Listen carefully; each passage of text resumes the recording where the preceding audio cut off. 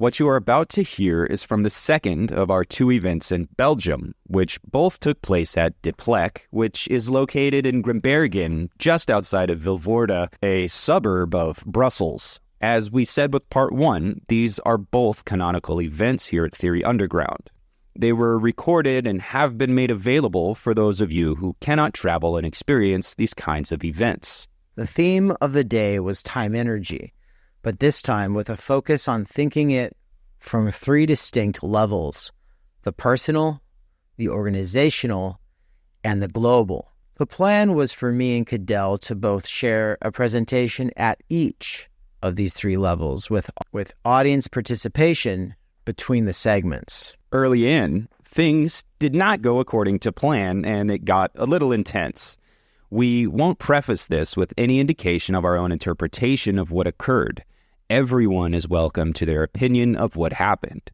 We will just say that this was, overall, a great learning experience that helped us think about what it is we're trying to do and how we might communicate our vision and expectations better in the future, so that some of these things might be preempted. Friction occurs when you leave the safety of your screen and its associated echo chambers. We make these events hybrid because we refuse to cut ourselves off from those we are collaborating with online and across the globe. But we need those who collaborate with us to know we really are coming to a city near you.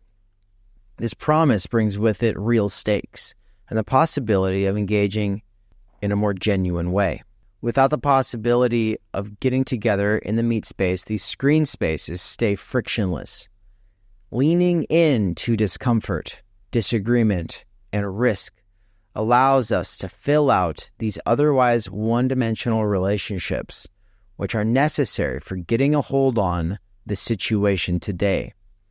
We hope that those of you who are unable to join us on tour because you are tied down by obligations or financial obstacles will at least be able to learn something as well by following us on this journey. Make sure you listen to the last hour of this. The difference between audiences we assume and how this changes our approach to everything is absolutely crucial for making sense of everything happening at Theory Underground. And making sense of these differences will also help us better understand how to collaborate with organizations like Philosophy Portal and Dark Renaissance. Just know that, as the evening progressed, everyone seemed to connect on a deeper level and have a great time. None of this would have been possible if we stayed online in our little bubbles. We hope that this will inspire you to break out and do your own hybrid experiments, because we are convinced that without these, nothing human will make it out of the near future. We are, at the time of this recording, in Berlin, Germany, and we will be soon on our way to Austria. Stay tuned for more. But eat, that's all, folks. So Nance, are you going to do the thing? Is there a thing? He has a thing. He's going to open it up, so once we're ready to go. So just quickly, a few words of introduction. Welcome back, everyone here that's in person. To our audience at home who is not here right now, welcome for the first time. We had an event a couple days ago that we're experimenting with different ways of doing recordings, not just for posterity's sake, but it's also instructional for us. As we go on this European tour, because we're trying to push the medium, we're trying to stay out ahead of ourselves. And we have a lot of opportunities for improvement. So the recordings from that day, some of it may make it public, most of it probably won't. Some of the recordings from today will make it public. But ultimately, this is a private, closed event, and we're playing with the medium, we're playing with the form, and hopefully it enriches everyone's experience, and it makes us better, and it makes us, I don't know, more intelligible while also being more distinguished. Because, yeah, that's what this is all about, is kind of creating spaces, and I think Cadell's thrown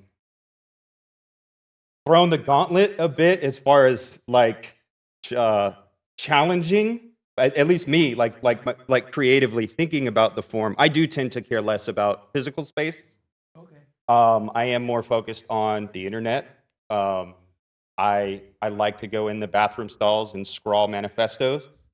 And I think both are essential. And I think Cadell's point of this loop of always bringing it back, always having a discourse between the two.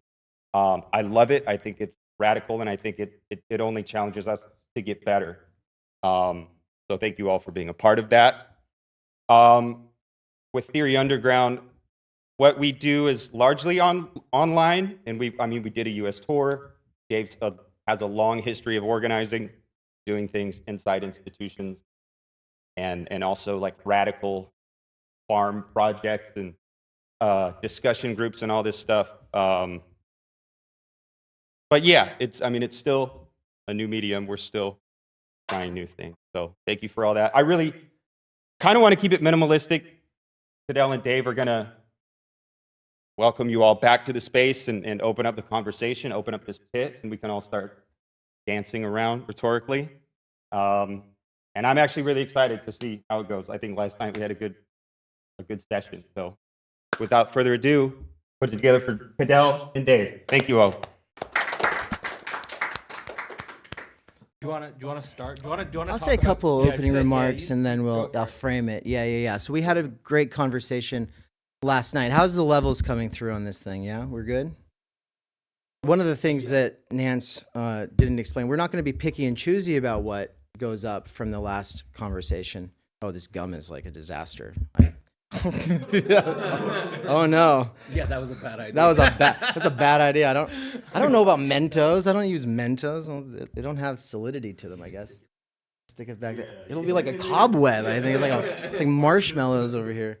But we had a great conversation, very important one last night, about the intentionality and direction of the event and of what we're doing here and of the cross when I say intentions, I mean expectations, right? Because we've got some like deliberate thinking that's gone into what we're trying to do here. Cadell has a European ground game, right? A European ground game. And we have this aspirational international hardcore tour game. It's an ethos.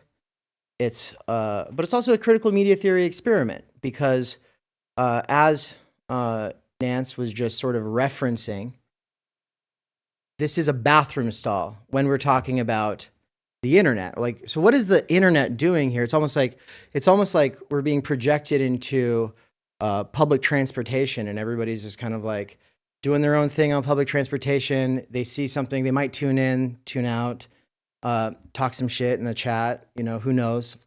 And we don't know what to do with that. We being society at large, but also as people who at one point thought very optimistically about the potential or capacities of the internet. We're people who did not see a path forward for this thing that we were promised growing up in the United States, which was that you could be anything you wanted to be, and that if you just worked hard enough at it, you could have a voice. And that ultimately everybody's got a voice with a vote, right? You're supposed to care about the local, you're supposed to care about the federal, you're supposed to care about like all these different things, but ultimately we know it doesn't make much of a difference.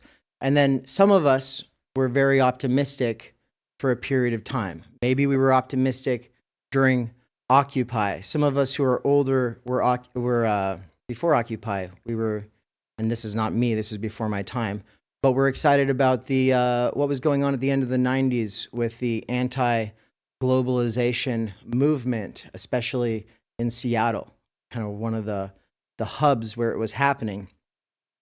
And then for me, I think I was on tour with a band. I was a roadie, completely politically unaware, really. Had no theory, had never really read nonfiction. and I was in some like anarchist squat in Seattle where we were after the show, and I was like, what the hell are they talking about? Like I could hear people excitedly talking.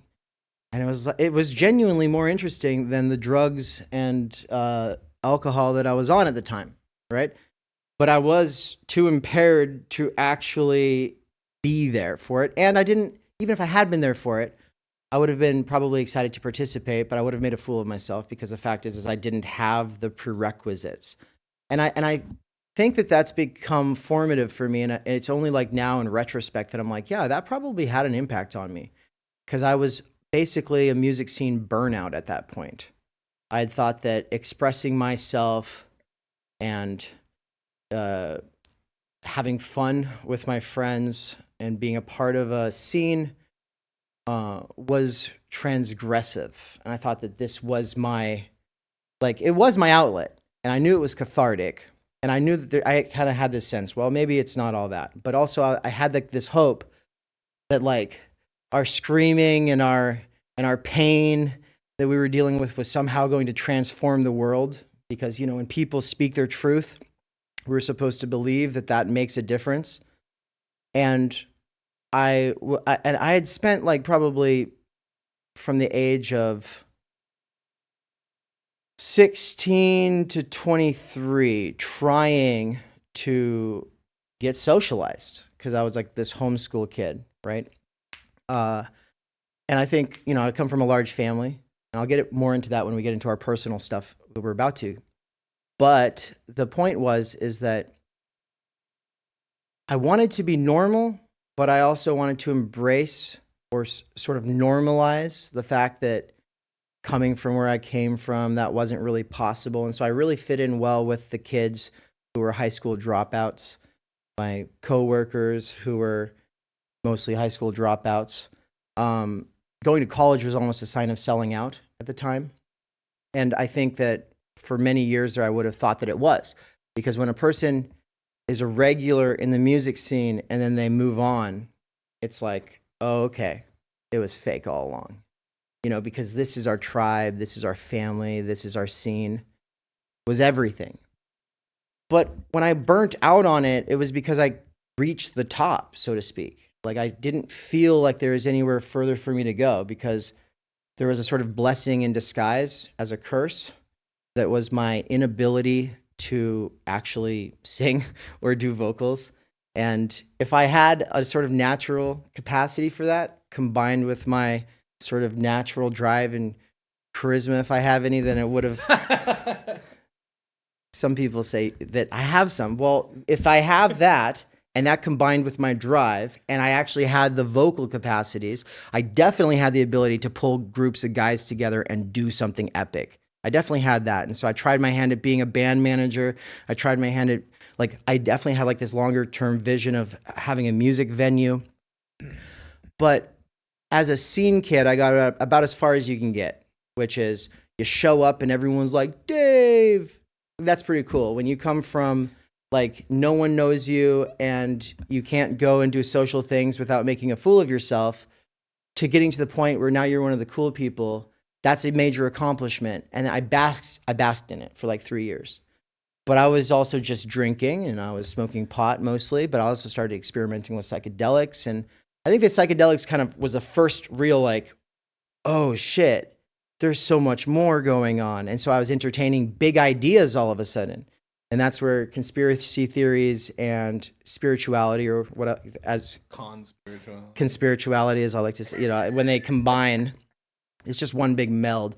And I think the epistemological operating assumption behind that mode is the mainstream is so far gone that anything that sounds plausible as an alternative is probably true. And the more people dislike it, people from the mainstream, the more they dislike it, the more true it probably is. And so I was getting into some crazy shit, Thank God I wasn't coming into consciousness now. There's so much more crazy shit than there was at the time. But those Zeitgeist documentaries, that kind of stuff, blowing my mind. And we'd stay up until 3 or 4 in the morning talking what I thought were profound ideas. And when I say that burnt out, Like the Venus Project. like the Venus Project is it's actually the Venus Project from Jacques Fresco. It comes to our culture through the Zeitgeist films. Yeah. You know, Peter Joseph, I think is his name. Is that? Yeah, Peter Joseph's. He's probably like this Russian agent. I don't know. I think he might be, you know, because it's all like the Russia Today propaganda, you know. It was working its magic on us.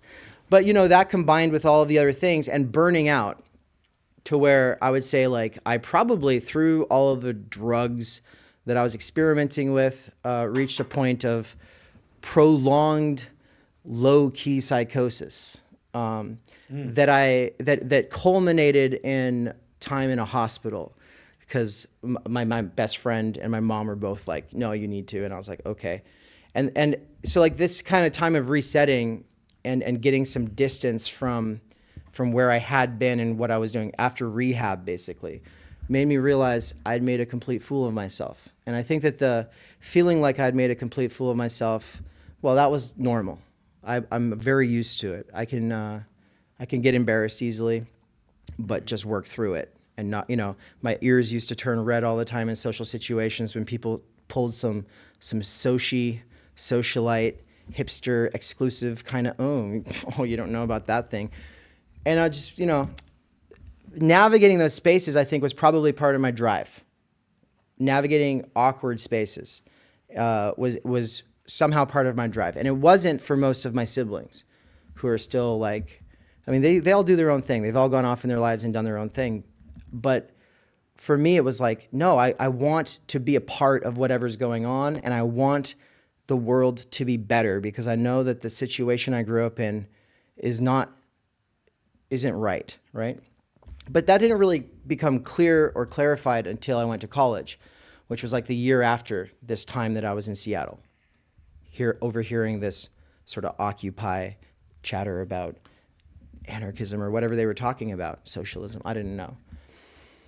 And so bringing that, you know, I guess I've sublated in a sort of sense that entire time in the scene and all of the heavy music that we were into, these radical expressions of pain and sorrow, but of authenticity and of fraternal sort of like, you know, we'll get through it together kind of spirit that is such a big part of the hardcore scene. And magically, you know, Nance gets it. Like, he's from a different city with a different scene, but because our roots, those hardcore roots, go back to bands like Minor Threat and Black Flag, even though I didn't listen to those bands because I was more into this, like, you know, sort of post-MySpace emo to metalcore screamo shit. I had no respect for those roots at the time. But as I've gotten older, I've looked into like what was all of that. And as I burnt out on the left, or at least on Bernie activism, and all of my assumptions going into Bernie activism in between 2016 and 2020, and all the problems with how that Occupy, direct democracy, we're all going to sit around and solve all the problems in the world. Like the burnout that came from like, oh yeah, now it's the pronouns, and oh yeah, well now it's this, and oh yeah, and now it's that. And it's like, well, none of this is actually going to change the things that matter, right, at a substantial level. And the burnout with the political scene was kind of like the burnout with the music scene, in the sense that I was like, this is going nowhere. And so then, but there was something special about the real person spaces held together by usually a couple of guys like yourselves, Joris and Gail, and you guys are usually like the venue owners, and you guys get it. And then the rest of us are just like these lost kids, and and this is our community, and we're making it out of nothing. And it is a sort of radical space for being able to unleash your pent-up aggression, but in a positive way. And so that stuck with me. And then like with the political stuff, as I was going through college now, Marx's early work really stuck with me, right? It really stuck with me because it was reading A Strange Labor when I realized all of the things that eventually culminated in Timenergy. Now, I'm not going to get into all that just yet, but that's the sort of spirit that we bring to this, and the reason that we care about bridging the internet and real spaces, because real spaces always have people sitting around talking about how they represent X, Y, or Z identity groups. And then you could be like, well, I'm a class reductionist. I'm not into all that shit. And it's like, well, yeah, but now you're the working class identity politics guy, right? And that was kind of my default position in those situations. And something still sticks with me from that. I said too soon, perhaps, in the last event, something about being post-class and all this. Well, it's true, but also only sublated. Post means it's sublated, which doesn't mean it's irrelevant. It still matters for reasons that we'll get into. But the hybridity of this event is to say, like, we think that where things are headed, and I think that Cadell has a strong sense for this as well, has to get outside of the bathroom stall. But also we can't leave it behind, because if we think we've left it behind, that's when we're most in it still. We are always living in reference to the internet today.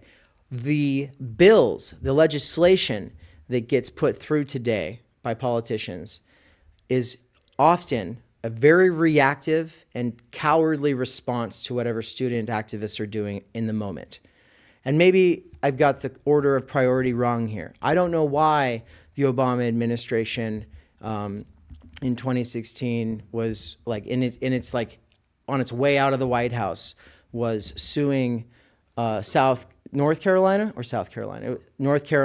over the bathroom bill, and saying that here's the thing, it's not just saying, well, trans people should be able to use whichever bathroom they need to feel safe in, right?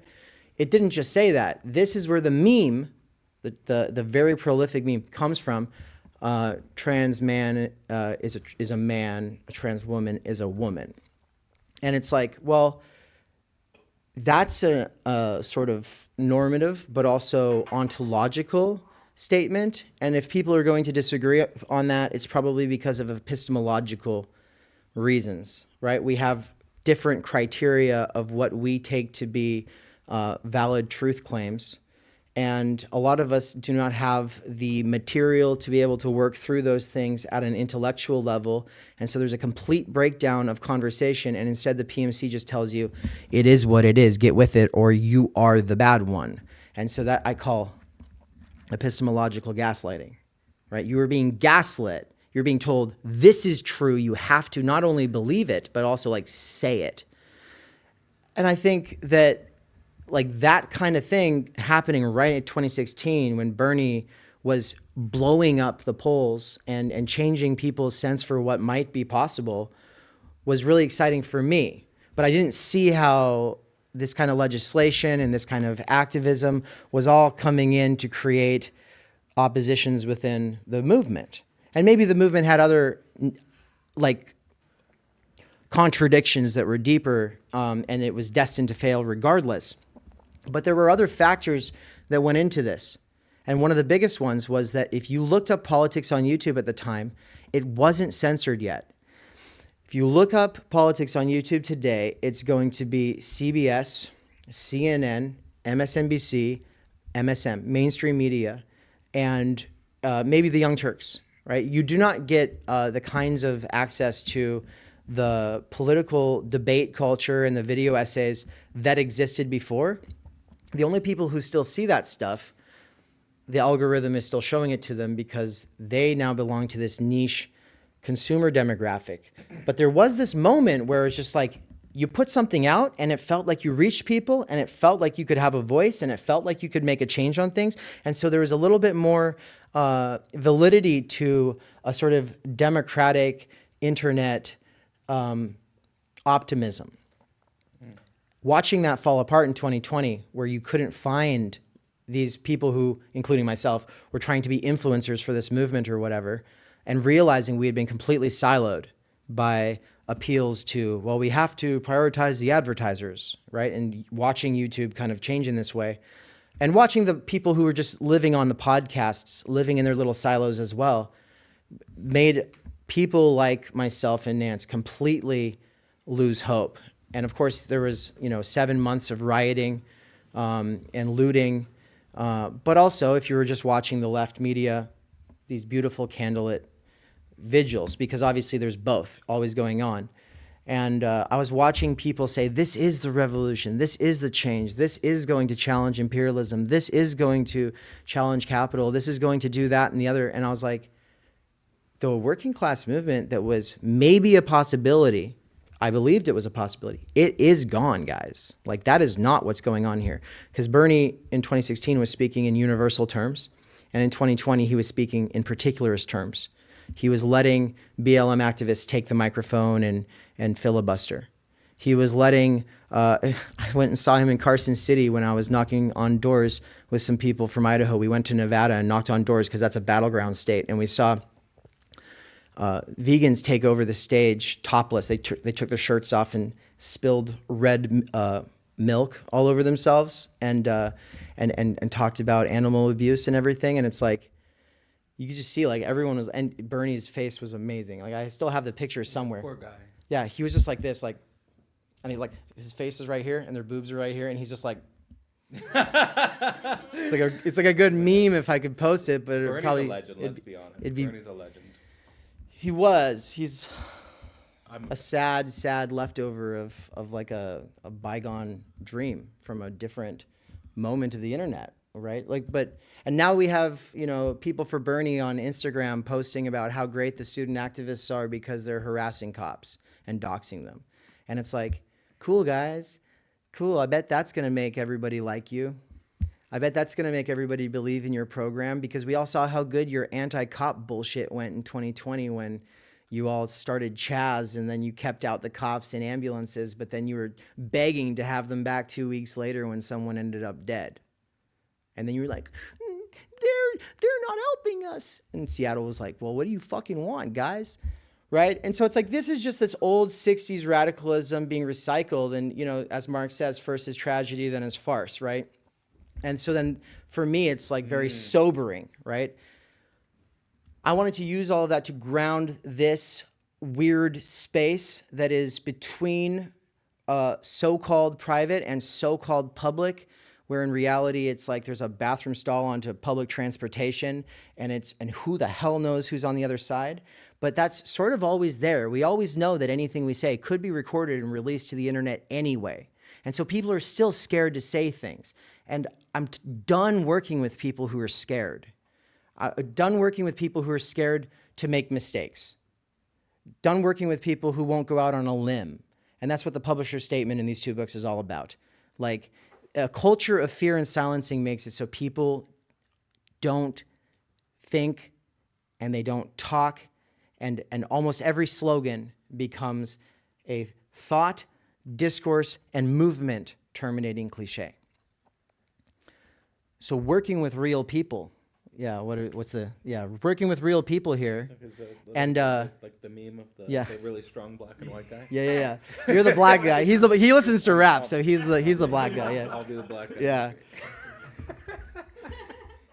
A few face tattoos and you'd be basically passing. Does that mean I can give you the N-word pass? Yeah, only Nance can give. Only Nance. Only. He can say it. Nance already gave it. Yeah. Nance can give it. Yeah. He grew up with it. I was born with it. Yeah, he was born with it. It's true. Like, he was out of the park hanging out with the friends, and this is what they did when they were skateboarding. Okay. With all that said, in all seriousness, though. Okay. I wanted to situate the space because Joris asked that question at the dinner table at the end of the last event, and he said, Mama Joe. What did you say, Joris? What was your question about the event? Yeah, what was the impact of it being recorded? Because it's a physical space. So what would the difference be if we wouldn't record our session? Is there a difference? Is there a difference? There is. There is. But What is it? Yeah. And I hope everyone will reflect on that and share their thoughts on that either today or afterwards. But that is what I consider to be part of ongoing critical media theory research. And Cadell is CMT pilled through and through. He is doing critical media theory experiments with his ground game in Europe. But I guess I'm going to turn it over here to him with a little setup. And my setup is to say last night we were talking about our conflicts of visions or expectations, and it was part of what really kind of clarified for me, like, well, we didn't really explain why we do the cameras and the mics and the stuff like that. But it's like, it's not just public transportation. It's not just a bathroom stall. It's also a direct line to people who are in my lives, who I grew up with, who are like Anthony Berry working away in his shop right now, or Chris Dorr, who is like doing, he does urban mining. He takes, broken computers and stuff donated from the schools and hospitals and other institutions, and then he breaks them open, and if he can recycle them and sell them online, then that's how he supports his family, and everything else gets stripped into just metals that he gets sold pennies on the pound or whatever. And I do it for Anthony, I do it for Chris, but also I'm not ready to talk to most people from such walks of life because I've been reprogrammed through the university system. I've been reprogrammed. I got A's the whole time. I graduated with honors as a person who never went to high school, who never had any formal education prior to college, who had to get a GED and go straight to work. The how hard I had to work in the university system does reprogram a person. Like if you're meeting expectations and also doing your own like organizing and philosophy stuff outside of the expectations of the courses, it reprograms you, and you become the PMC, right? And so like how much of my mode was this PMC mode, but also how much of me was feeling resentment about having to take on that mode, having to cater to this affect policing, like oh, we can only be angry ever when it's the acceptable scapegoat, like say Nina Power. We can be mad at her, but everyone else, we have to tolerate their bullshit and pretend that everything is okay when we don't really feel that it is. Going through the university system like that, I was like going to explode at some point, but I was also, I also loved it. And I also felt like there was something special in all of it. And the thing that was special was structure. Because I come from a scene where the structures were only ever organic structures. They were never like these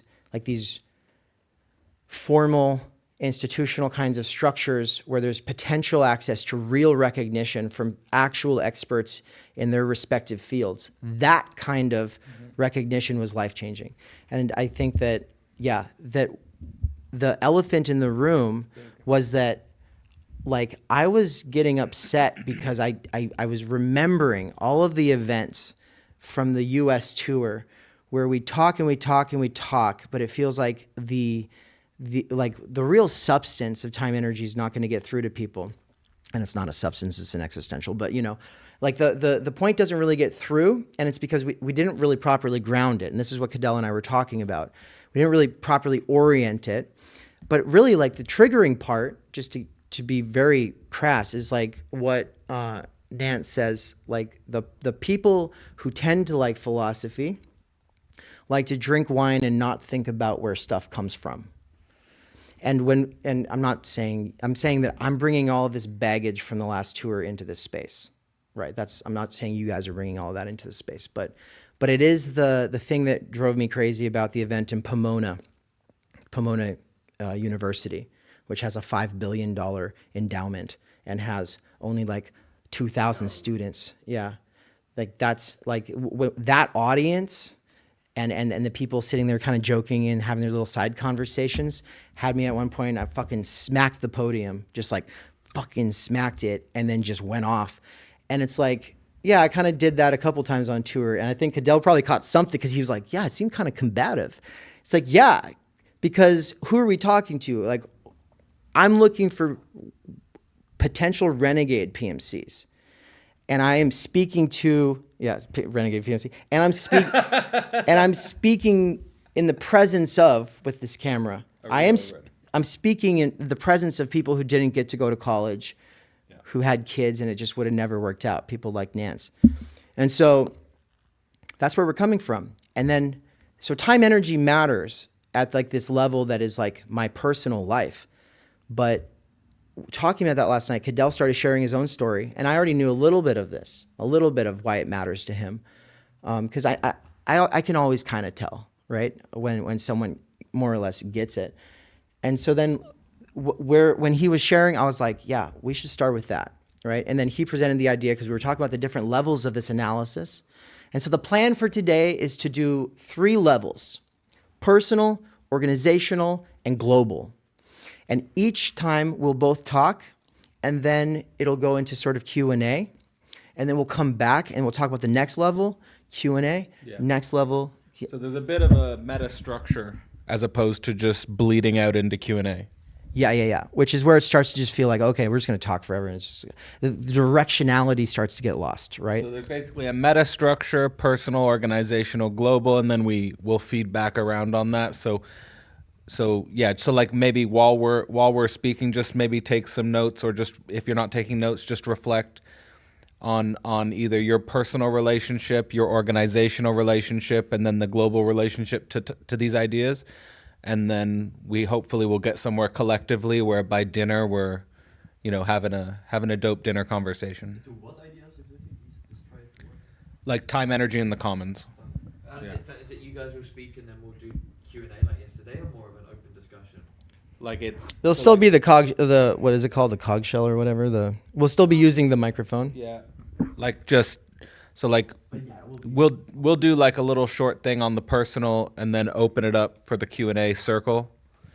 Q&A or a circle then? But And then it's like, would you like me to share my personal story? I think so. Yeah.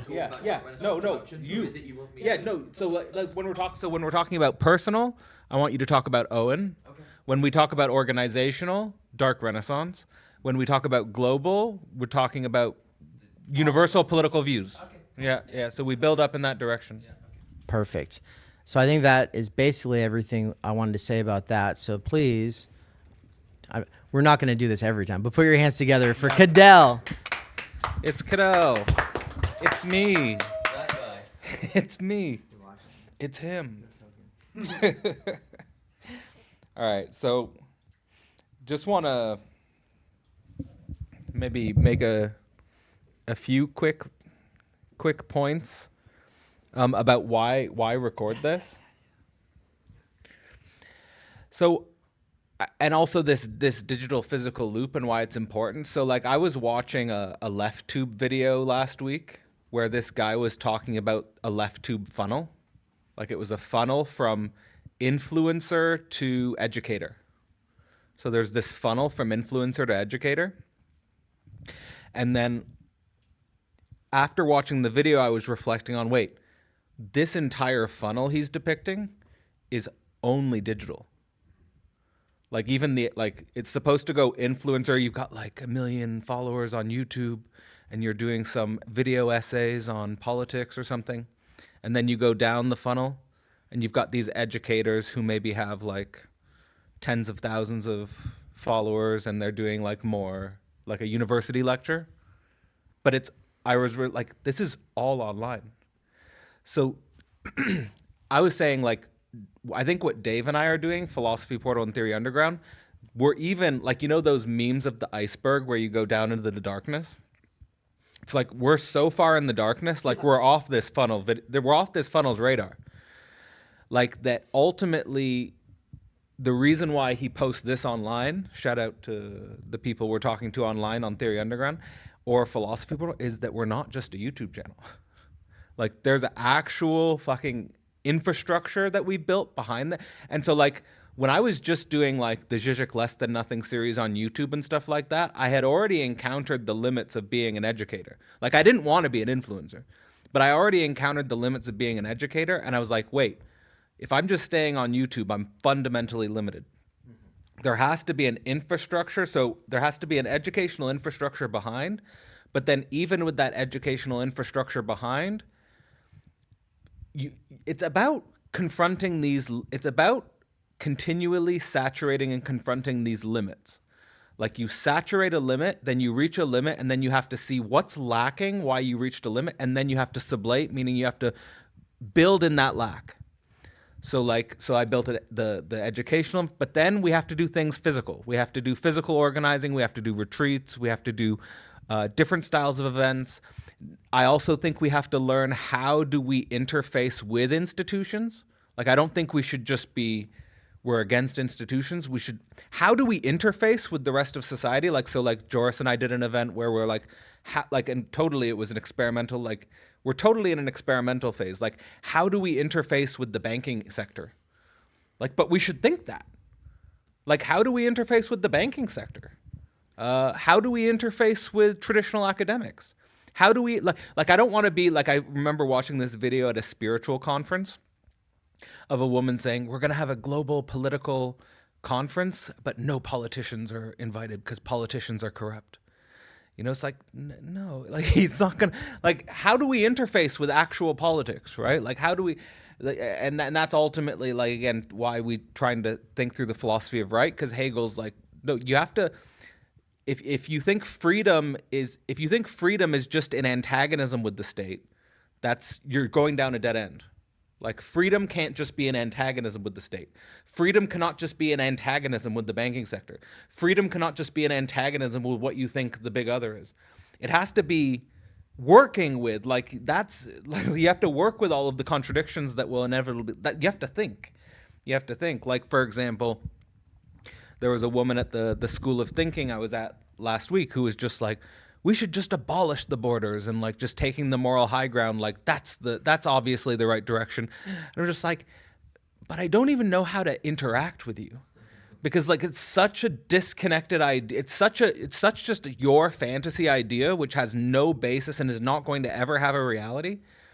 And then you're just immediately taking the moral high ground in that direction. So, but I'm just saying that the reason why we put this online is because we might reach someone who's not just going to watch a YouTube video, but who's going to then take a class on Ivan Illich or philosophy of right, and then is maybe a year or two down the road going to publish something. They might write an article. They might actually not only take a course, but then be motivated to write an article for the course and present, develop their own capacity to present their own ideas, develop their own capacity to write their own ideas. And then they might actually get involved with the actual physical network, and they might be at an event like this 2 years from now, right? So like that's, I think, why we're doing the online recording, is that there's something special here between us that we're going to try and be doing today. But by putting it online, we might reach the next 20-year-old or the next 25-year-old who doesn't know what to do with their life, doesn't know what next move to make, and they might get introduced to a philosophical community that they might, you know, be able to learn how to write, learn how to present their own ideas, learn how to develop their own thoughts, engage deep philosophical conversations, and network with other, like, there's like the difference between us and like the funnel that I was talking about where it's just all online, is that the people who are creating just online, they're erecting a permanent distance between themselves and the audience. Yeah. It's not that I want to meet everyone who watches a YouTube video that I do, but I am creating a structure where if you seriously get involved, you could become you could become an actual connection. And there's an effort buffer that causes friction. Yeah. There's an effort buffer which causes friction, and that weeds out the people we want to be around versus the people who we want to keep at a distance because they're not really serious. So like I think that's an important thing. So I'm just gonna talk like, so this is personal, and then we'll you do a little personal, and then we'll open up for more personal reflection. So go. I'll wait until Owen gets back, but just gonna try and frame for me why Timenergy is important personally for me. One, I think that when you grow up in a working class environment, I think you have an intuitive idea that time energy is fundamentally important. And I think if you grow up in a more privileged class situation, at least from my experience, you sort of take time energy for granted. And I think there was actually someone at Cinziana's Paris Salon who was like that professor who was just saying like he's just in the clouds and he has all the time in the world. He was leery. He was like, he was like shifty and leery and kind of just like he said, I don't get it. And he was just kind of just like drinking, and it was just like, dude, you're literally the guy that Nance talks about, you know? So there's a lot. I think there is a class dimension to time energy. Whereas if you grow up in the working class, you see it firsthand that all of your immediate familial and community relations are fundamentally structured by time energy lack of some kind. Like, and now this isn't just a negative. It's not just a negative, because I feel like people who are like intimately connected to time energy lack are like, they're not gonna fuck around. Like, well, you have the opportunity opens up that I'm not going to fuck around. I know I have limited time energy. I'm going to use my time energy. I'm going to get really good at using my time energy wisely, right? So like there is like a disciplinary function, like a disciplinary force that gets put, that situations you confront, where you can either harness that limitation for like a superpower.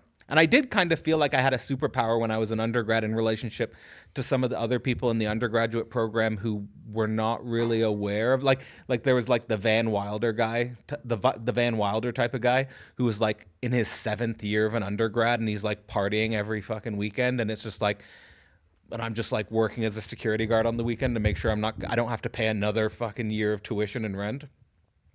So but the amount I was able to achieve in 4 years, he was able to achieve like a fraction of that in 8 years. So like you can really use this time energy. Like, so it's not, so like what I'm trying to say, we shouldn't fall into an oppression and a victim mind state with this. Like if we grew up in a working class and we're aware of time energy lack, we can make that our superpower. And and in some sense, I think that's what I've tried to do. But like concretely, so like for example, my mother was literally working 3 jobs to pay rent. We never saw her, right? She's just literally at work by 8 a.m. with teaching autistic children. Your mother? Yeah, my mother. It's like teaching autistic children by 8 a.m.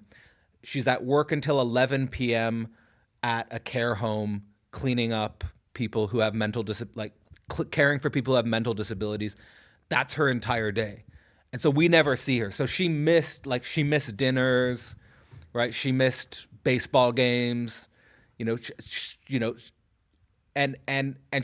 doesn't have a personal life. She doesn't have a romantic life. She doesn't have, right? So she's just, her entire life is owned by time energy, by that time energy lack, and she's not in a position where she can educate herself or get interested in what I'm actually doing, or just in being a mother, right? So like that's what I saw. Or my dad starting a business and just hitting bankruptcy and seeing his life get totally destroyed by that, like, so and then he's not able to provide, and so there's just these time energy lacks. And then the weird situation for me in relationship to my brother is that we both had the same upbringing. We both encountered the same time energy lack, but his reaction to it was the opposite of mine. Like we had opposite reactions to time energy lack. Whereas I'm like, I'm gonna use my, like I was realizing I don't want, like I saw my mom and my dad and I was like, I do not want that future. Like I want the opposite of that future. So, and it was just sort of like this realization, like, oh, adulthood is like adulthood is like shit can get real, like, and shit gets real quick. Like when I was left high school, I was like, oh, shit gets real quick. So, but then I think my brother's reaction to it was like the injustice, like this is unjust.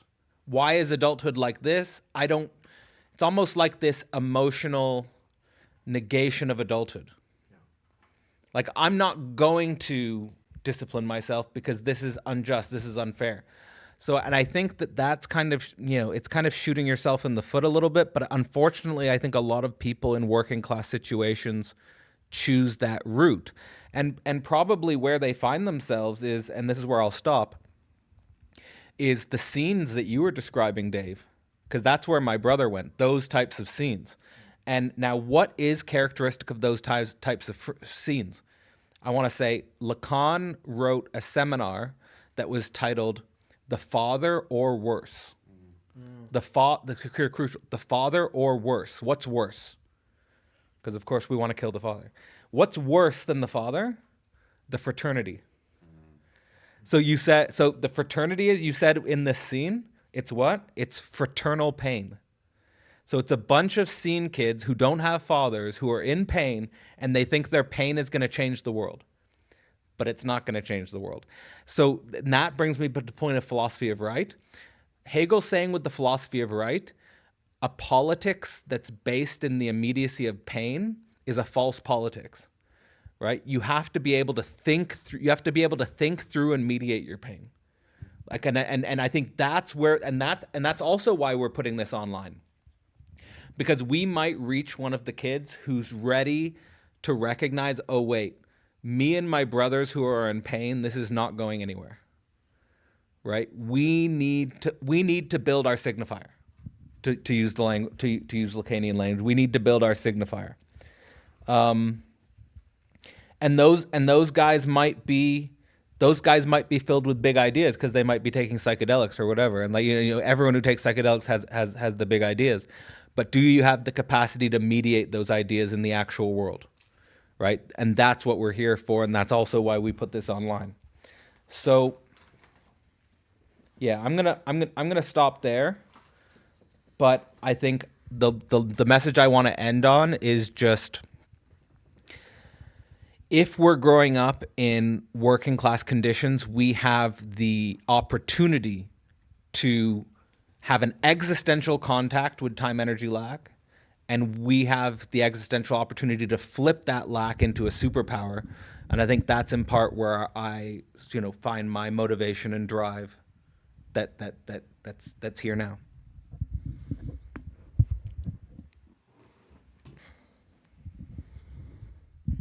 Thank you.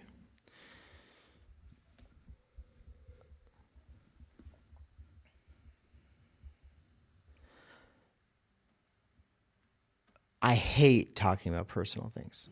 And I hate I hate the injunction of what is it? What's her is it Anna Kornbluth talks about in her book on immediacy and this stage of capitalism, right? Where everything is supposed to be immediate and biographical in a sort of sense. So you have auto narrative, which is kind of like, it's like this sort of stream of conscious, authentic, raw.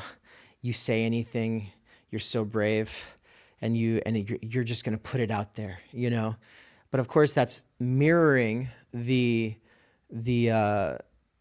changing conditions and like the need for us to produce more and more and more and faster and faster and faster, right?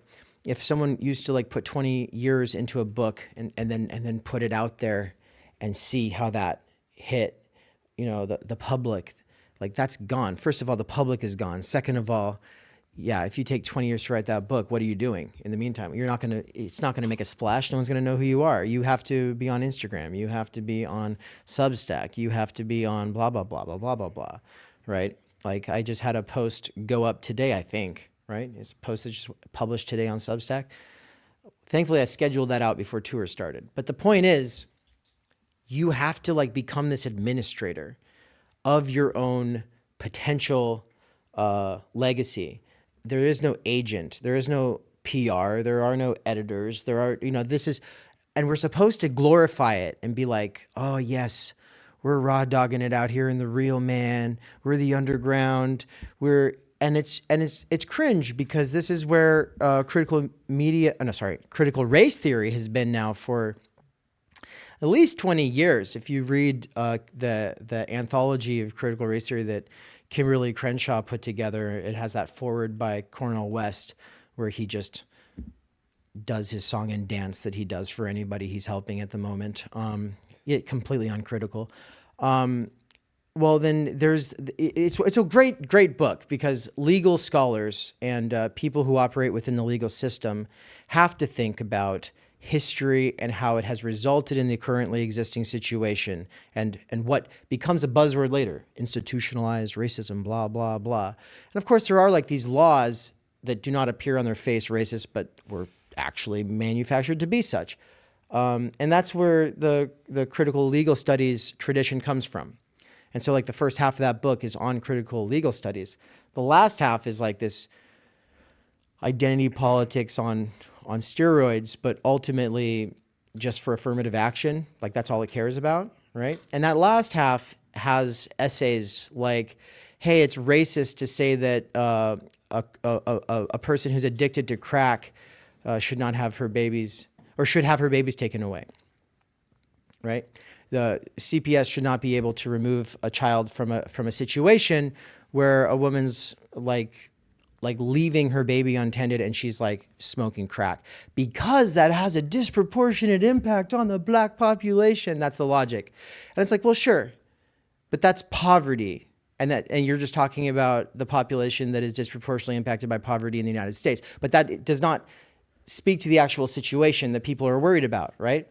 Well, bringing it back to auto narrative and just putting it out there and telling our stories, the one that just it's the cringiest of them all in that anthology. It's like 500 pages. I listened to the whole thing in 2020 when I was supposed to be doing the work, and I was just like, man, this is garbage. Well, it's like they're like, we're so radical because we're going to break from academic standards. We're not going to read old dead white men. We're not going to engage with primary text. Nothing older than like, I'm paraphrasing based off of an impression. And so obviously, take it with a grain of salt. But it was also just like this, oh yes, we just channel our creative and emotional capacities and do it in the rawest way possible, and that will be the change that we need to make. And it's very personal, and it's very detailed about trauma and all of this stuff. Of course, it lends itself to and is a part of therapy culture.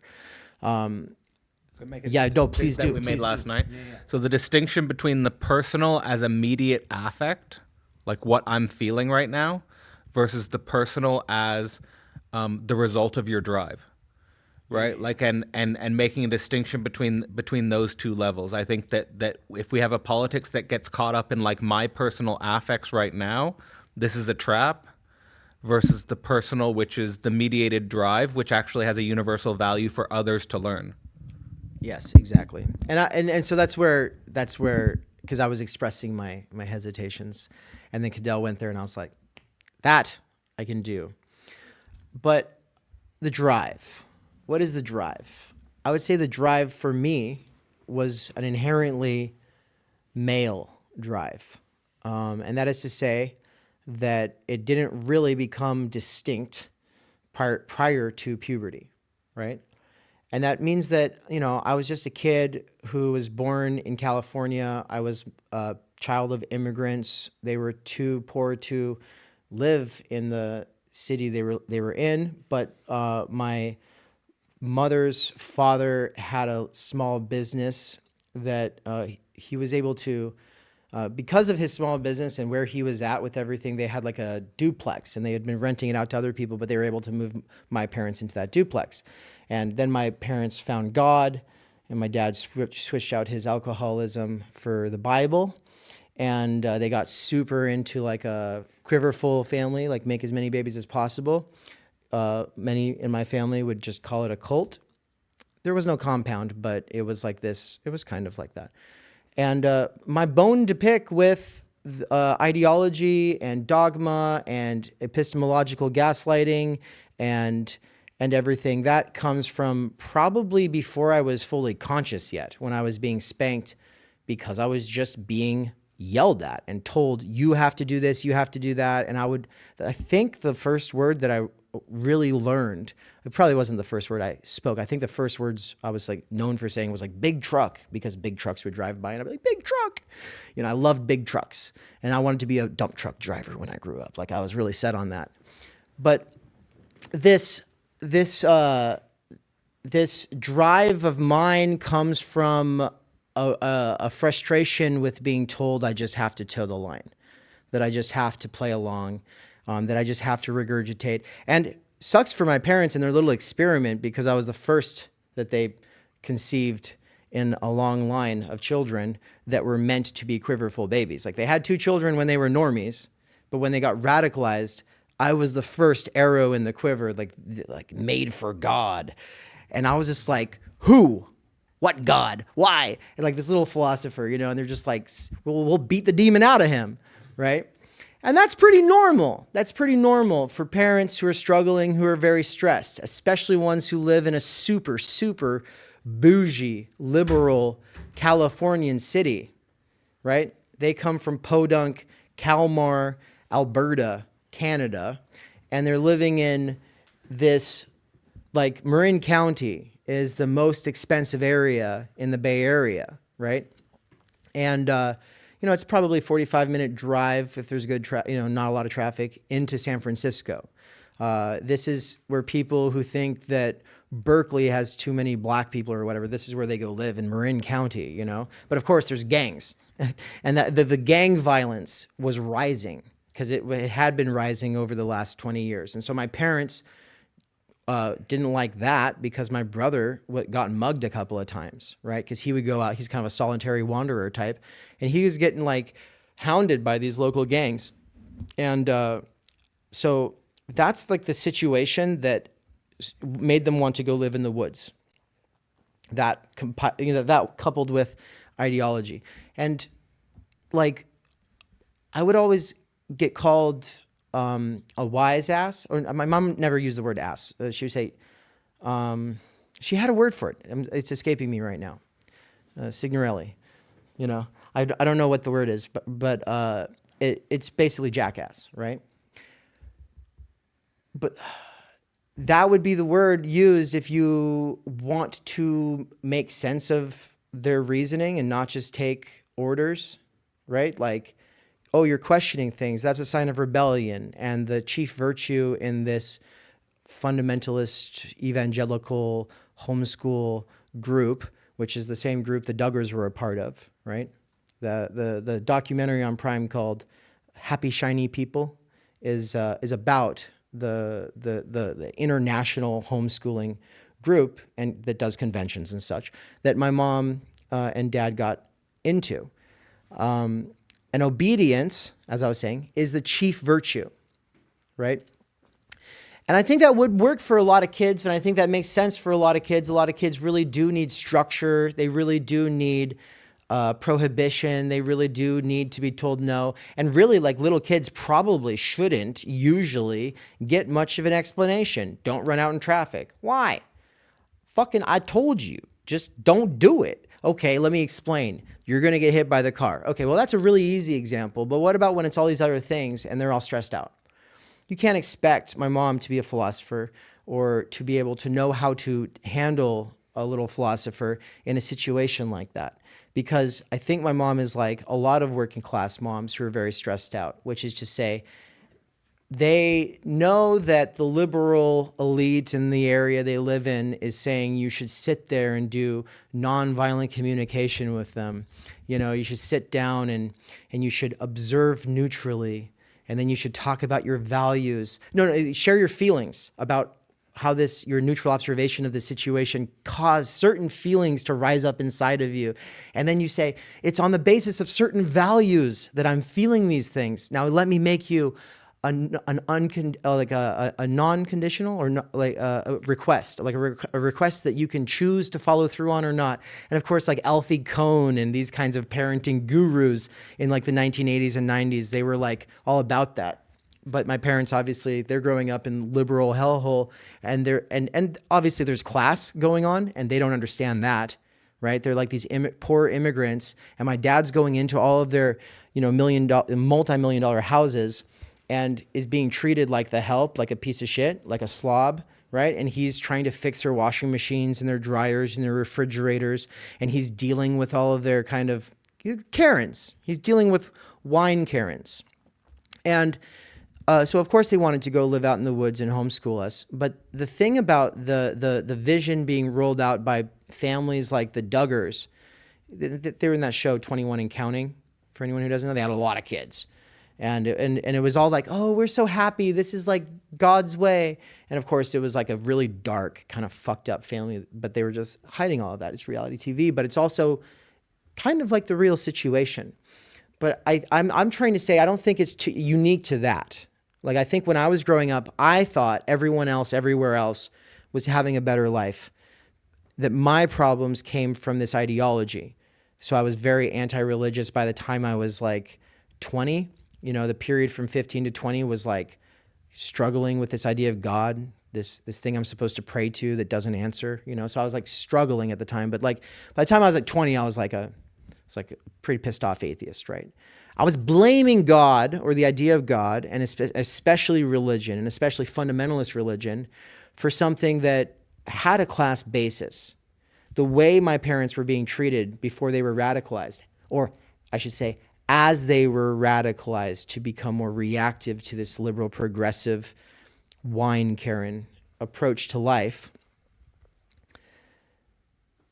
didn't help anything. Like that's kind of where I go crazy with the activism today. I don't think it helps a fucking thing, right? Because even if you are able to make some administrators or institutional like bureaucrats in certain situations capitulate to you and start reading land acknowledgements or maybe even change a policy or whatever, the lengths that you go to make them feel uncomfortable or potentially scared so that they change something in policy or at the level of their speech acts, not only does it not usually pan out in material, substantial changes, but it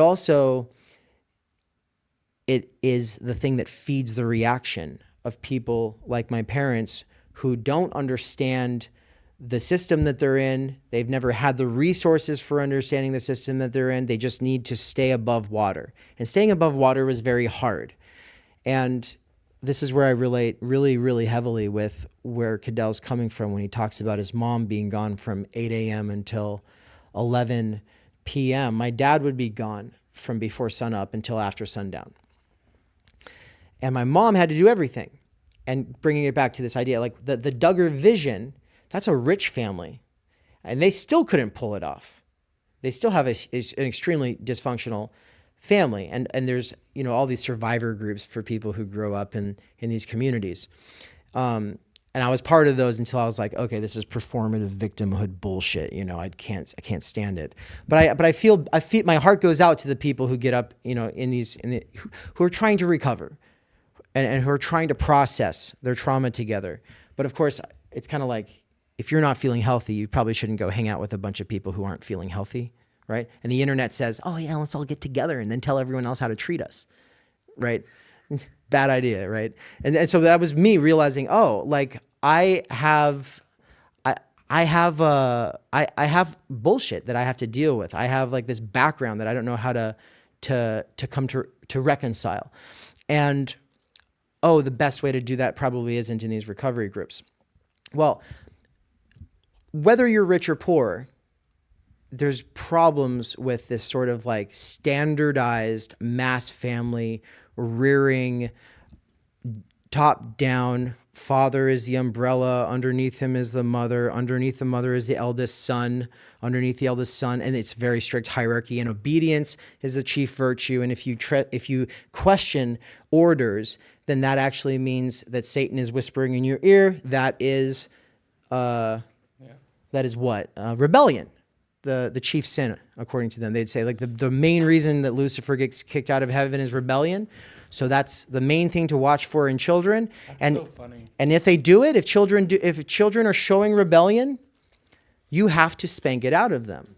So on the one side, on the left side, you have this virtue hoarding, PMC, Alfie Kohn approach that requires infinite time energy to be able to have relationships.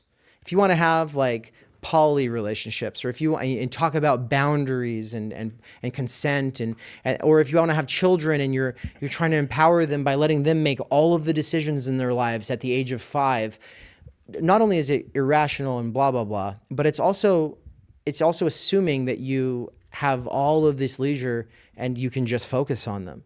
But so what's the shortcut? Obviously, the reactive shortcut is just beat the shit out of them. And of course, I want to be nice to my parents and say they weren't like throwing us against walls. You know, they didn't have like nails in clubs that they were hitting us with or anything. You know, they didn't chain us to the corner in the basement, right? Like when I say that I'm a feral child who grew up in the woods, I mean I was running around in bare feet, and when I wasn't cheating on my math homework because I didn't have any teachers. It's like I couldn't really do anything with it. It didn't come easy.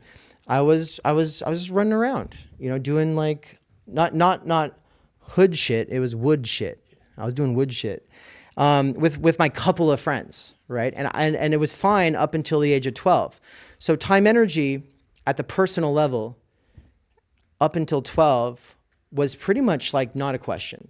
From my own personal standpoint, I had this extreme excess of it, right? But that's why you can talk about relative time energy, but the kind of time energy that matters is the people in your lives being able to have it. Because if your mom and your dad and your grandparents and your friends in your neighborhood, if everyone is stressed out and gone, working constantly, you cannot say that society has time energy. You cannot say your culture has time energy. Your family doesn't have time energy. And without large energy infused repeatable blocks of time to do things, which would be the condition for being able to discover and develop talents, but also to be able to collaborate and do things cooperatively, much less ritualistically, you're fucked, right?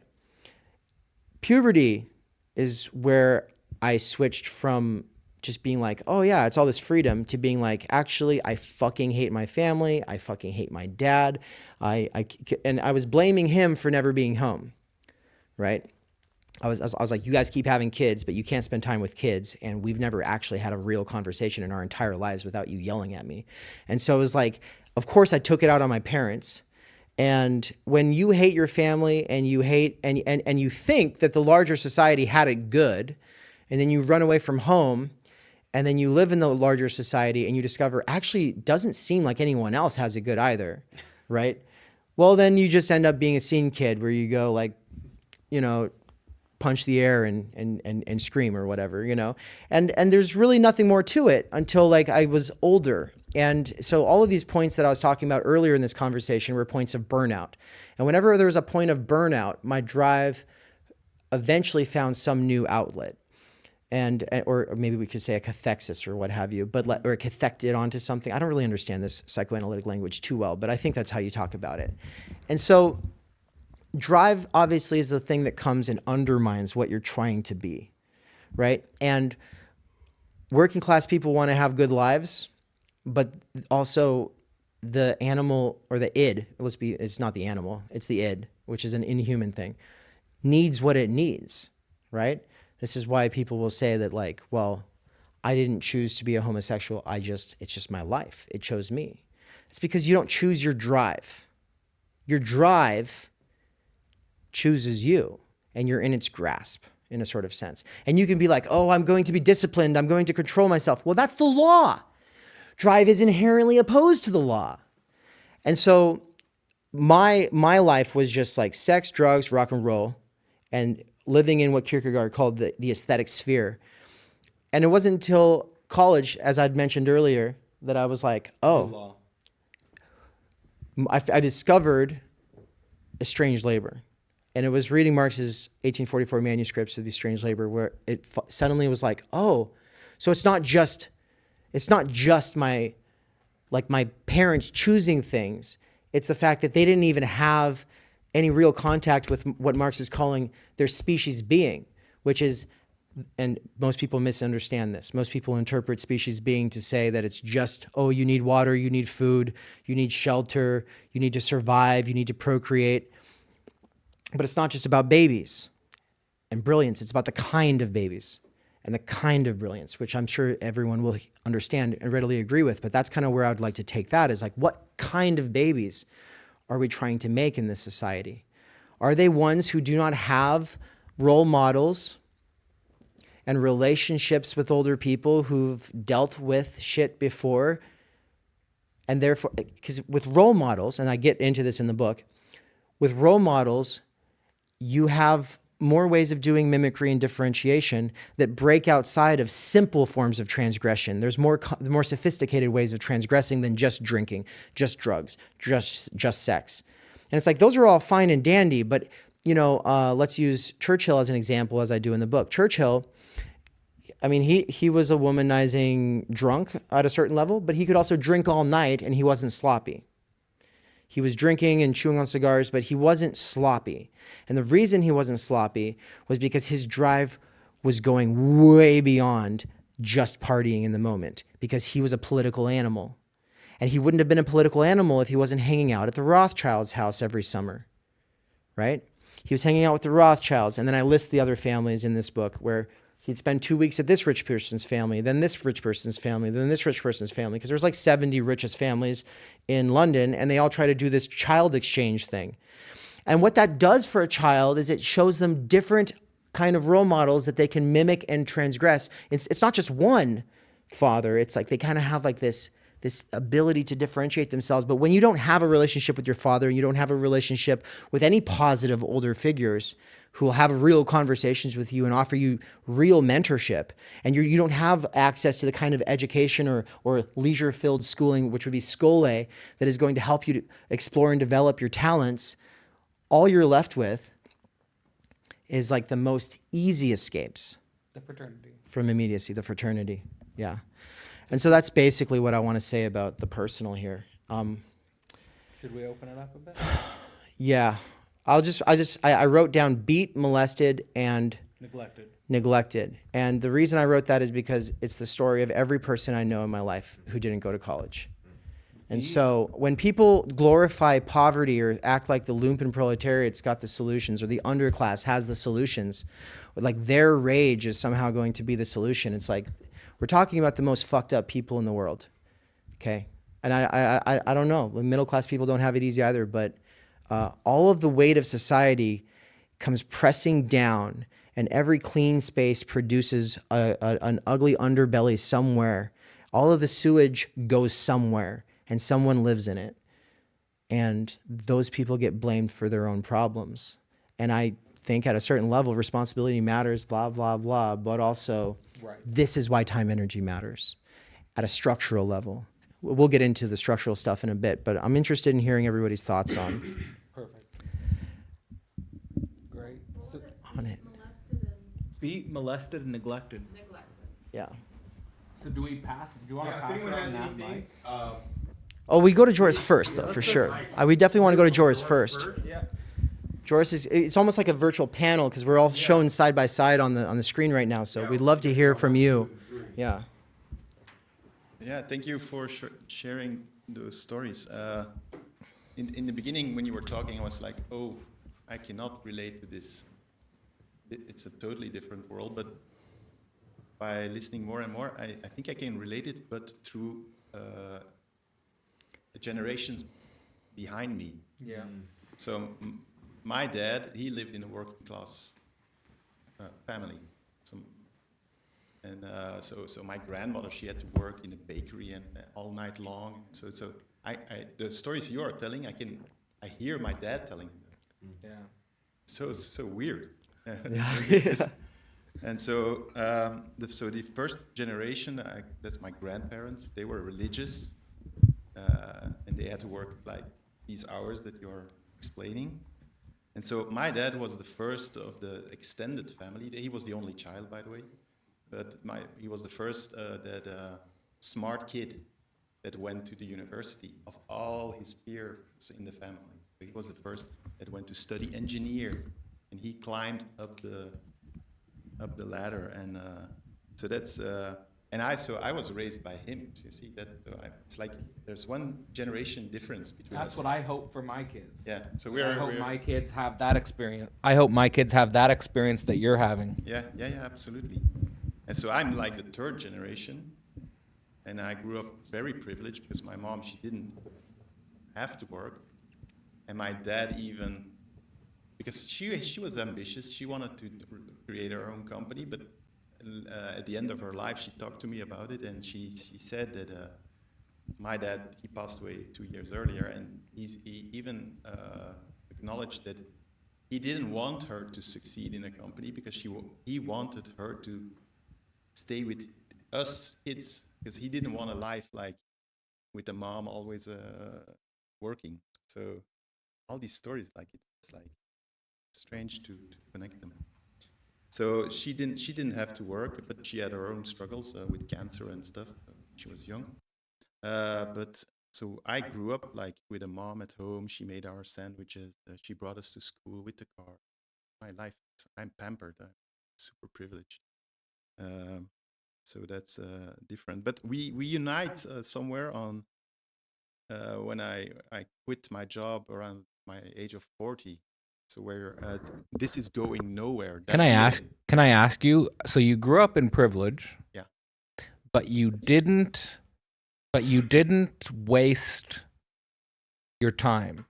Like you disciplined yourself. You got an education. You were dedicated towards something. So why do you think that is? Because my parents stimulated me. So it was like positive transference with the parents. Yeah. Okay. But I think it's like the whole. It's like the culture in Belgium. We are all in the same generational trend because of the war, maybe the war, Second World War, and then first generation, second generation, third generation. So it seems like a more societal trend or so. So, but I wanted to say that I can relate very well to the feeling you explained in the beginning of your conversation, where you said this feeling of this is going nowhere. I had that experience when I was 42. So same experience. I'm working in a bank for 20 years, replicating what my dad was doing. And then I had this feeling, I don't want that kind of future. So it's like it repeats, even when you're privileged.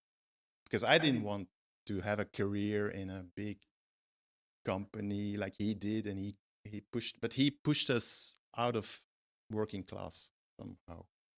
So it's But very interesting. you were mimicking his drive. I was mimicking his drive. Exactly. And then when he died, I started questioning myself. I don't want this future. And so I'm doing something else now. And I'm curious to see the fourth generation. My kids, they are 17 now. They don't have the stories that I had from my dad telling how it was when he was small, and they didn't have a lot of stuff at home, and they don't even have those stories. And I can only tell the stories, but I didn't live them. So it's so strange. Maybe your son will get into music when he experiences hardship. No hardship, no music. Yeah. But when I quit my job in the banking, I left my golden cage. I did have this fear of, am I the generation that's going to be at the top and starting to create the generational decline again? It's like it's cyclical. It could be cyclical, because if you have no link with those experiences, you don't have the drive. Hard times create good men. Good men create good times. Good times create weak men. Something like that. Something like this. So that's one of my anxieties. Yeah. The women are reproducing the men. No, it's a meme. It's a meme. It's a meme. Don't take it too seriously.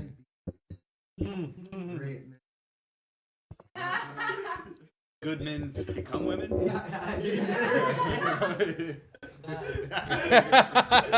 thing it's on microphone. Yeah. Yeah.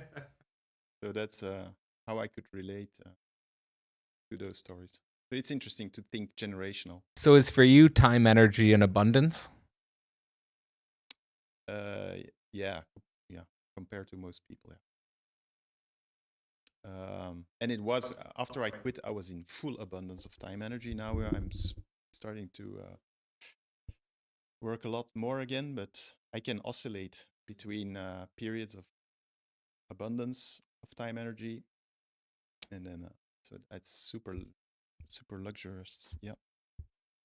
When you're using it, like the thing is this is, the way that I talked about in the previous day, money is often a substitute for time, energy, right? I can't make my own pencil, but I can buy it, and that is obviously congealed labor, time from other people, like this effort and scientific brilliance, right? This space is congealed time, energy in a sort of sense. You relatively speaking have some, right? And you also have a space that allows to do something with it, and you're doing something with it. Like, Yeah. it's a venue. It's a real place. Yeah. The Plek. Plek, yeah. It's the spot. The spot. The spot. Exactly. Exactly, yeah. Something like that. So yeah, let's open it up. Either Nance, did you want to say something, and then or what are you thinking? And then after that, just whoever wants to jump in will jump in. Yeah, I don't know. I similarly share abhorrence of talking about personal stuff. But I guess it does matter to kind of demonstrate the stakes.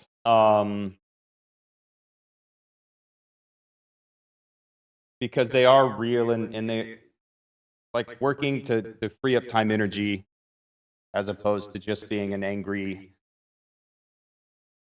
an angry, disaffected, whatever, anarchist or Marxist or some kind of leftist or whatever, burning down buildings and doing graffiti and stuff like that. I've been there and I've tried that. And similarly saw like this is only hurting ultimately me and the people who I share a condition with. And so being able to articulate this lack that has always been a part of my life, coming from an extremely broken home, like almost a caricature of the broken home itself.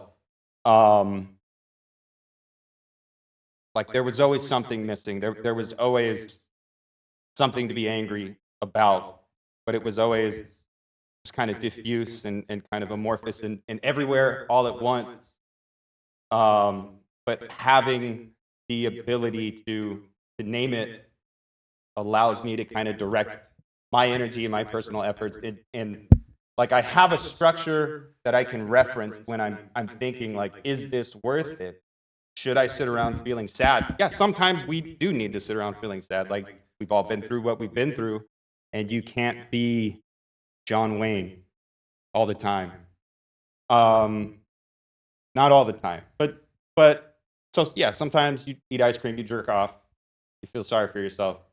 But like having a like a dragon to slay kind of allows me to, rather than tilting at windmills, actually try to fight a real dragon.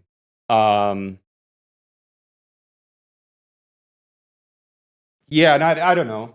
Personal details, people die, shit happens.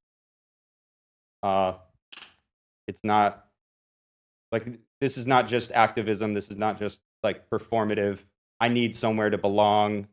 Oh, I feel so sad, I need to go to a group to have people assuage my... No, like, this really is like a directional, intergenerational project that depends on thousands of years of congealed knowledge and labor and trials and tribulations that we then pour into physical spaces and digital experiments and hybridity and confronting discomfort, uncertainty and insecurities and all the things. Yeah. I just want to say, like, what I'm picking up from what you're saying in relationship to what Dimitri was saying on Tuesday about the meaning of philosophy. It's almost the goal of philosophy is like this reconciliation, like almost like activism and being angry coming into a reconciliation with the situation so that we can really start to build something beyond ourselves. Something like that. Yeah, absolutely. Because yeah, I think ultimately, like all the currently existing projects are just like individual, for the most part, identity-based politics, and that will fail. And as it was said the other day, some of us are horny for the apocalypse. I think I definitely am, but that's unsatisfying. I want something more. I think we are doomed. I'm maybe almost convinced that we are doomed, which is why we need to like radically break out of currently existing projects and structures. And So why aren't you just like a prepper then? well, materially, I can't afford it, and you have commitments, you have obligations, that trap you in a sense. Like you become everything becomes a prison ultimately. And you can rail against it, and you can be kind of like a feudal, helpless child, or you can put your big boy pants on and say, well, what can I do? And I do believe that this project is something we, the amorphous we, can do. All right, let's bleed into. Is it? Yeah, whoever wants to. Yeah, the order of whoever wants to. Yeah, take care of that for me too. Yeah.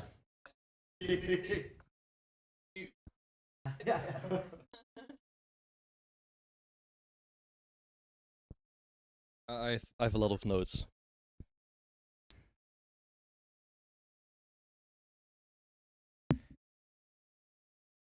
So I don't hate talking about the personal. I do see the danger with talking about the personal as affect and emotional and self-victimization and masochism, self-denigration. That's a result of the beating, of the being molested, of the neglect, of the having been forced to withdraw into yourself, and in that self-withdrawal start self-harming, because that's what the system does. It harms you. You take over the structure of the system, you start self-harming. Yeah, I think that's a good starting point, and I think we all dealt with it. The necessity of self-harm by withdrawing from the structures that would not acknowledge, recognize, or be able to deal with our subjectivity. So, I'm Dutch. I speak a few languages, and I come from not only a migrant family from different backgrounds, but my whole family is kind of an underworld. I kind of come from the underworld. And my grandma was working for prostitutes. Her brother had a brothel in Germany. The only intellectual person in my family is my Brazilian uncle, who was studying sociology and was put into prison for having a very small amount of cocaine. He was there for years, and in prison he wrote a book about his experience in prison. And the first time I went to Brazil, I was in my mom's belly in the prison, and my mom was coming to him and hysterically lashing out. And he's writing about the book. He's talking about me in that book. That it's so funny that this little Dutch baby is like traveling all over the world. But my mom fled from Brazil because of a difficult situation there, and she was she had the first electronic band in Brazil. She was promoted by Adidas, traveling the whole country, touring, doing concerts. She had a queer club playing songs by Army of Lovers and things like this. And eventually she meets my father. Like all Brazilians do, they have an idealized picture of Europe as the continent supposed to enjoy, which is a very pervasive kind of thing we find. But yeah, she went to the Netherlands. They separated after a short time. I was 2 years old, asking my dad, "Can you stop beating my mom?" And well, eventually, well, she brought me up and my sister, who has like an IQ of 70 and can speak and read and speak 3 languages, but she cannot go to the grocery store alone. Anyway, so the next time I went to Brazil, I think it was 4 or 5. When we went back to the Netherlands, I was so integrated into my Brazilian identity, and that at the airport, the lady asked, "What's your nationality?" And I said, "I'm Brazilian," in Portuguese. And then my mom was like laughing and saying, "No, he's Dutch." And I was like, "No, I'm Brazilian." No, my mom's saying, "No, you're Brazilian, but you're Dutch. You know, this is how it works. And we're going to the Netherlands. You have a Dutch passport." And I was crying, like, "No, I'm Brazilian. I'm Brazilian. I want to be Brazilian. I am Brazilian. What are you talking about?" And I'm saying this not because this particular experience matters the most to me, but because it's very difficult to communicate the continual identity crises you deal with coming from a multicultural background. If I, with people who have this, I feel like I can communicate it with, Arabs or Africans or Latin Americans or Moroccans or Turks. But with especially the worst people is actually the white woke people. They understand the least how this is, and this is why they get all the fantasy of everything is amazing that's multicultural. This is the most racist thing ever. So like a lot of migrant people, I had problems with schools, with the school system, and since we live in this day and age where it's all about the fraternity, and there's this castrated fatherhood, which you cannot mother yourself up to. A lot of people, like Cadell wrote about in an article talking about Daniel Todd, people look for digital substitute fathers. If I look back, who was my first digital substitute father?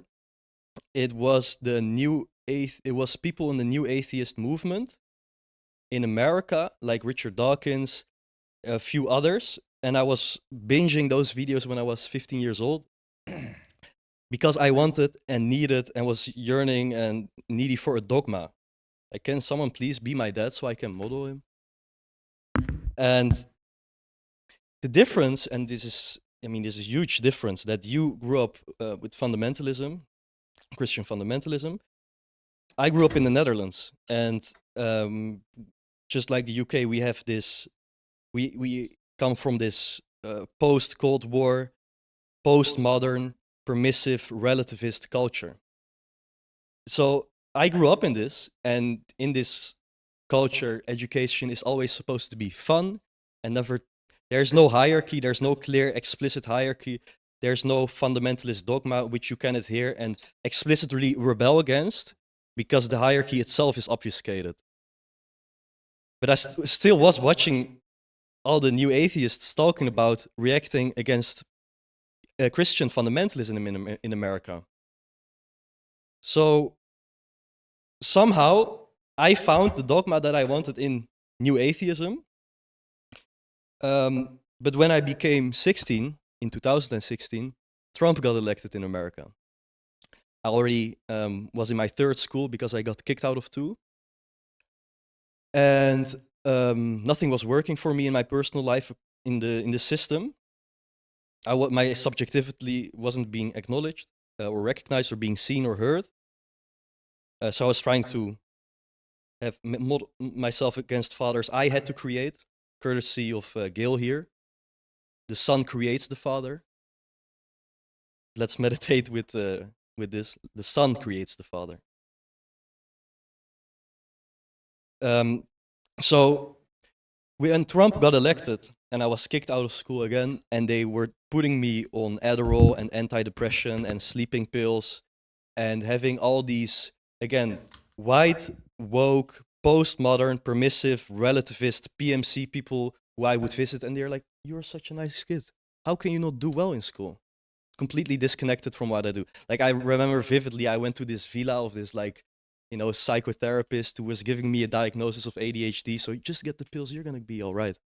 Not allowing me to speak anything in that space, which, she couldn't anyway make that possible. But so yeah, Trump got elected. I saw that, was like, damn, that's crazy. That's crazy. Like, we had Geert Wilders in the Netherlands. We had Trump for, like, since a child, I knew what Trump was because we had Geert Wilders. Trump wasn't anything new, but that it happened in America and he became president of America. That was crazy. And I, like, in this time, I was looking like, okay, but what are all those wars about? What's this Bernie guy talking about? And I thought, like, damn, everything's a lie. And I thought, this new atheism, they don't talk about this shit. They cannot be my dogma. I need another dogma. And then I found Noam Chomsky talking about it. And Noam Chomsky also talking about education and the problems with education. I was like, damn, that's fucking correct. That's fucking correct. And then I then you go to anarchism, to Marxism, started exploring. Eventually, I was skipping school, picking up Kant and Roger Scruton in the library to read them, saying to myself, I found the absolute truth in Kant, and that like, we have to stay with this. What this Kant guy, he's onto something. But we have to be active, right? And it's about this. I wanted to do. I didn't accept, my drive didn't accept being beat and molested and neglected. So I wanted to take responsibility to change the world. So eventually I joined a Maoist communist organization, which was in direct contact with the Filipino guerrillas, the Turkish and Kurdish guerrillas like the YPG, MLKP, TKPML. You can Google and Wikipedia them. They have a lot of guns. People there, they were crazy going there to shoot AKs and everything. And so eventually COVID hit, and I saw how all these communists, Stalinists, first of all, they didn't read Hegel. It didn't make sense. I was reading Stalin, I was like, hey, this is not the dialectics that like Lenin talks about. Mao's dialectics is not Lenin's dialectics. He's talking about Hegel. So I was like trying to read the Phenomenology of Spirit. I've discovered the Cadel's YouTube account, and he did this meditation course that I joined. The rest is history. And yeah, because of the fact that I wanted always to retain a sense of self and to create my father, I always valued my time energy lack, my time energy, and I always was hyper aware of its lack. I'm always aware of my time energy lack, and fuck, I have a time energy lack. I need to create space. I need to not work. I need to work like a lot of time and then have like 2 months not to work. Stuff like this. And this time energy lack is a privilege I'm grateful for, actually, because I've had to deal with it myself and creating my own father through that. The father as the result of my own drive. And Dave, I don't think you perhaps you didn't get this yourself, but you said to make sense of reasoning. This is something that you try to do with your parents who told you the abstract universality of the truth of the transcendent God who's bringing down the law, right? So, okay, you got this universal law, this reasoning, there's a certain logic there, and then you're trying to make sense of it, or rather you're trying to make it sensuous. In other words, you're trying to bring experience together with concept. And that's personality. Because personality is concept. The person is concept and personality is conceptual. And this is my first true philosophical project. It's called Hegelian Tantra. It was a Žižekian project, playfully critiquing Žižek, using Alenka Zupancic. And basically it was me going to the new Tantra workshops, level 1 and 2, while being in the Cadel's Phenomenology of Hegel, Phenomenology of Spirit course, and going into the most raw immediacy of sexual difference in a container allowing all types of perversions, domination, submission, anal, oral shit, like orgies, you go on. The most radical experience of sexual difference that I guess anyone in their like early 20s can experience, but doing this as spirit science, not only with the concept and thinking through experience with the concept, but doing it for the concept. And this could you kind of explain like what that means? Like I I mean, I've read the Phenomenology of Spirit Yeah, and stuff, but the concept is just like, well, what does it mean to say the concept and relate it to your personality and maybe just kind of think of like a bit of an audience here, you know? Yeah. The universal logic of language, and which is not just this abstracting. It's not coming up with a transcendent idea about how the world should be and how I want to enforce it and bring that down. And then these people, like you or like me or all of us are asking the question, how can I make sense of this reasoning that's being forced down my throat? The concept is not that. The concept is the unity of that sense and that reasoning. And this is a contradiction. So it's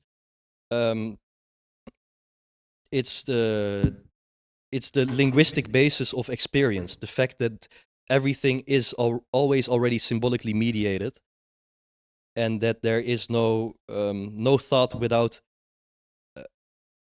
language, and that thought equates language, and that to make sense of your experience, to express your experience, you are already within the concept, you are already within thinking, within language. So it's this. But I started, as I said, with dogma, and religious dogma in the form of anti-religion, and then political dogma in the form of communism, and ridiculous types of activism. And the structure you see with Hegel is that first he writes the Phenomenology of Spirit, which is concerned with the science of experience. Then he goes into the science of logic, which is the science of the concept. What are the logical forms we see within the concept? Terms like being, and how being is nothing, how being comes down to nothing, or fullness to emptiness, essence, and syllogism, and we can go on for a long time here. But he goes from experience to concept to politics. And I think we have to stay with this tension. We have to stay with, first of all, the withdrawal of the self-relation, the father being a result of the drive as, perhaps we could even say, a positive result of the necessity of self-harm for liberation. And I recently watched this super American interview with some neurological guy, and he said that there's these types of people who can glitch the brain in such a way that they get pleasure out of harming themselves. So think of a very simple example. People are addicted to going to the gym. Like, the gym is obviously some type of pain. Now, another form of this is like substance abuse. And this is the drive, right? The jouissance of the drive. But there's these types of people that can glitch the brain in such a way that they can get intrinsic motivation out of a type of self-harm that is constructive for the drive. And this is nothing new. Actually, what he talks about, we don't need the science of this for this. Moses Mendelssohn, before Kant published this, What is Enlightenment, in the same journal, talked about this, and he said that the same people who have the capacity to do the greatest harm are also the people who have the capacity to do greatest good. Now, there's no necessity here. You can just be doing greatest harm and never go into the good. But I think there's something to it. I think the way in which some people are unplugged from the mediocrity of the big other and glitch their own operating system and do types of self-harm, like anorexia is a fantastic example of this. Like, they get enjoyment out of not eating. And for them, it can be even like cutting yourself can be like utterly orgasmic. But these type of people, like, that's a strength in them. And if they manage to flip it, that's something great, actually. So I will say one more thing about this, because I did self-harm and cutting into my own body, and eventually put into a clinical ward.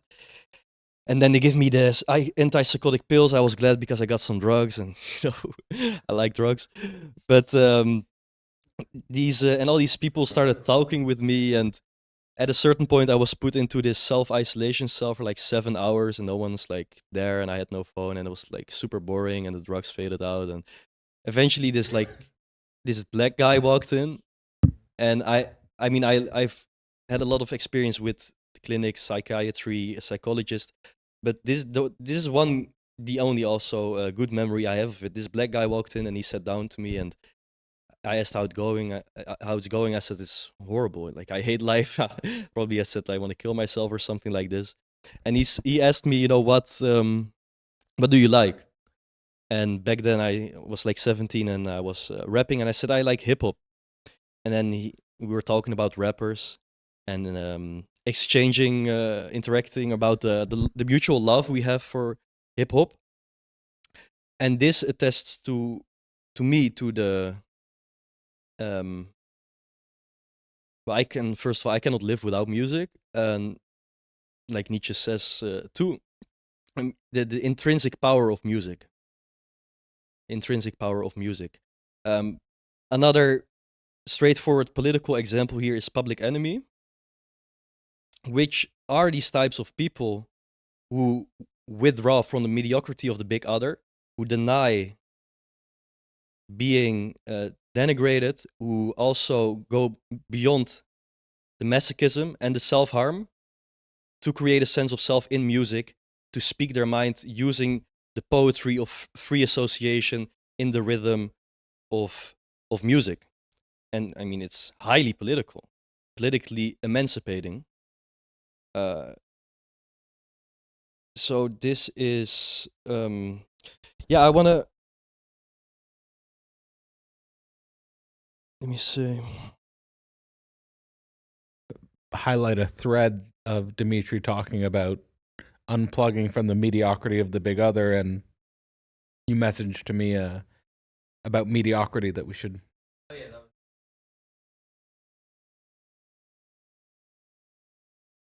The mediocrity. Just wanted to make that connection. Maybe it's interesting. Mediocrity. Yeah, it's funny. Hegel has this very.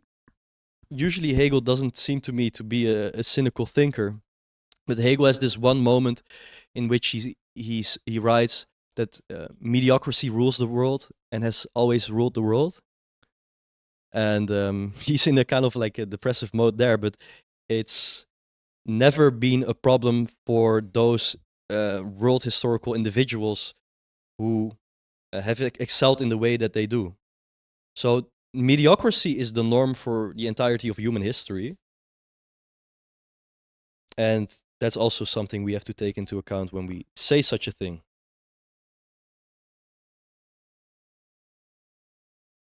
So yeah, I don't believe in doing politics without working through sexual difference in a radical manner, without working through unplugging from the mediocrity of the big other and overcoming self-harm in a way that's cultivating a constructive drive, and also cultivating one's own creativity, and diversifying or differentiating one's conceptuality. And with that I mean personality. With that I mean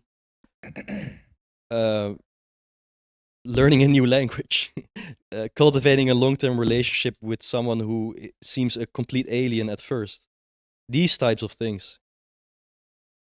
And the impact of that should not be underestimated. And also music, cultivating one's voice and to speak one's voice and to sing one's voice musically.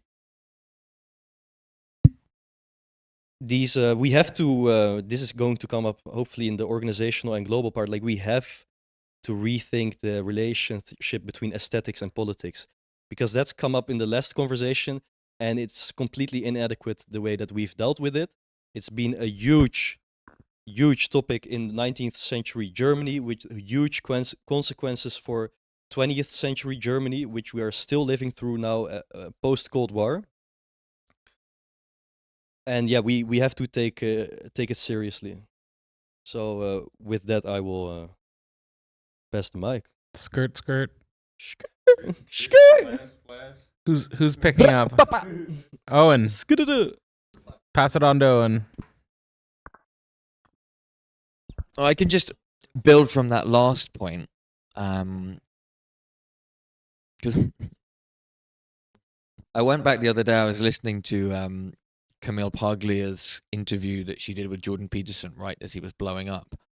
And he was dunking on postmodern theory.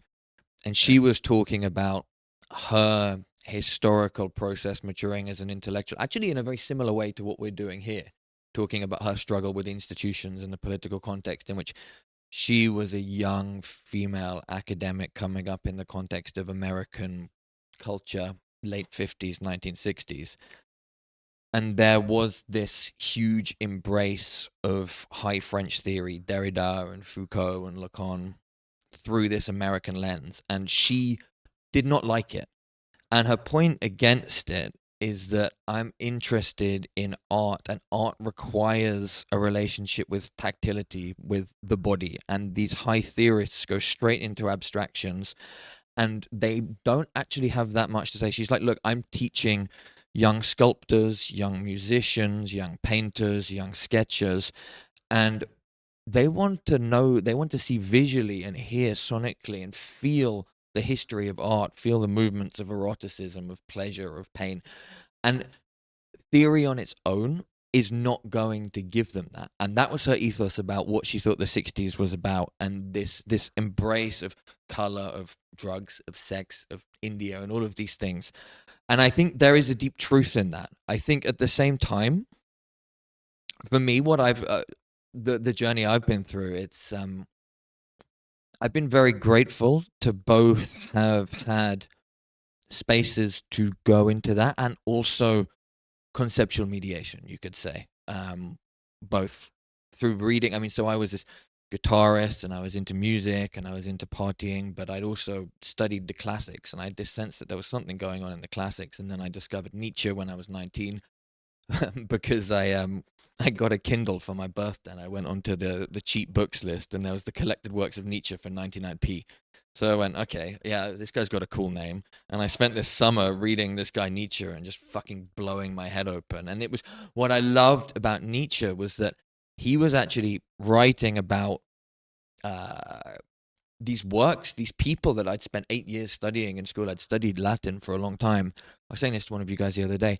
Nobody had ever in high school explained what the value of studying that was. Why study poetry? Why study art? Why study philosophy? Why study ancient culture? Why study ancient history? Why study a different language? Why study an ancient language? And yet I think I feel fortunate that I could just feel that there was something in that anyway. And I think that was partly because, I need to make sure I don't go off topic here, but I'm very much a product, I think, of Blair's Britain. My parents are lower middle class, Blairite successes in a sense for what that means. But basically it meant I grew up in the stale suburbia with a very bureaucratic middle management dad. And it was just stale. That's the word for it. Stale, boring, dry. And then in a very British way, all this unspoken sexual excess that got recuperated in this nasty BDSM relationship that my mum and I had unconsciously with each other. Meanwhile, my dad was just this absent presence, right? And so, to go back to where I was, I think there was something that I was getting both in reading Latin poetry and in playing heavy metal music that gave me, there's a way out of this, the mediocrity, right? That's probably where the way, this fucking Blairite suburban mediocrity. And I have to try and remember the thread that I started. Well, then while you're remembering, I just want to say, like, who was it recently? Was it something that I was doing with Theory Underground or Philosophy Portal? I forget, but like feeding had come up. I don't know how. And I was like, yeah, like they never, no, because it wasn't philosophy people. I forget what group this was, but they weren't philosophy people. And I said, yeah, it's funny how they never really think about how unconsciously sexual it is. And then everyone at the table like is blushing and going like, ha ha ha. Like one guy, oh yeah, it was my students in the discussion group at Boise State, last class with them all. And the one guy who was like, he has it all together, and he lost his shit. He laughed way too hard. And I was like, oh, fuck, dude. Yeah, but, it's like, and then I was like, Freud might have been onto something or whatever. Then we moved on. But no, there is something totally. weird. There's something My about dad and mum weren't fucking, and she had this female sexual excess, and I was the next man in line. And it was never physical. It was always emotional and subliminal and manipulative. And I look back at it now and I go, okay, I was playing the game as well. I have to fucking hold up and go, I was getting my own enjoyment out of that. And that's uncomfortable to hold and to reconcile with. So I was talking about Nietzsche, and I was talking about Paglia. So Nietzsche actually started to unlock why read these texts. And then I finished my undergraduate degree in the classics. Still, no professor in the university had actually explained why I was doing it. Actually, it was basically classics in Britain. There's a degree of clout to it because it used to be what you train the upper class in. And so it's, oh yeah, you should do it. And of course we're studying it and we're getting something out of it, but it's never been explicitly framed what it's about. It's never been given a concept, you could say. And then actually Jordan Peterson blows up, and people say what you like about him, but he actually had a Jungian and Nietzschean inspired theory of art and psychology that could unify why study humanities, why study art, and tie it towards a conception of the good, of society, of why life and striving and being engaged as a citizen and chasing after ethics and all of these things actually means something. And that was the first time genuinely in my life that somebody contemporary I had heard articulate even why do civilization. I was so much a product of this nihilistic Blairite mediocrity. I remember having these arguments with my mum when I was 14, 15, basically saying, why have I got to go to school? So you can get good grades. Why have I got to get good grades? So you can go to a good university. Why have I got to go to a good university? So you can get a good job. Why have I got to get a good job? So you can have options. Okay, but why have I got to have options? So you don't end up doing something miserable. And it's like, okay, but there's nothing more than that other than feeding this individual ego, right? It's all just about maximizing your opportunities. And funnily enough, actually, I was reading Peter Thiel's book on startups a couple of years ago, and he makes exactly this critique of capital, the way capital is working at the moment, that people are encouraged to become consultants and lawyers rather than engineers and artists and things like that. Basically, we've produced, and bankers as well, right? These jobs, the elite jobs at the moment are jobs where you provide services to other people, but you're not actually building something from scratch yourself. Yeah, and that's what the smartest and the most talented kids are being plucked and raised by the entire schooling system. The superego they're given is that is the hallmark of success. And I had my very, very brief, bizarre career where I was a management consultant because I went on a 10-day silent meditation retreat and ended up blagging a management consulting job out of it. And it didn't last very long. I had a mental breakdown after 6 months and left. But it was that environment, and I got very close to the CEO who'd been in Ernst & Young, EY, one of the big four accounting firms, had left. And in his soul, he was tormented, and he loved me because I brought something that nobody else in his entire world had been able to show him. And we would have, even after I stopped working for him, we'd have these great dinners where we'd go out and he'd buy loads of wine and we'd eat delicious food and we'd talk about business and talk about philosophy and talk about art. And we were writing a book together for a while, and then he very tragically died. And so that whole thing, that was that was last year. Yeah, beginning of last year. And that was a real loss to me. I'm still processing that. He was a friend and a mentor to me, and I haven't been able to reach out to his family because I feel so torn up about it even now.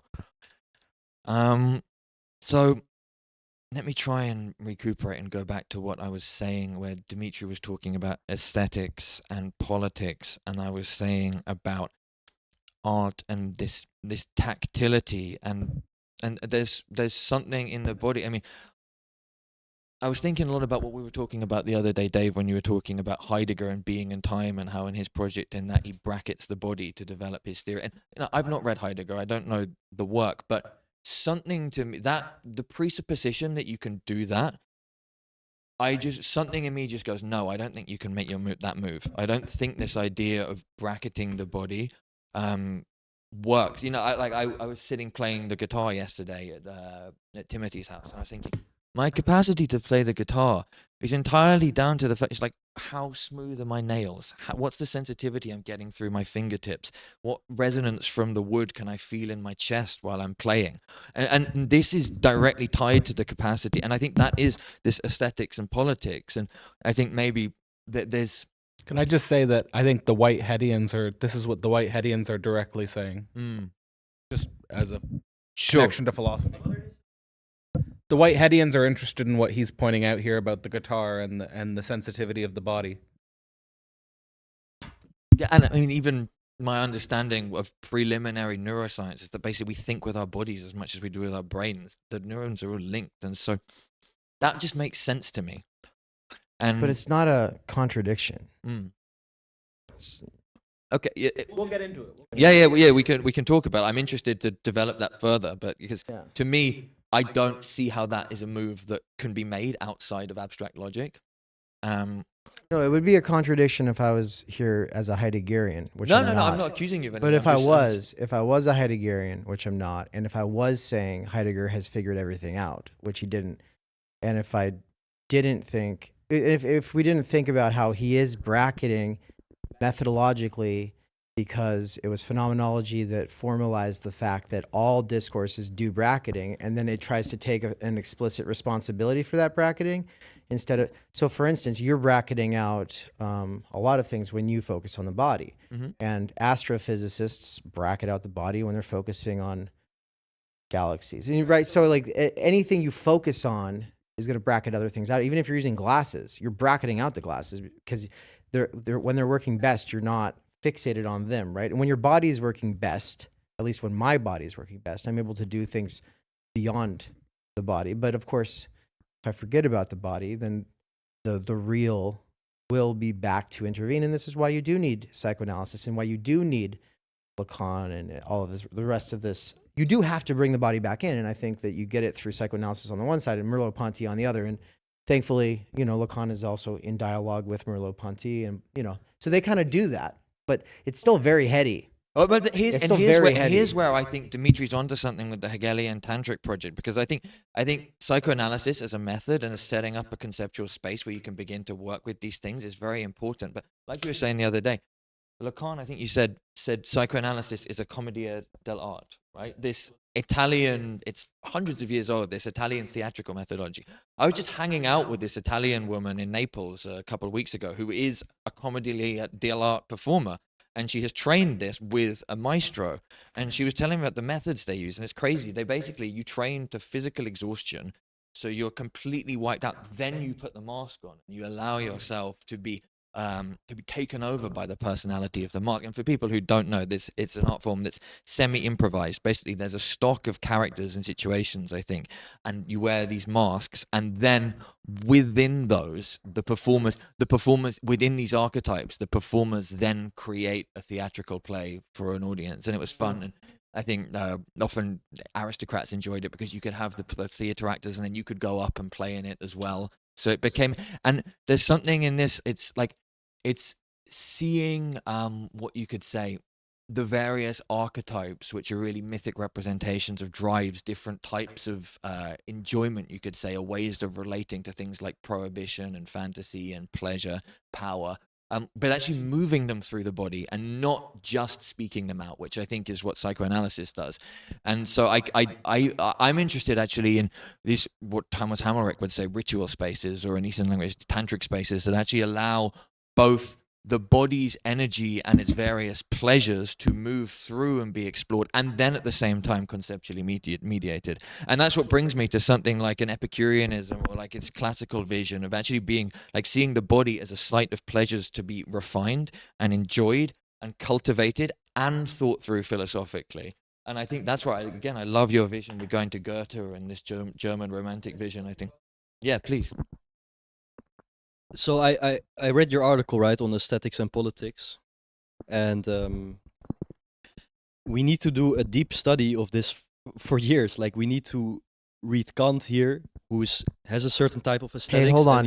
Let's come back to it. We're trying to keep this just to the personal and very vulnerable. So like, let's bring it back to your class upbringing here. Well, as Owen. soon as I We'll talk come back- against we'll you, come back to it. hey, as soon as I talk something that I have a critique, you say I have to stop talking. Please, No. Please trust the facilitation process. This is not egalitarian space. This is not a democratic procedure. We've spent thousands of dollars and hundreds of hours. I'm calling the floor. Please hand the microphone back to him. Allow him to finish. Okay, saying what then he I wants to say then I about leave the time space, energy. guys. Then I'm done. I'm done. If you want to. I wasn't saying you can't speak. I'm saying let's let everyone finish. Okay, man. I read your shit. I read your book. I read your papers. As soon as I have a point to say. Do you want to say it on the mic? You can say it on the mic before you leave if you want to do a diss track or something. I'm done with this. And I said, let him finish what he's saying. Let's get personal. Listen, it's all this abstract stuff. You're not talking into the microphone, though. We're doing this for people. We're not doing this just for ourselves. Well, but so hold on. I'm thinking I want through you the to finish your problems piece. of my body and my personal life, and then thinking about it through these aesthetic categories. I think this is what we're invited to. Everybody else has spoken no one else philosophically. is getting into Hegel and Heidegger and Nietzsche. Let's just stay at the level of our upbringing and why it makes us care. We've got very vulnerable. We've all been very vulnerable. We're going to get more abstract. We're going to get more theoretical. And there's a structure here. And I hate to be the one that will be transgressed, the no of the Father, but like there is a form here.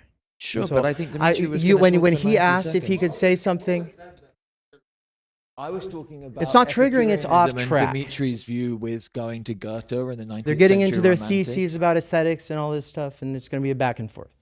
I would like to hear Dimitri's little riff. It's raining. Let's go into course.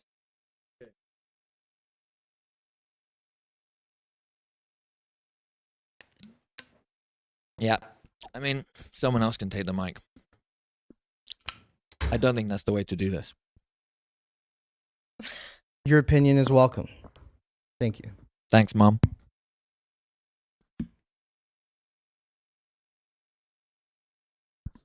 What caused the tension? What caused the tension? Just talking about talking about Goethe, or talking about what happened?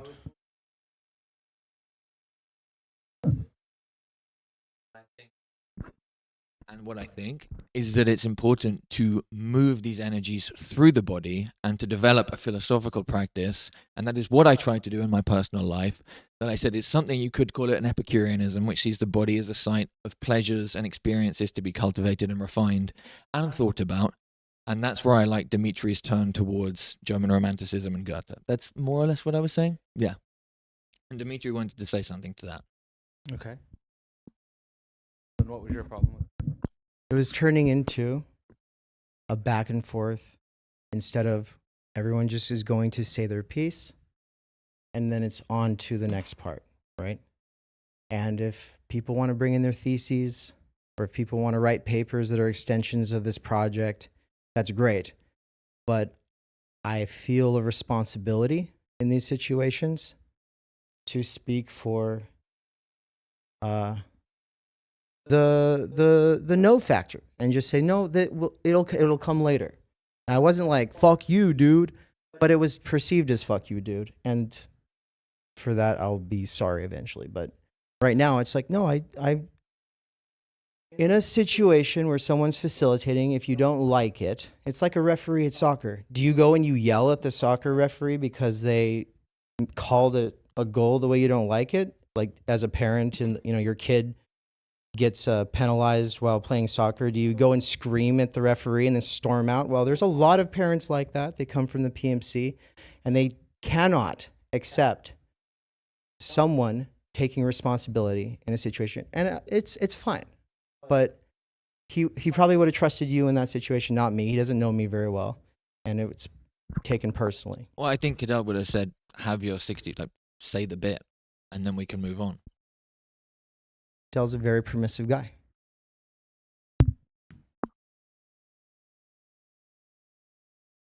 But you see, I you don't- just I don't- killed the energy of your space because you didn't want to let Dimitri speak for 60 seconds. But also, it's a lesson for everybody if they want to engage with Theory Underground, if they want to do what we consider to be the thing that we're trying to do, to know that there's stakes and expectations, and that if I say something, I mean it. And the best way to deal with it, in my opinion, is to chew me out after. But if you want to do a struggle session over it now, we can do that. But you can't fucking say you're some right-wing populist fucking pro. Here we if go. you don't like a little authority, dude, I don't believe in democracy. I don't care about democracy. So you can't be like, oh yeah, I want to fucking rough it with Mussolini. If you can't take someone who's spent thousands of fucking dollars at a loss to come here, structure a space, and do something with certain people in mind who you don't know, and then says like, yeah, we're going to do it this way. And then you go, how dare you say we're going to do it this way? Look, it could have gone on for another 5 minutes. I don't know. But Dimitri, going just off finish of it quickly. I could have. You could have. But also, you could I think suggest you that nicely made afterwards. a mistake, and now you're digging your hole much deeper. No, I don't really think so. But And I think this is a maybe lesson I'll- to people listening. Sure. Yeah. Oh, yeah. For sure. There's a reason why Theory Underground has a very high turnover rate. Some people really don't like it. Other people do. For the people who do, they don't like the university because it's this postmodern, permissive, relative, everyone just talk. It's all the stuff that he was talking about. And I wasn't trying to insult him. I was saying, no, we'll do that later. That's why we take notes.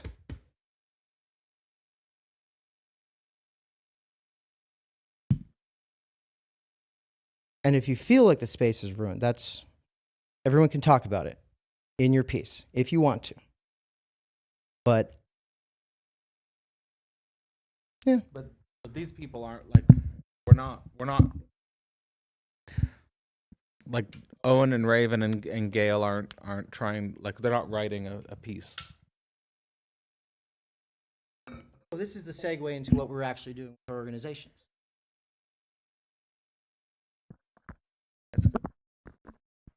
I will say it's very interesting because I've been sitting here feeling like I'm inside of like a men's group right now, and my feeling is that like I'm inside some sort of male dominance thing that's going on, and I can't really personally relate to it, but I do actually feel like very privileged to be able to witness it, and that also related to some of my my thoughts as we were sharing around the circle. And I will just say, and you know, both Owen and Dimitri, they're both my very dear friends, and so you know, I have a lot of loyalty towards them, but I also think that you guys have been very vulnerable with sharing your personal stories, and I thought Dimitri was also being very vulnerable sharing his story, and then you guys kind of started to jump into these philosophical tensions,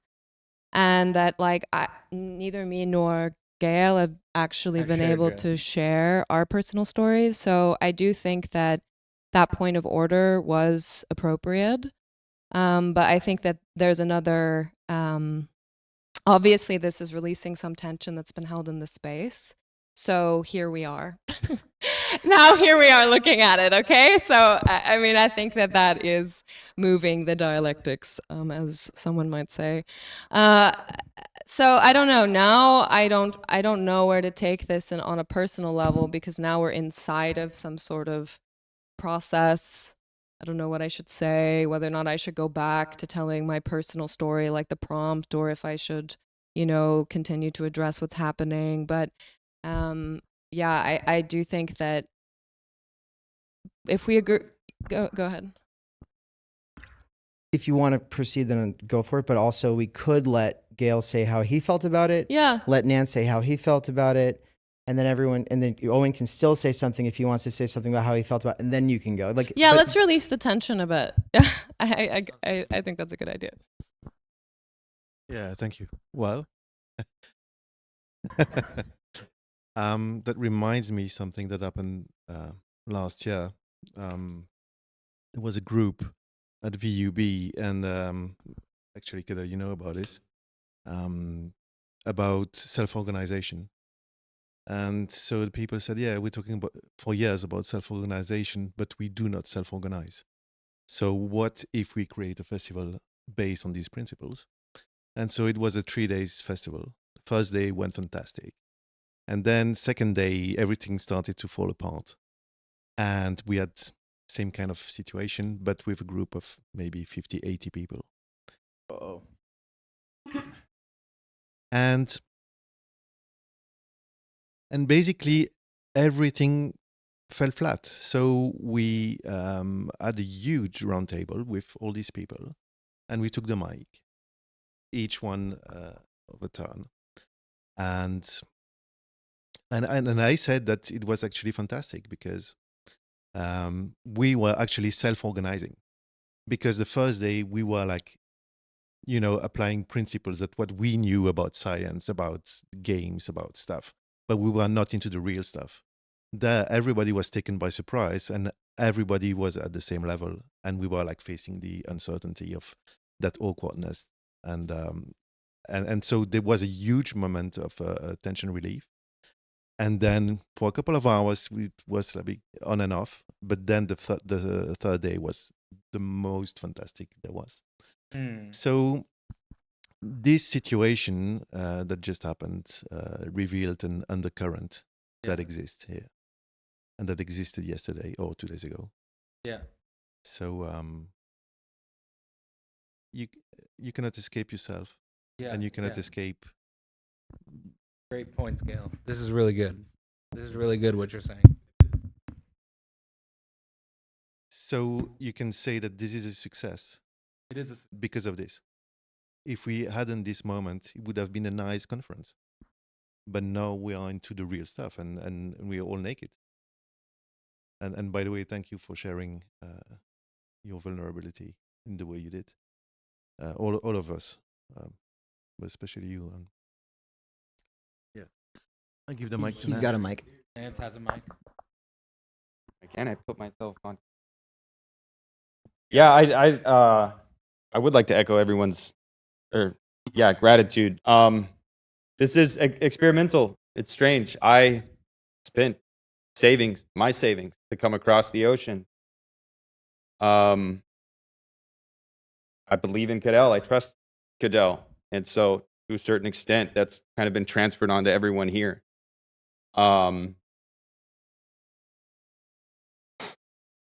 Social dynamics, games like that. I understand it. I fully get it. I also think there's an element of like, well, if that's what you're here for, then we're playing different music. Like I have left parts of myself back home in Arizona. Parts that might get in the way of trying to think in new ways and trying to push myself in new ways and trying to accomplish things that I've yet to accomplish, things that matter to me, things that matter not just to Cadell's project and not just to Dave's project, and not just to your guys' work, like to me too. Yeah, I'm personally invested in a way. So I fully get this, like, well, fuck you, dude. But also I feel like part of growing up is learning how to just stomach that shit, swallow it. I feel like when you come to the table with others, that's part of it. Like, I'm gonna keep my shit. I'll go home. I'll yell. I'll punch shit. I'll jerk off. I'll fuck. I'll drink. I'll do whatever it is I do to process. I'll do that later. I will be here to bring, if I feel I have anything to bring, which I often don't. I often feel like what I have to say would be better said in a different medium. And I do tend to the digital, right? So coming into embodied spaces is experimental. So it's a learning process. And I am grateful that you kind of gracefully said, hey, this is silly, because it is silly. But also, this is awesome. This is, I think, also awesome. And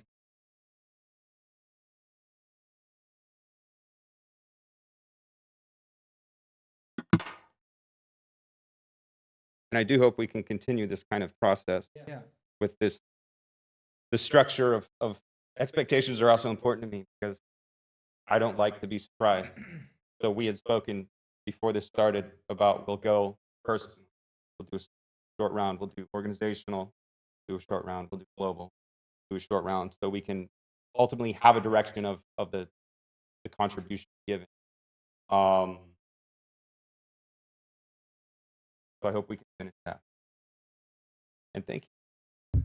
I wonder if we should see if Joris and Dimitri want to come back for this processing. So I might just want to just quickly check in and see where they are, and then maybe I'm just going to go see where they are. Do you want to call intermission?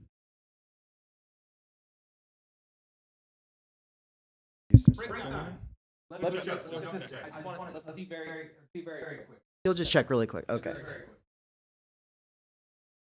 Yeah, Owen, I'll just say a couple things. Because for me, it feels like the question of Heidegger or of Paglia or of Nietzsche or of, like, I really liked where you were going with, you were tying it into why it matters to you. And I 100%, I was like, yes, this is it. But also I was like, I'm waiting for the part where, how did you have that time energy privilege in college? Like, how did you actually get to study the classics? And you did say you're fortunate, and I'm not looking, trust me, I'm not looking for this self-flagellation. Oh my God, I'm so privileged. I fucking, you know what I mean? Can't stand that. But, this, because what we're trying to do here is like, how is it real for you? And I think you were tying in why, we get too caught up in the clouds. And so, no, yeah.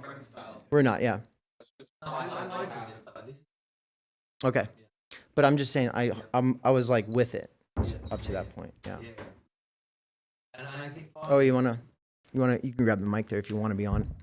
I think I should have said this at the start. But personally, I'm not going to go as deep as I can while there's cameras on.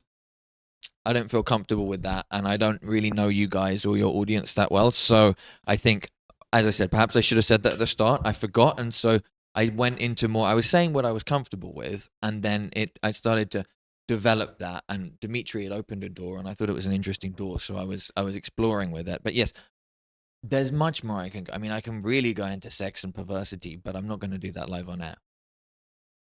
Basically. I think when Dimitri comes back, it would be interesting also for Gail for you to reiterate the point you were making, I think. Like to summarize the point you made when Dimitri was away. Because I think it hit something. Like just inspired from your experience at the set. So you gave the example of how there was a performative contradiction in the intellect about we talk about self-organization, but we don't actually self-organize. This is really good what you were getting at. So like, then you said let's do a conference on where we're actually self-organizing. Yeah, no. So but this is, I think if you just hit those key points, you did a good job, Gail. We'll wait for Dimitri to come back, but I think also like before Dimitri comes back, I just want to say like the difficult meta tension that we're holding here is so like. My experience online is that I like it when people are actually building something real as opposed to just like basically just building we're not like you can waste the online space or you can build with the online space, but then when you build with the online space, the difficult thing is collaborating with other people who are building something. So like I've had a lot of trouble collaborating with other guys who are building a philosophy organization, and Dave's been one of the only guys who's been cool actually collaborating and building. But then when we come to the physical space, like Dave's kind of on foreign ground because I know all you guys and he doesn't know you guys, right? And you don't know him, right? So we're going personal, but we don't know each other, so we're getting to know each other, and there's going to be friction, there's going to be clashes, and there's different boundaries, right? Like whenever you build an organization, the organization is going to take on the character of the person building it, right? So like I've got a certain style. Like Dave and I are also not exactly identical. Like he's got a different style and I've got a different style, right? So we're trying to do a hybrid event, and sometimes I'm going to do things that are going to clash with Dave's style, and there's sometimes that there are things that Dave's going to do that's going to clash with my style. So I think we're also figuring that out, because you guys are all like used to collaborating with me, but not used to collaborating with Dave. So there's a clash of styles there that we got to work out.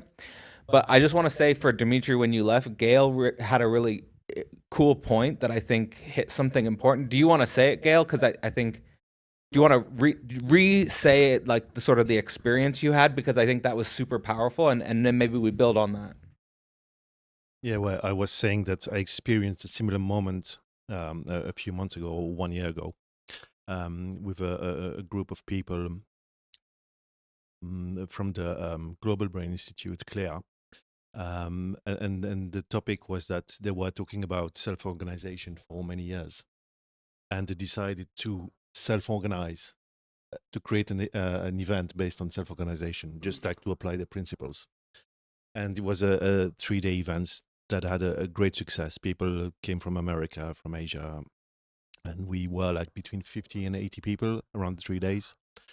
And the dynamic went as the first day was, kind of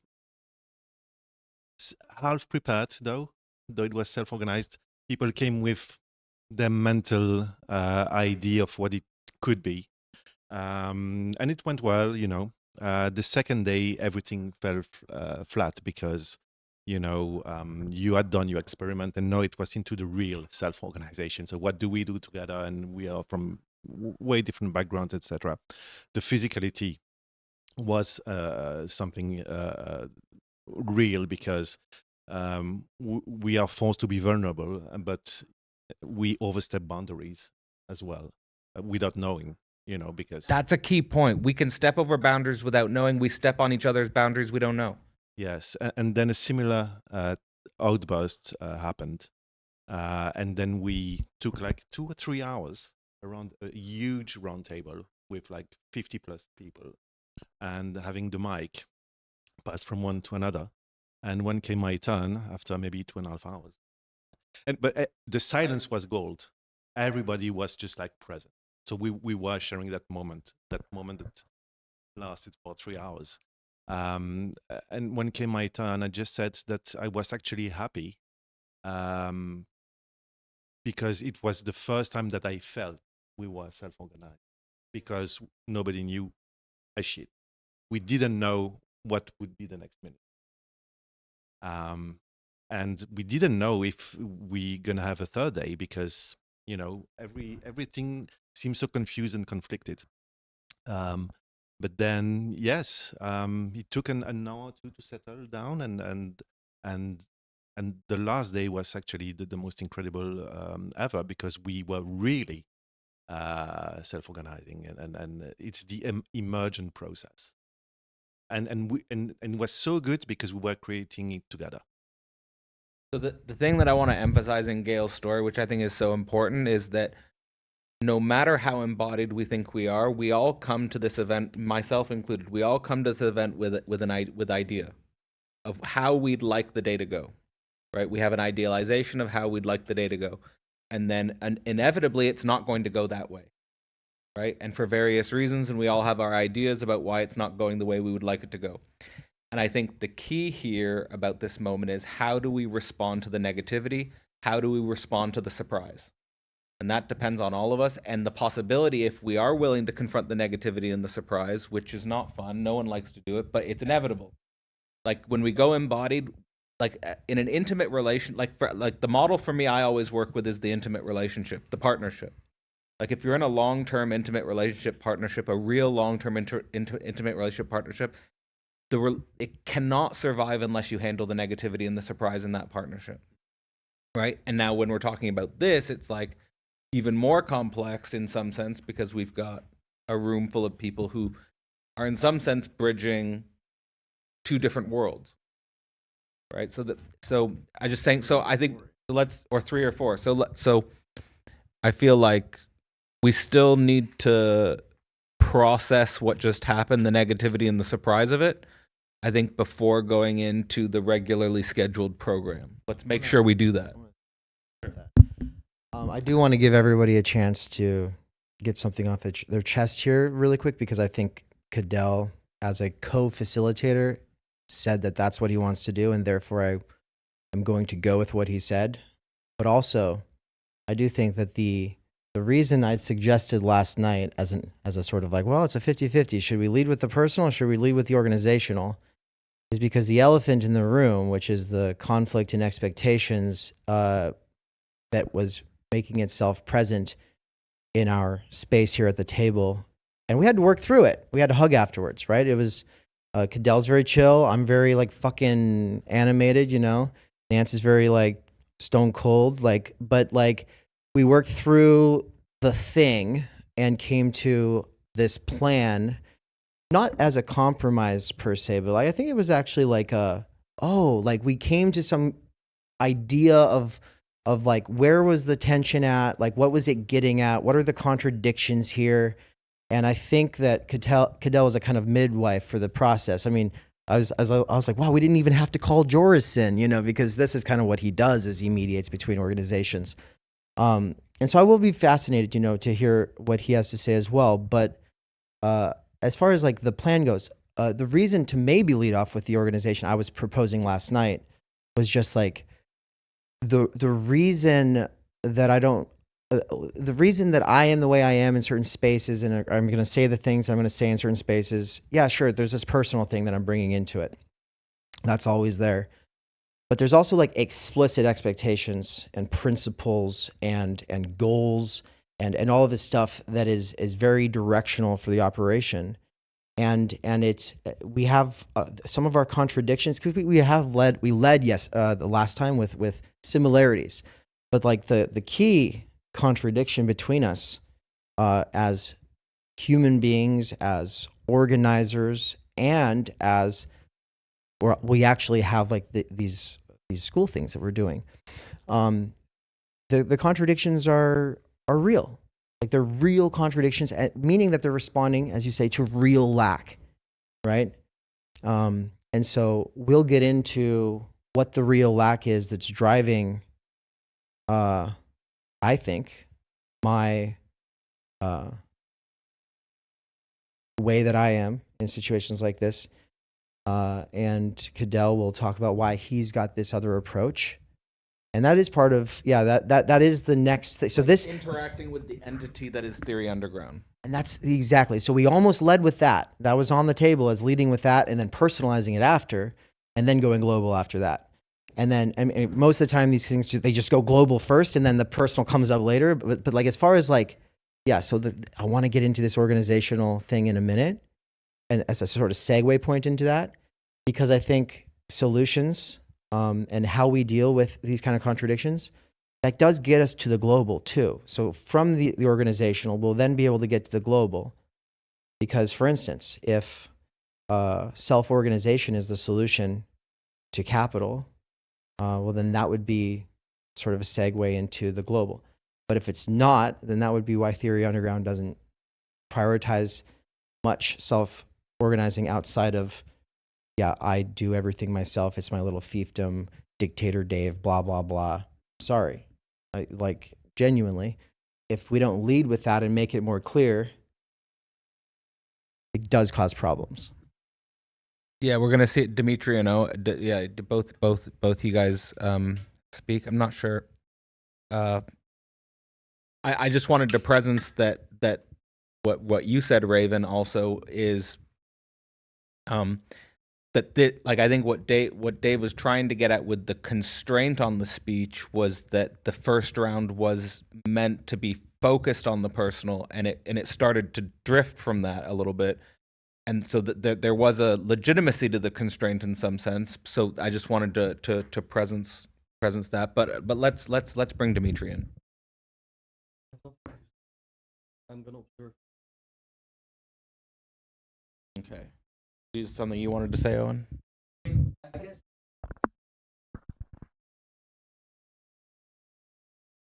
What I said, I mean, Dimitri is a very close friend of mine, and I see this happen all the time when all the guys who are in positions of authority smack him down quite violently. And I think that's what I said. I mean, it's true. The facilitation point was totally valid, but I think the violence with it by which it was done immediately set something. So I was like, fucking step away from my bro, right? And I've seen this happen before. Literally in an organization that I was running, that the same thing happened. I wasn't actually there at the time, but so it's like, I don't know what happens, but something happens there. And I think, well, I said it already. I think you should have let him say his little piece, and then we could have moved on. And I'm challenged by your quite authoritarian style of facilitating and leading. I am.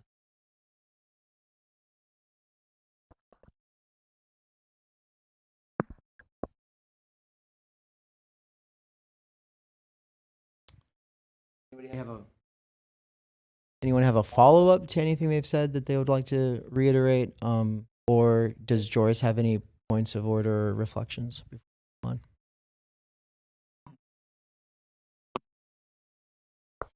I'm trying to capture the moment where tension happened, and I think Owen was hitting the spot. It was the way the intervention happened, not the purpose of the intervention was perfectly fine, but the way there was something triggering. So that's one thing. But then I was with Dimitri in the looking at our books, and we took the negative psychoanalysis book from Julie Resch, and we watched the same talk Julie Resch had with McGowan, Alain Kazupan, And Catherine Malibu. and that talk was very special because each of these people that were talking had opened up personally before entering into their technical discussion. So I really appreciated the start of the. I thought we were doing well. We were really doing well. So I would try to continue in that direction. And I've said it to Cadell also in the real talk at Cadell's stuff. It's very difficult to stay in the personal because we are all intellectually overexcitable. We drift off into that space easily. So yeah, it's good to stay in that round. Yeah, I think it has value. So that's my. Well, I think Owen also made the valid point that he's not comfortable going too deep into the personal while it's being recorded, which is itself legitimate. Absolutely. Right, and so like.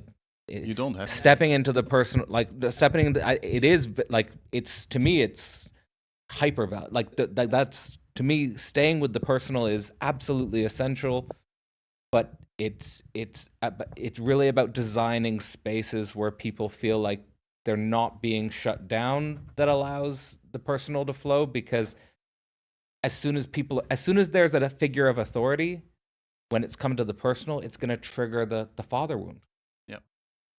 Going to trigger the father wound. So, but I wanted just to add the personal is super interesting to understand where everybody's coming from, because now I understand why you are doing this stuff, because you come from a boring stuff. It's logical that you want to do that. So it explains so much of our thinking. It's lovely. So I appreciate it. But yeah, the thing is recorded. Yeah, but I know you edit it, I suppose. So. No, it's just. Yeah, I mean, we all meet and talk on Zoom. We'll see each other again. We're going to be in anthologies alongside each other, probably, some of us. Some of us may or may not want to collaborate after this. But I hope everyone will be able to, whatever. Who knows? I hope to smoke a cigarette. We can talk it out. Maybe you'll punch me. We'll hug each other. Who knows? We'll feel it out. This is real space. It's the meat space, and so shit happens. And I have no regrets. but also you're right that it could have been said differently. And for that, I want to work on it. And when I say work on it, it's like a conversation I've been having with Nance for the last 3 or 4 days. How do we manage negative affect that is like hardwired into our fucking voices? And when we are doing this stuff underground because we're tired of being tone policed, right? Like that's why we're doing it. And we are mad. And if people aren't taking what we're doing and the intentionality and deliberateness that's going into it seriously, it is upsetting, but it's not your fault. It's not you. It's our baggage and it's our experiences on the previous tour requilting this moment. And I understand that that shit's coming into the room. And then obviously, like you say, the father wound and all this. I mean, yeah, people will probably psychoanalyze the hell out of this. And I'm, I'm the real, I'll be the subject of that analysis for sure. But that is the risks that we take because this is not just a bathroom stall that we're scrawling on here. And that, because you could say anything you want on a bathroom stall and they keep it anonymous, right? But like the moment the microphone's in your face, it's not a bathroom stall. But then when you're on Zoom, it's like, oh, it's kind of different. But then it's like, yeah, but we won't say the same things on Zoom that we'll say here. And so, it is different. We're working through the difference and we're not sure what it is. And so, yeah, excited to hear what you all think about that and stuff. Definitely want to do the next segment, but need to pee, grab coffee, maybe smoke. Real quick intermission, perhaps. But then we have to finish with Raven and Gail. Let's let everybody on the personal. Somehow we are forced to resolve, and which is the beauty of the situation as well. So we were into a personal space. I don't think that neither Raven or myself are willing to be personal right now in that emotional context. So maybe you proposed maybe an intermission. Made a good suggestion, and you two have a cigarette together. Because, yes, like in the festival, the self-organizing festival, people wouldn't go back to their hotel, or we had to resolve it, and we have to resolve it. Is that something you're open to, Dimitri?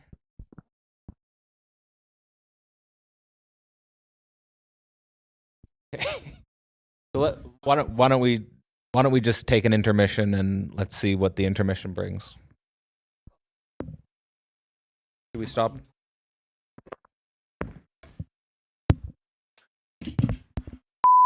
The program will resume shortly, right after this DIY commercial that is not for any sponsor other than ourselves. Thank you for watching. Whether we are already fully in the grip of the techno-capital AI singularity or not, we likely feel as though there's not much we can do. As allies of future generations, we aren't giving up so easily. To quote the author of Manifesto, the Mad Farmer Liberation Front, we wake in the night at the least sound in fear of what our life and our children's lives may be. This fear is not new. The question of technology, media, and institutions became unavoidable in the 20th century. Yet when we think of institutions, the most radical critiques people have encountered came from either Michel Foucault or Jürgen Habermas. These thinkers towered over the theory scene in the 1970s and 80s as radicals took their long march through the institutions. When it comes to theories of social change, the tendency is to put our hopes in leaving the existing institutions, the current order failing, or some overnight revolution to bring us salvation. Otherwise, we lean in and do the best we can with what's afforded by the existing institutions. Reform or revolution, nothing ever changes, so we keep putting our hopes in education. So progressives say, if only more people had access to better education, then that would solve the problems. But they have not thought seriously enough about the nature of our institutions, or this thing called education that they offer. The most radical critiques of schooling that teachers encounter issue from Paulo Freire, Bell Hooks, and Henry Giraud, but none of these ever got to the root of institutions themselves. The theorist who did this was Ivan Illich. Gaining brief stardom in the 70s, Ivan Illich was the father of the deschooling movement, inspiring hundreds of radical schools and generations of homeschooling parents.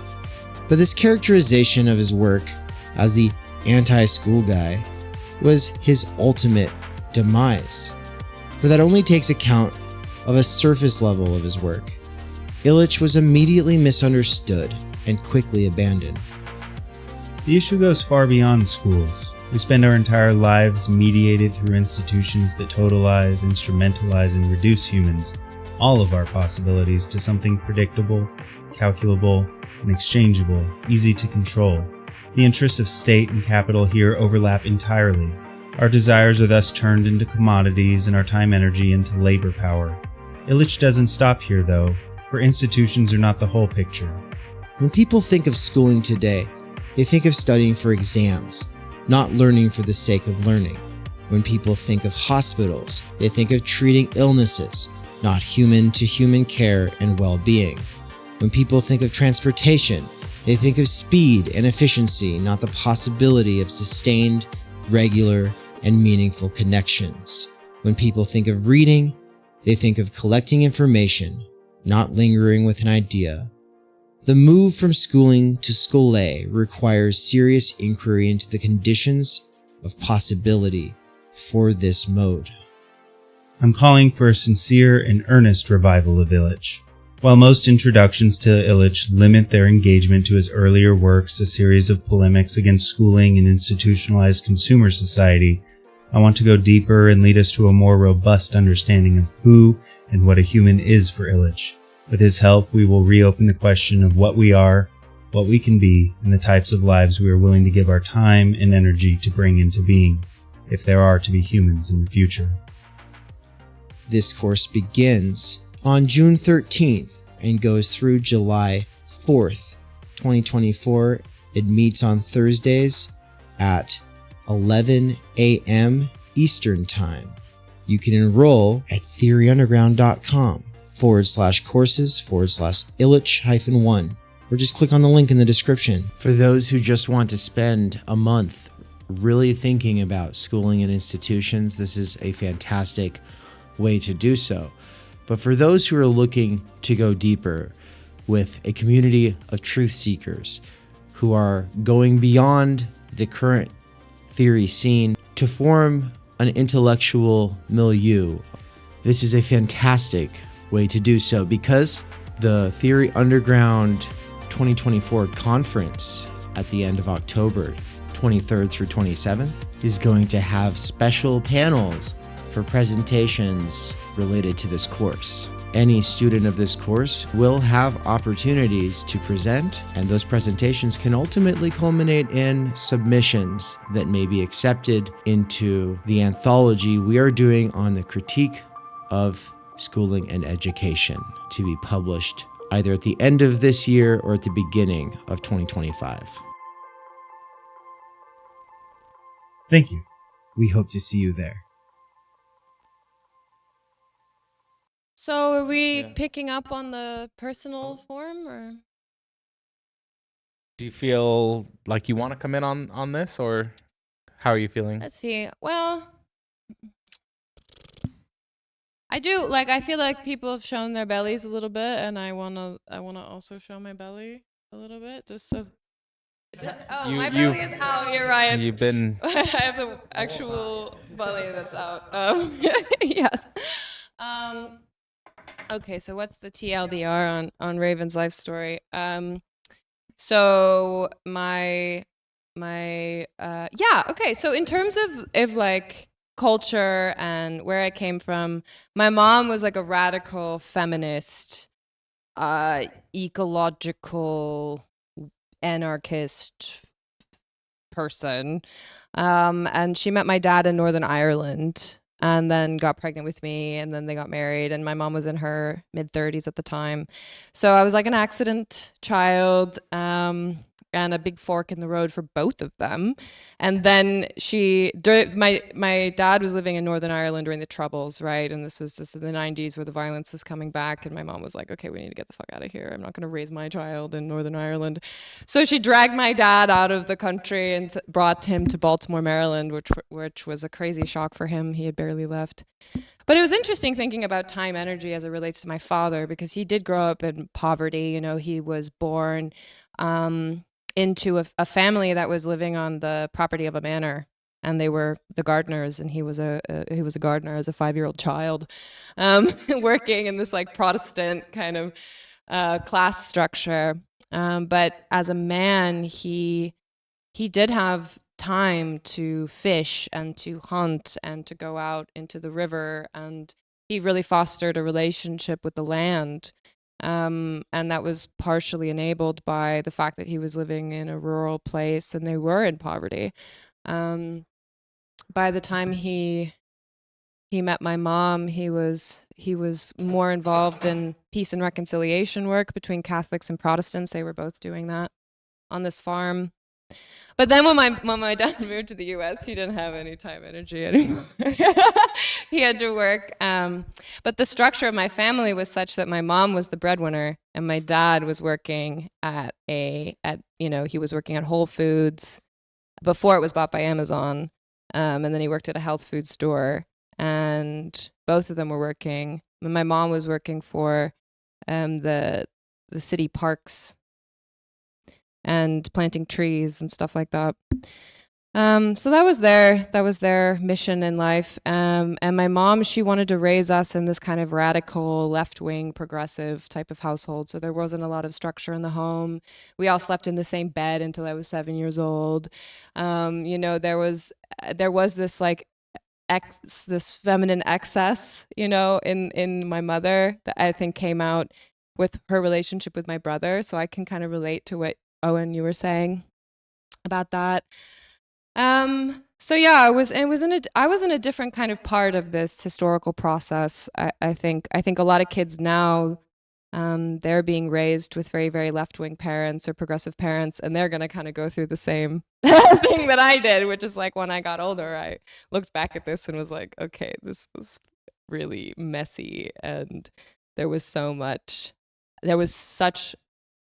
a lack of differentiation, and this created all sorts of twisted things in the family, like an incestuous kind of dynamic, even though that was never played out in any type of like physical sense. It was in the relationships, which I had to fight to differentiate from. Anyways, so then we ended up moving to the West Coast, where we were even more isolated because we left where my mother's extended family. So it really was just the four of us, my dad, my mom, my brother, and I. And we never really formed bonds outside of that. So it was really this like weird nuclear family with a kind of strange family culture, where I feel like I did get exposed to my parents, like where my privilege comes from or whatever, where I did get investment was my dad was always very interested in science, and he was always reading books, and he's a poet, and he would sit with my brother and I and tell us about evolution and tell us about physics, and he has this kind of romantic relationship with big ideas, and I think I internalized that. And my mom, she was also pushing her creativity at her work. She was marginalized for it, but she was always trying to create experiences that would help people relate emotionally to the environment and to nature. So I was brought up in this kind of quirky world that my parents made. And then I was around. It was in grew up in Olympia, Washington, and it's a weird place full of freaky people. So. But yeah, so I guess that's where I come from in terms of family, Timenergy. Like I went to the Evergreen State College, and that's a alternative university that I think is trying to foster that type of structure for its students by saying like you can decide what you do with your education. You get to have this time to explore interdisciplinary subjects, and you get to do that in a consistent social environment where you have a 16 credit program, you're with one class, and you explore topics in depth. And I did that with Brett and Heather, who ended up, getting in this media thing. So I was involved in this weird milieu, I guess, that was dissonant to the dominant culture of Evergreen. And then got introduced to these new ideas and part of the historical dialectics that the U.S. was going through at the time. I was on campus when all that shit went down as well. So that threw me into this post-woke perspective, obviously. And it was kind of scary. Like I remember I was staying in the house I was living in. There were radical militant anarchists there. So I remember like going home after the stuff with Brett and Heather, and like their friends were coming over in their riot gear. Like they were heading to campus to fight the white nationalists that were gonna come to campus. And I was like, I need to get out of here. Like this isn't gonna work for me. I don't feel like I can have free thought in this environment. This is literally in my house. Yeah. So. I'm just trying to remember all the shit that came up before this. Yeah, I was gonna say that an interesting thing that you guys were talking about was this creating of the father. You were speaking about this. Out of the drive. Out of the drive, yeah, because there was like this absence of a father. And I was thinking about my relationship with my dad, whom I cherish and love deeply. I'm such a daddy's girl. I love my dad. Hi, Dad. Shout out to my dad for being the best dad ever.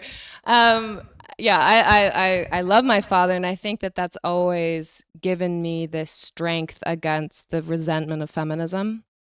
I was never able to turn on my father or my brother, ever. I would never do that. And at the same time, though, I have just had a very different relationship with the father than I see the men around me having. And also my brother. My brother had a totally different relationship with my father than me. And he went through this process of rejecting my dad and then having to, go through this tension with him. And I actually had to leave the family system in order for this to actually go through the process in a healthy way, because it was so triggering for me to watch my brother and my dad go through this conflict. Now they're doing better, but those were some rough times in the family. But I finding myself, like, I had to go find a man, like, and that was a lot of why I came to Europe. I was like, I'm gonna go find a man. I need a man. The stove wasn't working, eh? What? That was all the digital. That wasn't gonna do anything for me. No, you're not gonna find the right man at the stove. Shout out to Peter Lindbergh. Yeah, Shout out to Peter Lindbergh. Yeah, no, I mean it was definitely good for giving me options, but no, it wasn't. It wasn't imminent. It wasn't gonna work on the. Yeah, no, that was not working.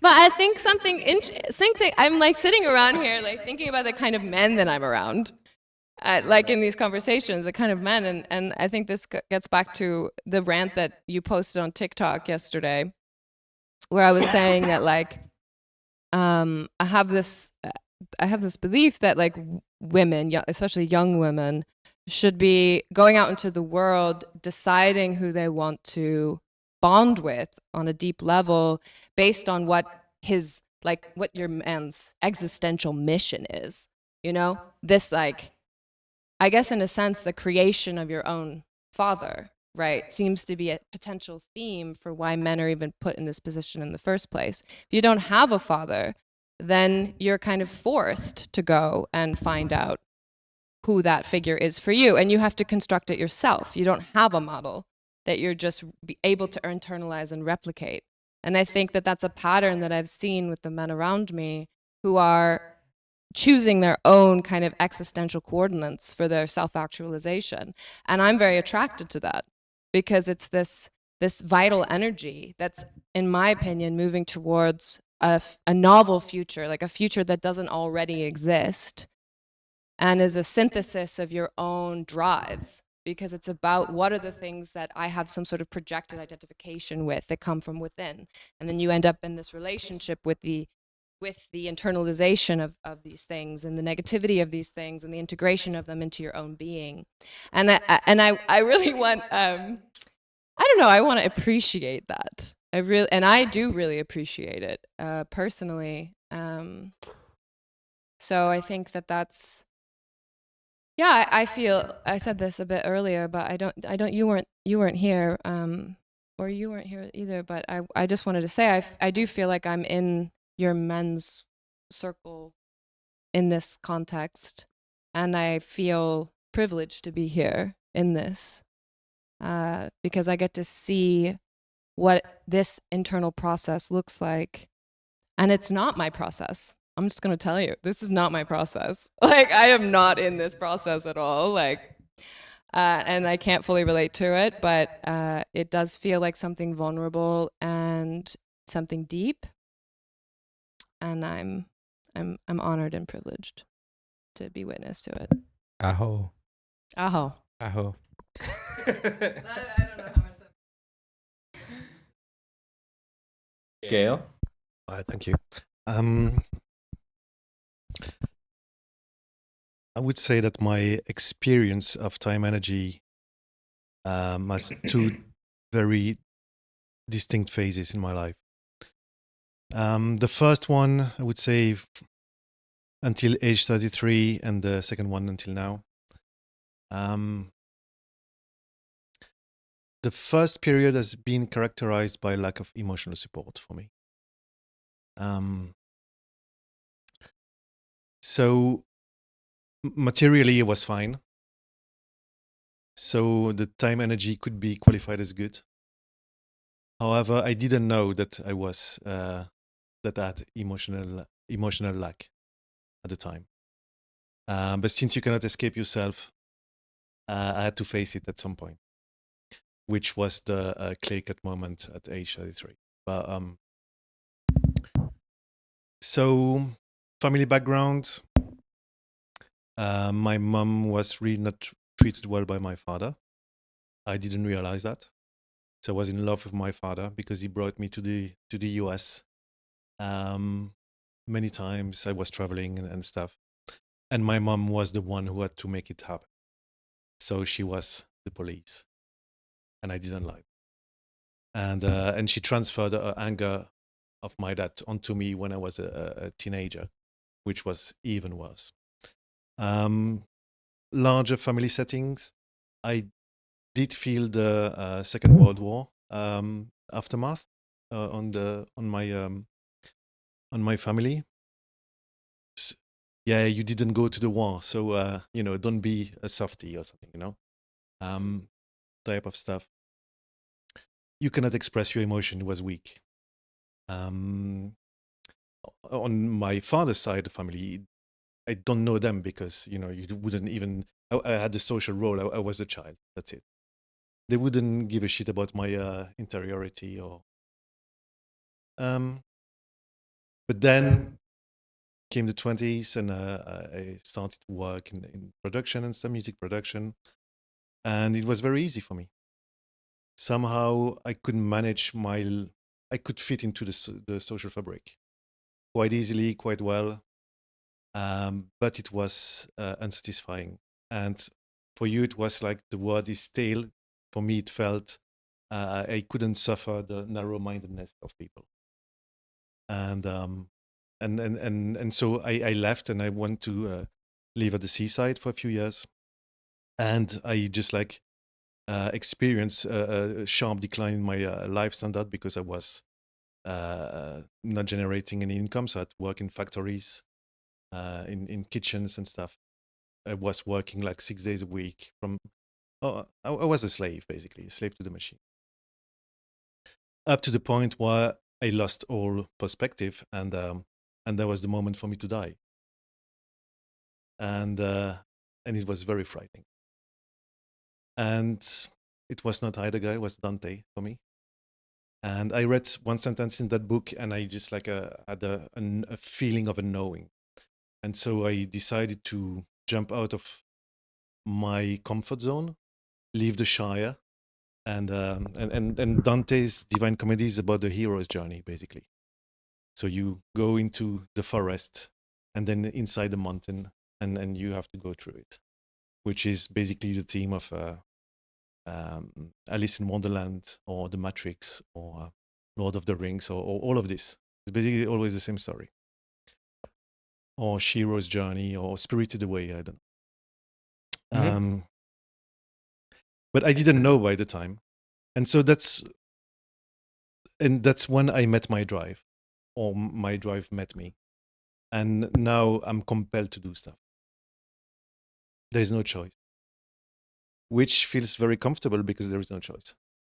But at times it could be extremely frightening. And not very long ago, a few weeks ago, I was on a low because I have to have faith. If I stop, I fail. And so my experience of Timenergy in that new setting is that I can cheat the game, the social game. I'm going from Mario 1-2 to Mario 4-1.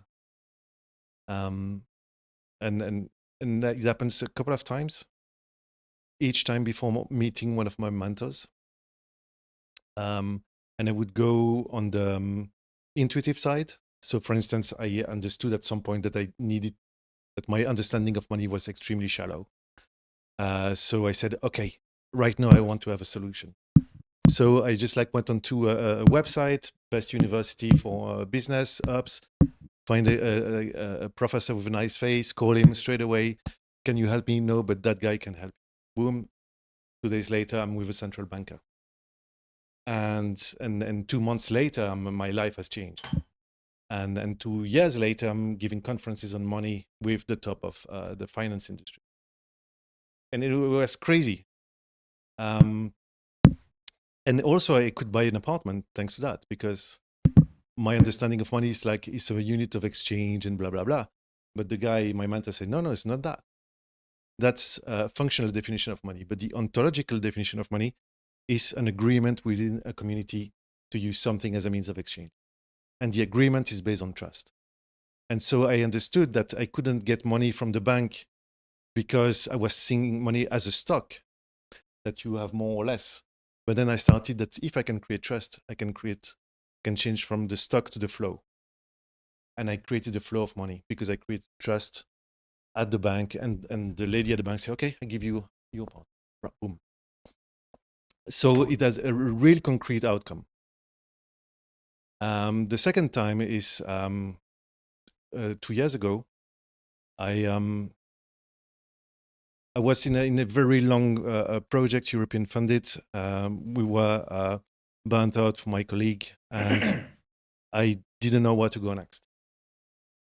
And so I wrote all my ideas on paper, and I said, okay, I'm going to put this paper into the hand of someone who's going to tell me your stuff is bullshit or there is some validity to it. And I went to Ethiopia and put the paper in the hand of a guy, and he said, okay, this is fantastic. Here's my business card. Call me. And he put me in touch with my new mentor. And that new mentor put me in touch with the UN. And now I'm doing conference at the UN. But I'm a guy. I'm a regular guy. So for me, Timenergy was linear in the first half of my life. And now it goes could be exponential.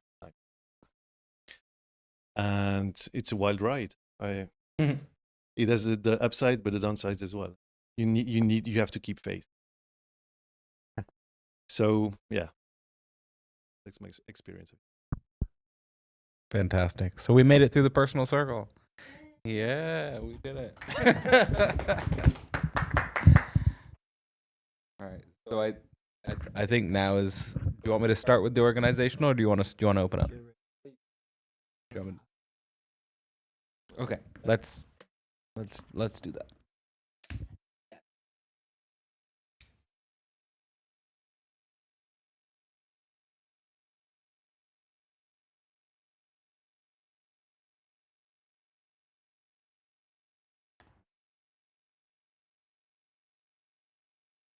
Just trying to think what's the best way to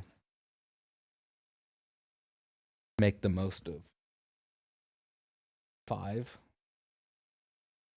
And I'm guessing. Yeah. 7:30. So we should start to cook at 6.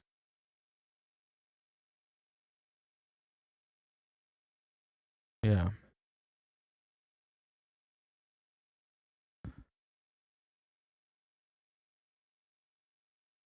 An hour. We have an hour.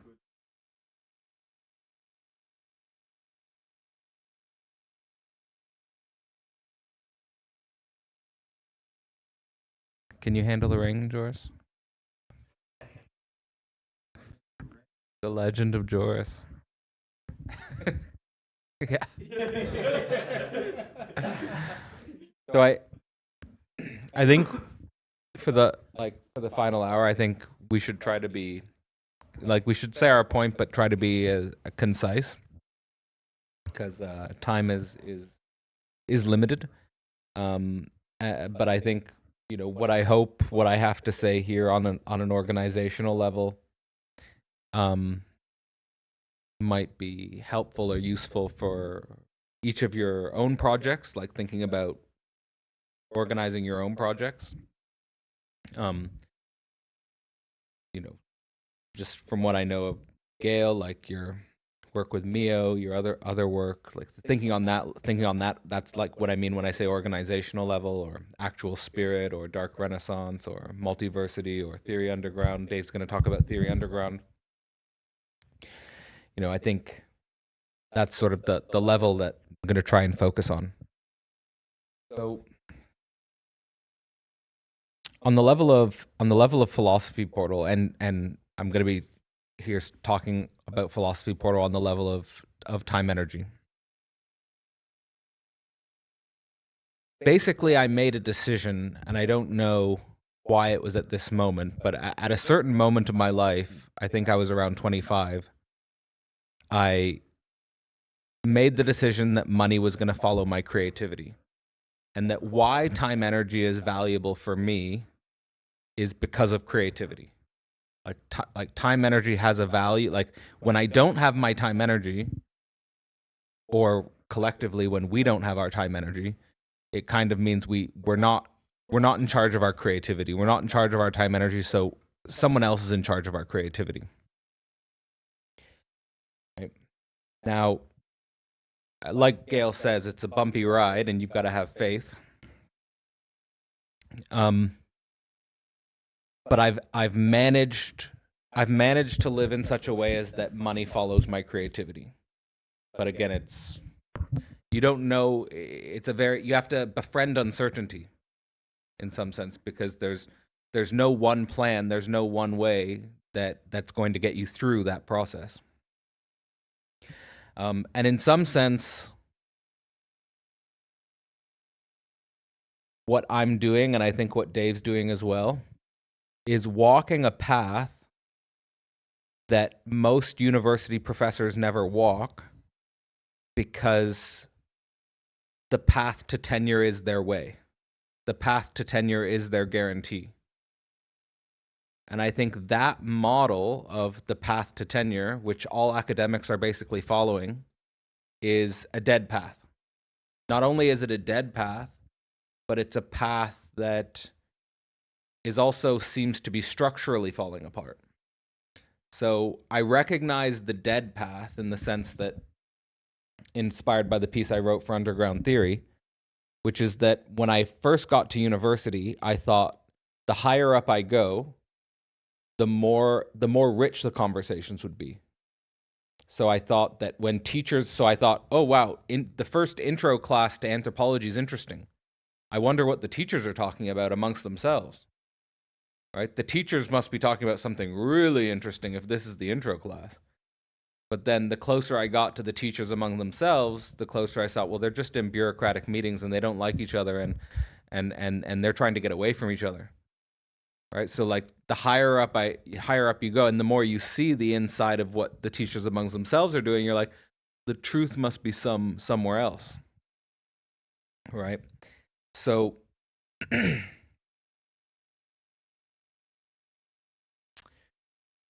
in some sense, what I hope comes out of these organizations, Philosophy Portal, Theory Underground, Dark Renaissance, other projects, Multiversity, is that we create something where the conversations between the people organizing the structures gets more interesting, not less interesting. Right? And I feel like that's kind of like the orientation point. It's like the classes are great, and we need students to come to classes, at least in the model I'm doing with Philosophy Portal. But hopefully the conversations between me and my collaborators are even richer and going deeper and going deeper and going deeper.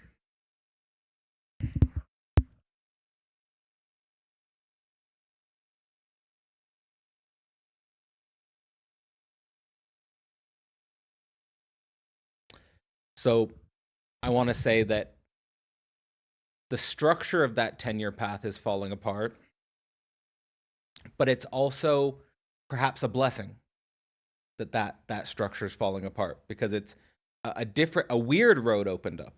A weird road opened up.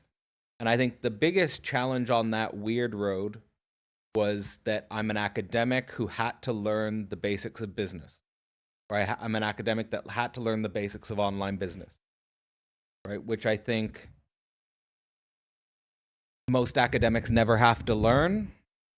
And I'm increasingly of the mind that where sublation is more, where the idea of sublation is most powerful, and where creativity seems to be most real, is in some sort of relationship between the long-term relationship and the business. Like long-term relationships and business, and that doesn't have to be just sexual relationships, it can be friendships and partnerships and organizational relationships.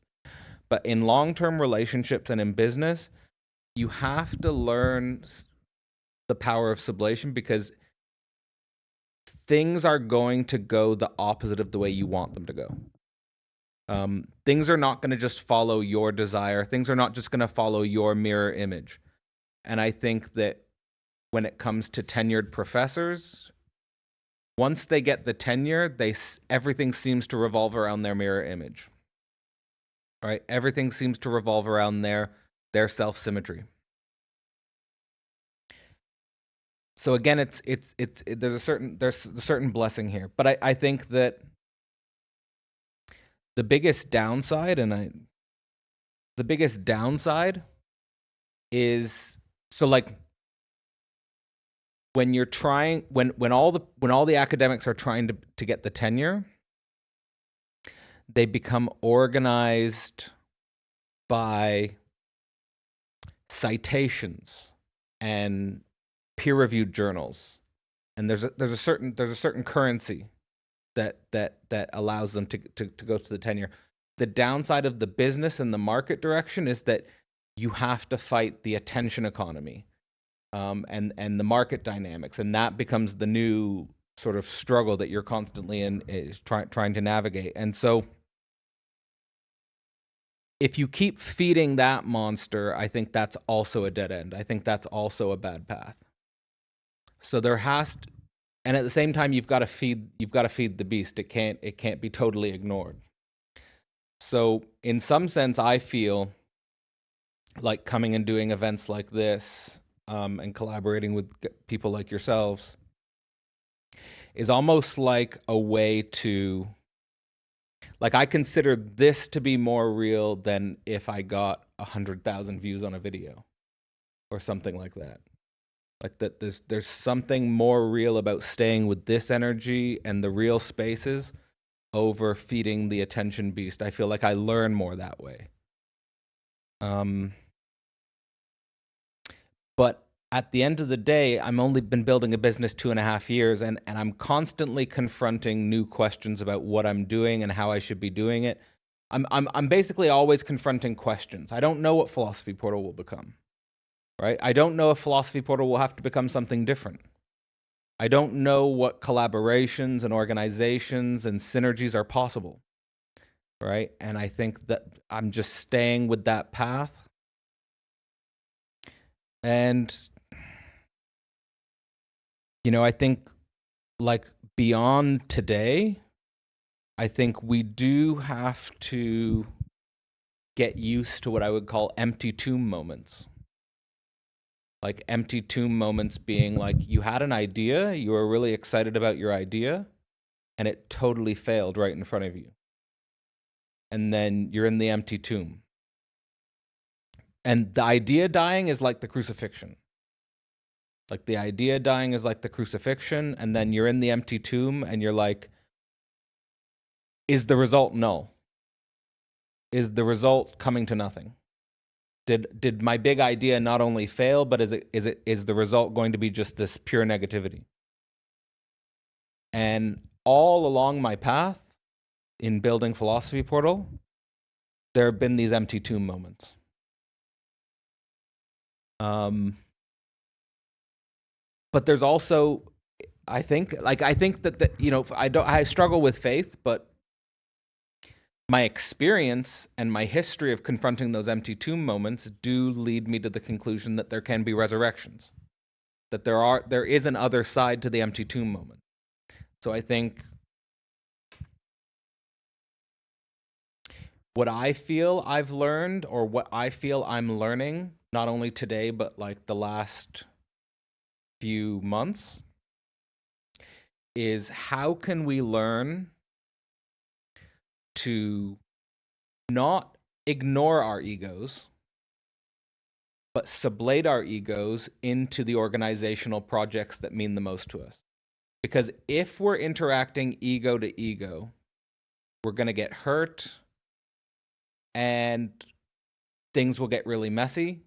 And there's things we can learn in the pain, and there's things we can learn in the mess, but we don't want to stay there. We don't want to just be constantly in pain and constantly in mess that goes nowhere. And I think that the reason why we built modern institutions in the first place is because it makes the other intelligible. It makes the other intelligible. And the other concrete person. It makes the other concrete person intelligible, and what that means is that you get a sense of where the boundaries are, like, and how to interact with the other, right? Like, and so like in building Philosophy Portal, what I've learned a lot of is a lot of people have transgressed my boundaries. I've had to hold my tongue a lot of times. I've been hurt a lot of times and I don't react, right? That's happened a lot. Right? So I can sort of, in some sense, that becomes a superpower, because you start to learn, you become way more aware that when someone hurts you, it wasn't necessarily their intention to hurt you. But that doesn't change the fact that it can still hurt. It still hurts. But you get better at sort of recognizing that the other, usually, like if the other person's being intentionally evil, that's another thing. But like usually the other person isn't being intentionally evil, right? And we all lack. We've all got unconscious messes from our childhood. It seems like even if you were raised in a affluent material environment, no one really escapes the emotional mess of being a human, even if you were raised in material wealth, right? So, and at the same time, that doesn't mean you don't get a head start if you have a better material starting point, because I think in some sense you do. But what I'm really trying to say is that how can we learn to interact with each other in regards to the organizational potential of each other's projects, and how can we learn to respect each other's projects and see and learn our boundaries, learn boundaries in that way. Is that, to me, is almost going from the spiritual to the religious layer. Is the spiritual layer is about, let's say the spiritual ego, my own individual affects, my own interiority, my own interior feelings and emotions, right? Which is important. I think we should cultivate our own spiritual practices and so forth and so on. But it's almost like the religious layer is about the organizational layer, I think. How can I rid myself almost of the pathology of my personality, my ego, or whatever, and become and turn my ego into a gift, or turn my ego into a present for the other. right? So like that for me would be trying to embed Philosophy Portal in such a way as that I can be in service of the Dark Renaissance if I'm needed, or be in service of the multiversity if I'm needed, or be in service of Mio or whatever your project is if it's needed, or be in service of Theory Underground if it's needed. And how do I structure my ego so that I'm contextually serving the other in that moment? And what's possible if we do that? What's possible if we do that? Because I think the people on the spiritual layer will get caught in person. So we're not just doing personal and we're staying in the personal. Now we're going to the organizational, right? And then you can go to the global. So the personal is important, but you don't want to stay in the personal. Your interiority is important, but you don't want to just stay with the shit of your own interiority. How can you take that, sublate that into the organizational, and how can we interact organizationally differently? And I just want to emphasize before passing it on, because I'm done now. Before passing it on, I want to say how important this jump is and how difficult it is to make it and how few people talk about it in this way that I think we're trying to do. And the consequence of how few people talk about it, how difficult it is to do, is another reason why our culture is processing religion right now, and why so many people are going to religion right now. Because what religion does is it just, here's a prepackaged set of institutions and concepts, and here's a prepackaged community that loves you. Come on in. Right? Rather than this, where we have to confront, like, where this, when I want to say this, is that there's a bunch of different people here who have different projects and different interests and different ages and different levels of self-knowledge about each other and themselves. And let's open up the mess, right? And what happens when you open up the mess? You open up that empty tomb moment where you might think, oh, I hate that guy, or I don't like that guy, or he said that to me, or she said that to me. And do we have anything to say to each other? Or why don't I just go off on my own? And I go off on my own because I'm going to go. It's easier to be on my own than to deal with that asshole, right? Like, and just saying this generically, right? But like, I want to just say that today was a success because we did experience a negative moment, and we're still carrying on, and we're still doing this. And I think that in and of itself is a testament to the drive and the potential that I see in what I'm doing with Philosophy Portal, what I see Theory Underground's doing, and what I see in all of you individually and organizationally. So I'll end there.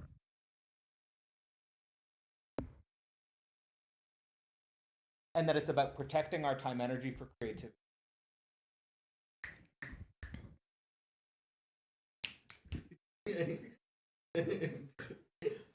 Don't make too many loud noises. Someone might get overstimulated, right? We'll just Point of privilege. Yeah, that was where I was like, the DSA is not gonna. That's not real. Nothing real happening there. For anyone who's missing that reference, the 2019 DSA convention was the laughingstock of the world. Leftists tried to make it out like it was just Fox News, but no, that was the whole world. Someone was like, hey guys, we need to stop clapping. And then the next, because it's going to overstimulate people. Then the next person comes up and says, hey, can we stop with the gendered language? Of course, that person who said that said, hey guys, can we stop with the gendered language? And it was like, is that your real voice? You know, like, shouldn't your DSA group pick a real, you know, like a speaker? You know, like, that's the thing about like old socialists. Like, they picked someone who could speak. And they were like, we're proud of this motherfucker. We'll put him up there. And then the DSAs are like, well, this person's really bad at speaking. We better have that person go up there, right? And so it's like, that'll be my segue here into the organizational and the global, because I'm going to combine them, because I just can't. I can't not, right? Because otherwise, I don't care about the organization outside of the global. Right, and that's the telos here, right? Now, it's not a deterministic telos. It's not too well defined. We don't know exactly how church, state, and capital relate. we have our sort of operating assumptions. I have my little positive version of the manifesto, like, because you provoked the negative one, like, no, but you're calling me left, man, I'm not, so I had to like try to differentiate. But then it's like, well, what's the positive version? And Cadell hystericized me on that. And it's like, well, if you would just watch 200 hours of me and Nance reading really big books, then you'd know. But no one has that time, right? And that's kind of where we're coming from also, is like, our icon, like our sort of mascot, outside of my cat, Ryan Gosling. Outside of my cat, Ryan, you can follow him on Instagram. Outside of my cat, Ryan, our real mascot is that black lady. We don't know her name. There was a fire in her apartment, and she became a meme because she was on the news, and she said like, I thought somebody was barbecuing or something, and then she's like, I went out to the fridge to get me a cold pop, and she's like, I smell smoke, and I thought someone was barbecuing or something, and then she goes, I got bronchitis. Ain't nobody got time for that. And then they remix the song where it's like, ain't nobody got time for that. Ain't nobody got time for that. It's like a whole song, She's our mascot, because it's true. Like, ain't nobody got time for that. I kind of came in on Nance talking about that. And that's gets to the first real sort of contradiction. I want to say I basically agree with Cadell on the strictures of the university, not seeing a path forward there, it hindering my ability to do the things that I wanted to do. I went for an interdisciplinary master's degree because there was not a degree program at my local or at the broader world, like where I was like, yeah, I'm ready to do that for X amount of time, because I was like, no, but I need to do, like, for me, I did not come through Marx and Heidegger unscathed. I was shaped in such a way, and of course, who laid the groundwork for them? Well, it was like amazing professors, the rare, professor who really stood out and was able to be a mentor in certain situations. But they all were like so one-sided or specialized, and none of them were involved with the kind of political organizing stuff that I was doing. And the political organizing people didn't give a shit about any of this stuff. And so I gravitated away from the Democratic Socialists of America chapter that I started in Boise and went into this Marxist group called the Red Republicans. And the reason they're called the Red Republicans is they're playing off of the idea of Republicans, right? Because like people think of Republicans, they think of like the right, and they think of conservatism, and their point was like, we're the real Republicans, and real Republicans are red. And that's kind of, but also they were like talking to the Libertarian Club, they were talking to the Republican Club, they were talking to the Democrat Club, and I was like, this isn't just some Lenin fetish thing, this is real. And it seemed like it was at first, because like the organizer spent a lot of time with me behind closed doors being like, here's a plan, man, we're gonna find a way to talk with normal people and work with normal people. But then they started rolling out the red flags, and they started wearing the hats, and the vests with the pins, and I was like, it's not serious now, guys. Like, come on, you're not the Zapatistas. Like, what is this? And on the education committee of that organization, there was this gal who kind of had like raven energy in a good way. She was a libertarian the first time she came around.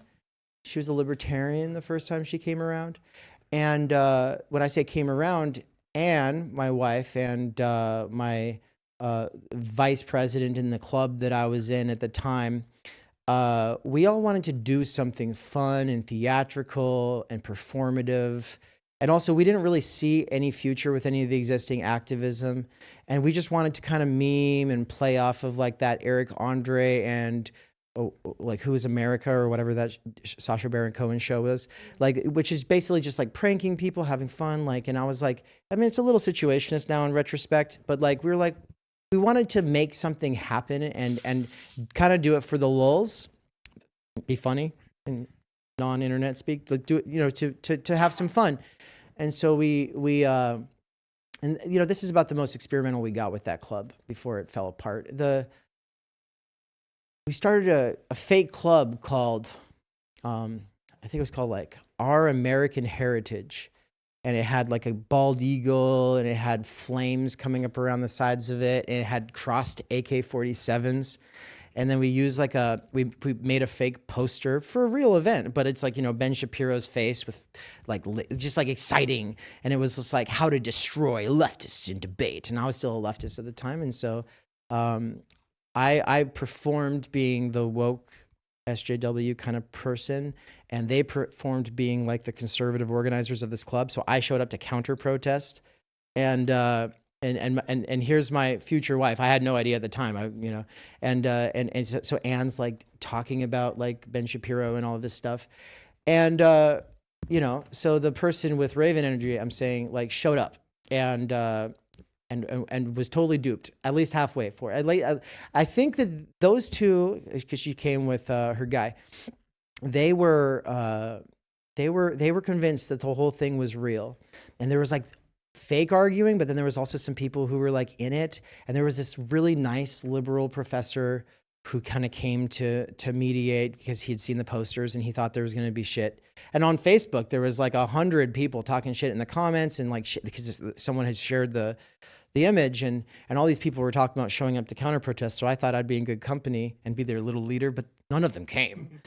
And so we got some little Pepe boys and some like Alex Jones conspiracy theorist guys, and this one guy who organized a conservative club outside of university. Well, why did we do all this? And what came of it? And why am I bringing it up and saying that this person with this Raven Energy? Well, she was really cool, man, but then she got radicalized. Basically, her and her guy, over the course, and they were in a band that was really great, really loved their band. Over the course of the next 6 months, they started getting into left tube. And also they found out, because they saw me and Ann walking around on campus doing stuff, and they were just, and the boyfriend, he had been like, I ended up talking to him about this later, and he was like, when I saw you two together, I instantly knew the whole thing was fake. It is so funny because they have a really good sense of humor and no tolerance for politics as it tends to play out in Boise. And so once they found out that they had been pranked, like, there was like some kind of a bond forged there. But then I was like, I stopped at this Dutch Bros, little culty coffee chain in Boise. Like, I stopped there. It was just down the street from where I lived. And Kiwi worked there. Oh, well, that's her name. I don't think she would care. But anyway, she came up and she was like, Dave. She's like, I got radicalized. No. She said, you'll never guess what happened. And I said, you're a communist now? And she's like, yeah. So then she's on the education committee of this Marxist organization with me later. You know, just like later, because I'm living with the guy who's organizing it. And then he knew her through other things, and so she happens to be there. And she's more radical than me now. She's a Stalinist. And I was like, Stalinist, man. And all those conversations I'd had with the leader, the organizer, about how this is going to be for normal people and regular workers and all of that, was quickly flushed down the toilet. I don't want to put this all on her, man. Everyone was getting radicalized around this time because everyone was feeling real burnt out and seeing what was coming, 2019 politics. People were like, no, man, this is not going to work. It's going to be the same old thing again, but worse. And they were right. But I was like, we have to stay positive. We have to focus on concrete deliverables. If we can actually get Medicare for all, that's great. And they're like, oh, you're a reformist. And I'm like, no, the working class movement doesn't exist without these kinds of things, you know? And like, because for me, I'm always thinking, well, you could celebrate Lenin all you want, but what is the actual context of labor struggle? And it's people focusing on basic things, right? Basic kinds of people focusing on basic things. And if it wasn't for their outstitutions, which is to say the institutions that are on the outside, if it wasn't for these working class outstitutions, there would have been nothing for Lenin or Kropotkin to come along and write to. Because in the same way that the Apostle Paul was writing to the Christians and trying to give them direction, you have guys like Marx and Engels and Kropotkin and Proudhon, and what they feel is like this tremendous responsibility to use their intellect and their privilege, and Engels to share his privilege with Marx, because without Engels, Marx would have been nothing, right? They felt that need and that responsibility to try to guide what they saw as the only possible vehicle for change, which was the working class at the time, towards something better. And of course, the issue of the era is that there were bourgeois revolutions that were promising universal emancipation and doctrines of rights, and that the founding fathers were doing what they were doing, the French Revolution was doing what it was doing, and you have all these people paying attention now. Shit's getting real. And the bourgeois revolutions, this is for a lot of like two online lefties, like they'll just like, bourgeois is a dirty word, like ooh, so bougie. And it's like when you say that, you mean rich people, right? Or like, it's too fancy for me. But then fancy people who shop at Whole Foods will be like, well, it's too bougie for me. So it doesn't mean anything anymore. But what bourgeois meant at the time was business owners and workers are the people who make the world go round. And they belong to the third estate. And the third estate does not have rights, does not have basic political freedoms. And there was a struggle over the course of 200 years. This is like the latter part of Das Kapital Volume 1 that people often don't get into, but it's kind of the bourgeois revolution doesn't just evolve out of feudalism. It comes from long-term struggle. And there was a businessman / working class solidarity for a while because they all wanted their rights, because they all belonged to the third estate. Even if you read Plato's Republic, sometimes the merchants and the workers are just lumped up together, even though they belong to separate metals. But sometimes it's just like what they really mean is the productive people. And the bourgeoisie is the productive people. And to say that the bourgeoisie is the 1% it's almost always been wrong. Because there was always old capital. And of course, that comes from primitive accumulation. And primitive accumulation is like, hey, you know how you live here? Well, now this belongs to so-and-so. And if you don't pay slip. They have to pay the tithe to the church, and they have to pay the tribute or the corvée to the feudal lord. And if you don't like that, well, then we'll just kill you now. Okay, go along with it. And by the way, you can't move. You can't choose where you work. And if we want to take your daughter back to the castle, we can, right? And Braveheart's a good example of that, right? Like that movie really kind of gives you the sense for what that was. My Scottish blood boils. Bagpipes in the background, please. And that is the situation in which John Locke, one of the fathers of liberalism, is writing his first and second treatise on government. And most people focus on the second treatise. The second treatise is about basically like, hey, what is like right? What is like the role and responsibility of the state? This is a can of worms that were opened by Machiavelli and Hobbes more than anyone else. Machiavelli and Hobbes were very dangerous for the time because they were talking about the king having some responsibilities to the people. They were talking about the king being accountable. It's a dangerous idea at the time. But they dressed it up as a defense of the monarchy. And by dressing it up as a defense of the monarchy, the king is put in this position where now his rule is justified, not just on the divine right of kings, not just on the bloodline that descends from Adam. And right? So it's like, oh, we want this state philosopher read, but also it comes with a cost of, it undermines your legitimacy if people actually don't think that you are representing the interests of the people, which of course after John Locke is going to turn into Rousseau talking about the general will, right? Man is born everywhere free, but he lives in chains, right? Like what's going on, Rousseau's thinking. So, the bourgeois revolution. But it wouldn't have been possible without the first treatise on government. And that's the one that like people don't really think about, like the significance of the first treatise. But it is John Locke laying out his argument as to why the divine right of kings is bullshit. And so here he is arguing against it, and he's using reason and logic and all this very heretical stuff, man. He couldn't have written that in other countries at the time. But, there was like this kind of free speechy culture arising in London, and so John Locke's doing his thing. Of course, David Ricardo and Adam Smith and David Hume and John Stuart Mill, like these guys couldn't have done what they did with political economy and theorizing capitalism and they understood it had problems, but overall it's certainly better than what they were seeing before that. And if you want to know how much worse it was before that, just read the first 3 pages of Discipline and Punish. Foucault is very, very graphic in laying out the way they treated a person who talked like John Locke, right? The person for those 3 pages is being hung, drawn, and quartered. He's screaming to be put out of his misery, and like the priest is there to kind of give him his rights and everything. And he had it coming, you know, he's a criminal. And they have to make these big spectacles, right? Because on the one side, the society needs its outlets.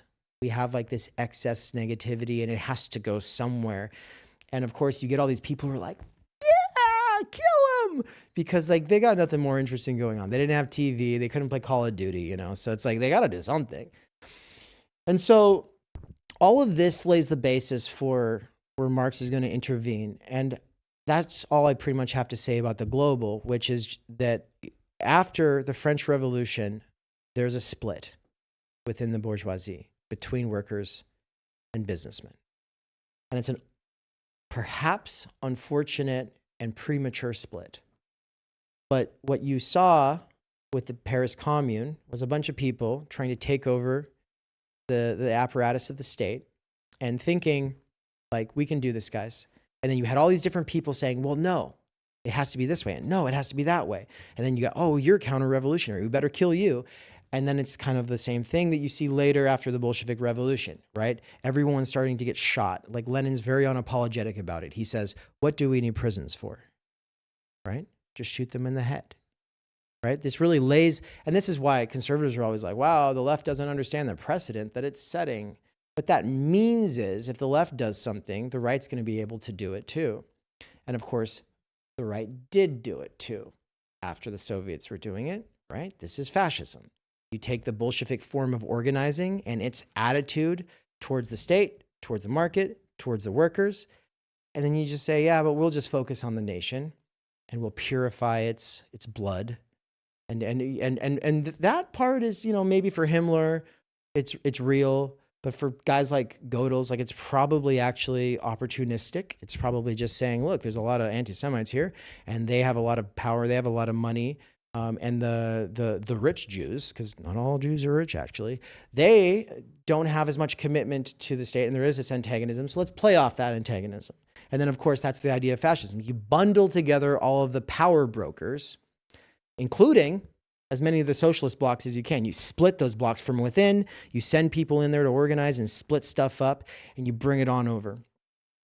So this is the cadre Bolshevik organizing method. I literally encountered it in the groups that I was in. There were people from Russia, people from, I don't know if it was Brazil. There's all these different like little like representatives who are like playing like they're just part of the actual organization. But in reality, they were part of these cadres to other organizations, and their goal was to split it from within, right? So if you don't have the FBI there to actually do identity politics and try to fragment things and make everything this perpetual, whatever it becomes, well, then you have actual cadres infiltrating you, right? And the FBI knew this. Not only did the FBI know this, but like they took it to be a real threat for government councils, but they also saw it as positive. If you can be encouraged in the right directions, well, let them be in the Black Panthers. Like let's encourage a little bit of these cadres getting into the Black Panthers until key members of the Black Panthers, like much later we find out most of their best friends were agents and all of this stuff. And nowadays, I don't think the FBI has to get so carried away. The left does it to itself, probably. But also the internet was invented, which gets out ahead of any kind of real working class organizing, any kind of working class organizing that can be broad-based. People are basically self-reporting. Like Foucault was worried about people self-reporting to psychiatrists. Well, now they'll just do it to TikTok. They'll just do it to YouTube. They'll say, hey, I'm a radical, I'm a revolutionary. Good. We'll mark you down for later. Maybe in 10 years, we'll have to come scoop you up. But that's what they did in Indonesia. Everybody on the list, everybody who voted a certain way, everybody on the list, the CIA worked with these local extremist groups, had them rounded up and shot in the fields, right? And the PMC was invented in the 20th century.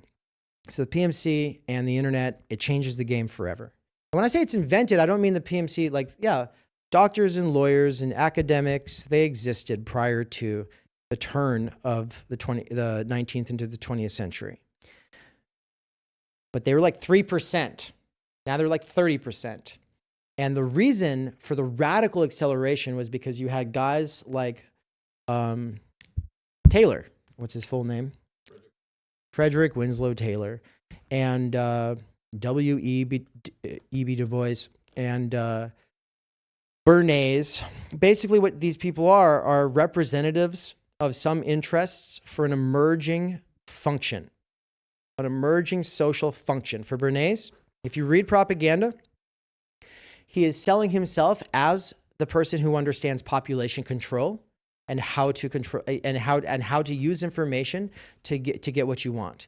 And he's selling himself to capitalists. He's saying, "Hey guys, you know what's more effective than going around shooting people or disciplining people? You gotta understand propaganda, advertising, the population dynamics in play."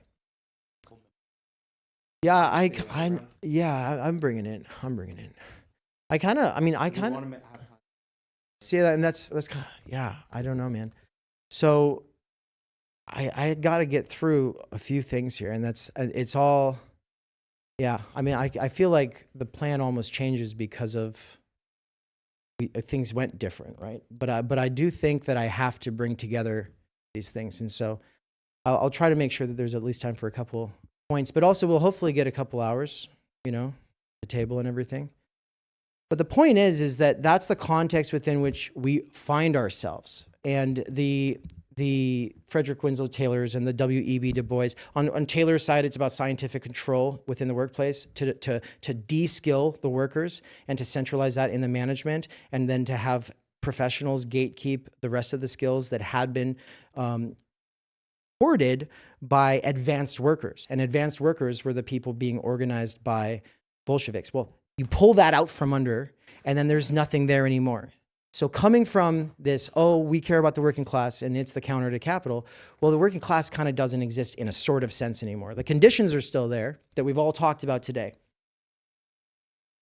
But the situation's fundamentally different. And I don't think people have really processed how the internet's different, but I think people are beginning to get an inkling of it. Like, people are avoidant of it. People say it's dangerous, and it is.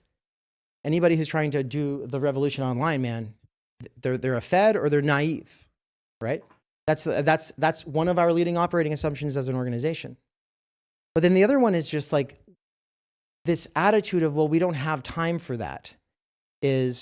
I've spent the last 10 years doing this organizing work. I've been through 5 organizations that failed for different reasons, and I just don't have time for certain things.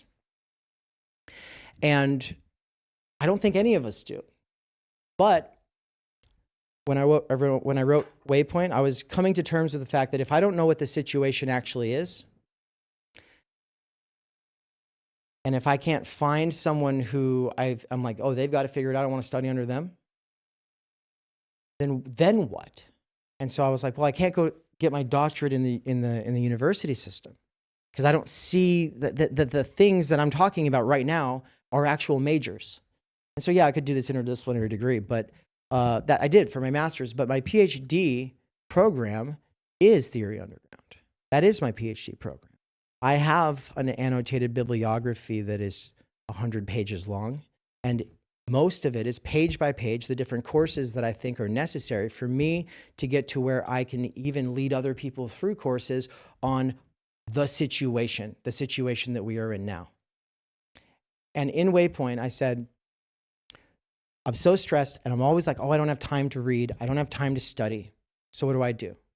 Well, what did Gandalf do? Going back to it was brought up as an example. He went and read for 12 years to try to understand what's going on. The Ring of Power. Well, what is power today?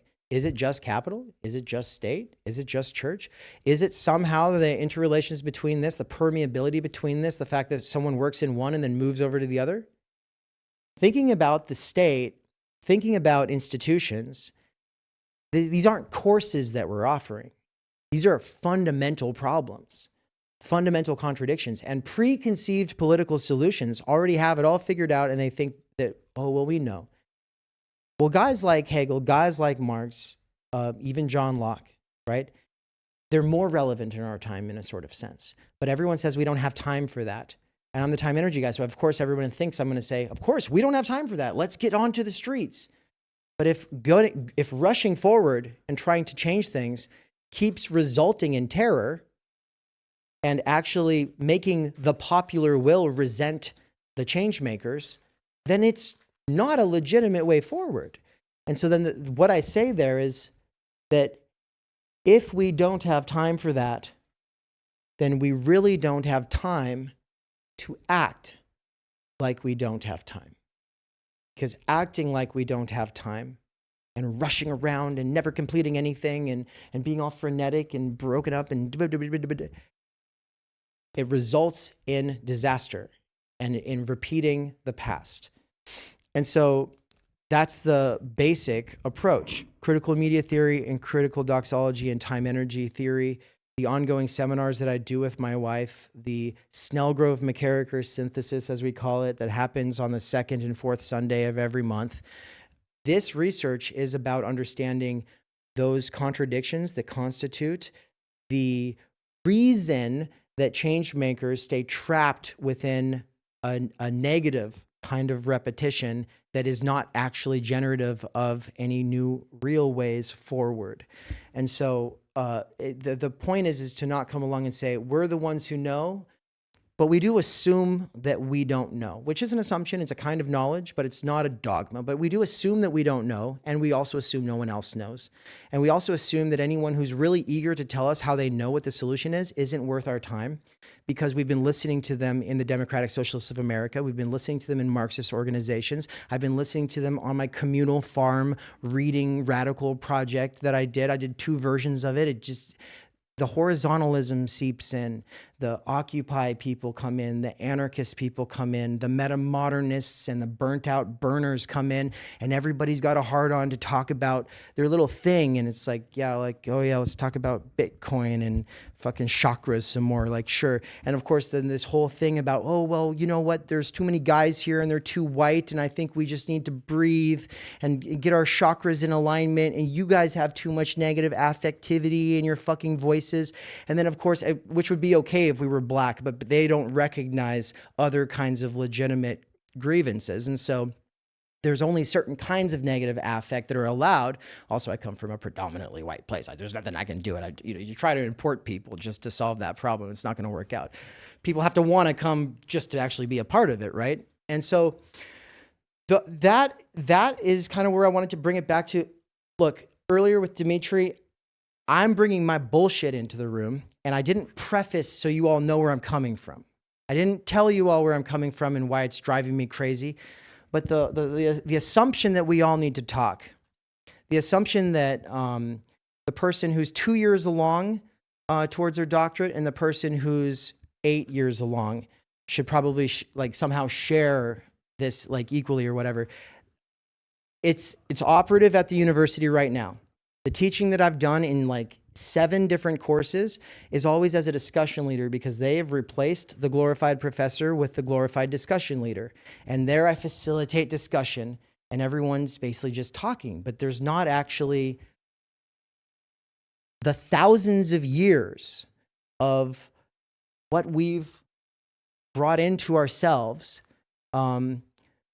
being transferred. You know? That's what it means. To have a PhD, you are ahead of me. We're not anti-lecture. We're not anti-master. This is why I have respect. We're not anti-master. And this is why I, from the beginning, was like, Cadell lectures, guys. Cadell lectures, which means that he has to come prepared. At the university, you get these radical professors who come unprepared because they're like, I've flipped the classroom and the students are going to teach me. And I'm like, well, isn't that convenient since you're teaching 10 classes? Right? And so I see it as it's an unhappy flipping of the script that we're doing here. But there's a reason that, and this is one of the biggest contradictions here. You do have some 30-year-olds. You have a lot of 20-year-olds in your organization, or your heart goes out to, and you're thinking about 20-year-olds today and where they're going to be in 5 years. And in Waypoint, which I wrote this part in 2019. I said, I don't have any faith or trust or hope in the next 3 generations. And the only people that I'm preparing myself to write to are going to be the parents of the children who will be 25 in 30 years, because I'm giving myself 5 years to work through everything that I've come to and what I think I need to study to get this pseudo PhD that I'm giving myself, so that I can write the book to the parents of the children, right? And those children, think about it. That's like 2050 or something like that, right? I'm talking like that is a huge difference between us. Yeah. And the thing is like, I think he's doing what needs to be done. Cadell's doing what needs to be done. But also this bracketing out of the assumption that it's going to work or that anyone else is doing anything that's going to work is allowing me to think more intergenerationally and giving myself more time. It's allowing me to go, no, but we do have time. And what I'm asking you all to do is to think about this as a potential thing to be unfolded over the next 30 years. Because I think, yes, look, kids now need help, but the tendency for the last 100 years has been to focus on the next generation. So let's talk about the future one. Thanks. I'll say, I think maybe then, if Theory Underground's like basically your default doctoral, like your PhD project, like, I don't think I would be able to mediate intergenerationally if I hadn't done a doctorate. Like, I think that's something I learned through my doctorate. So I feel like that's maybe a meta difference between our organizations in some sense. But then where I would take that meta difference is, say,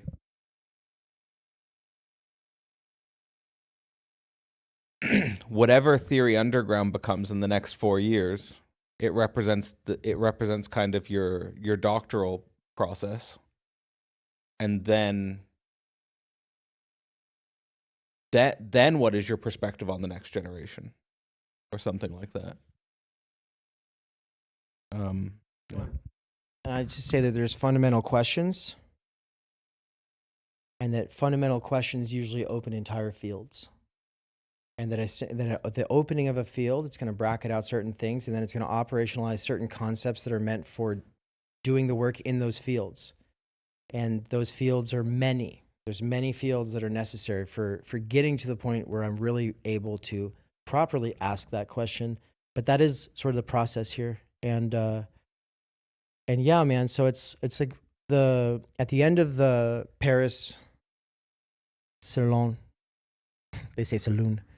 At the end of the Paris Saloon, it was Cinziana's brother who told me he doesn't give a shit about any of the speeches that we made, that after talking to Nance for 20 minutes, he can say that no intellectual in Paris has ever had a guy like Nance in the room taking him seriously. And it's the fact that Nance is here taking me seriously that is the only reason that he cares about Theory Underground.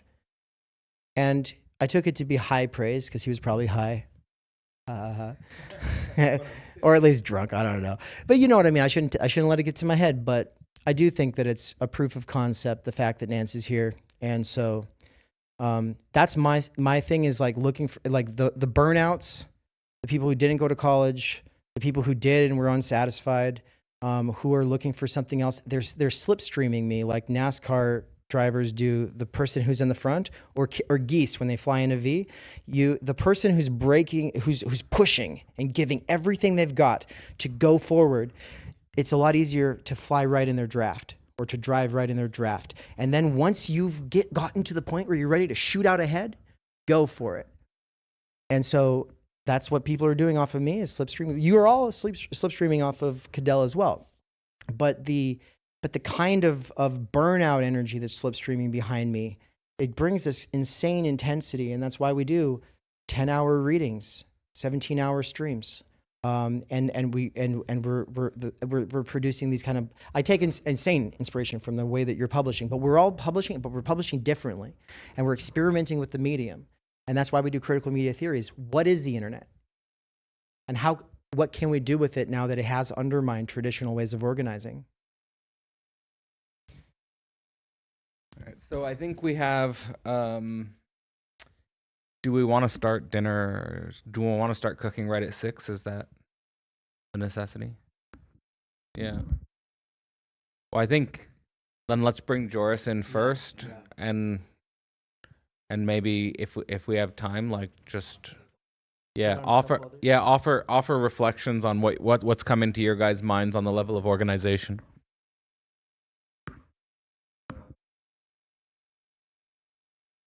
I'm more, to be honest, more interested in to hear Dark Renaissance reacting to this than my reaction, to be honest. Yeah. So let's wait for Owen. Before you leave. Yeah. Let's pass it to Raven then and Owen.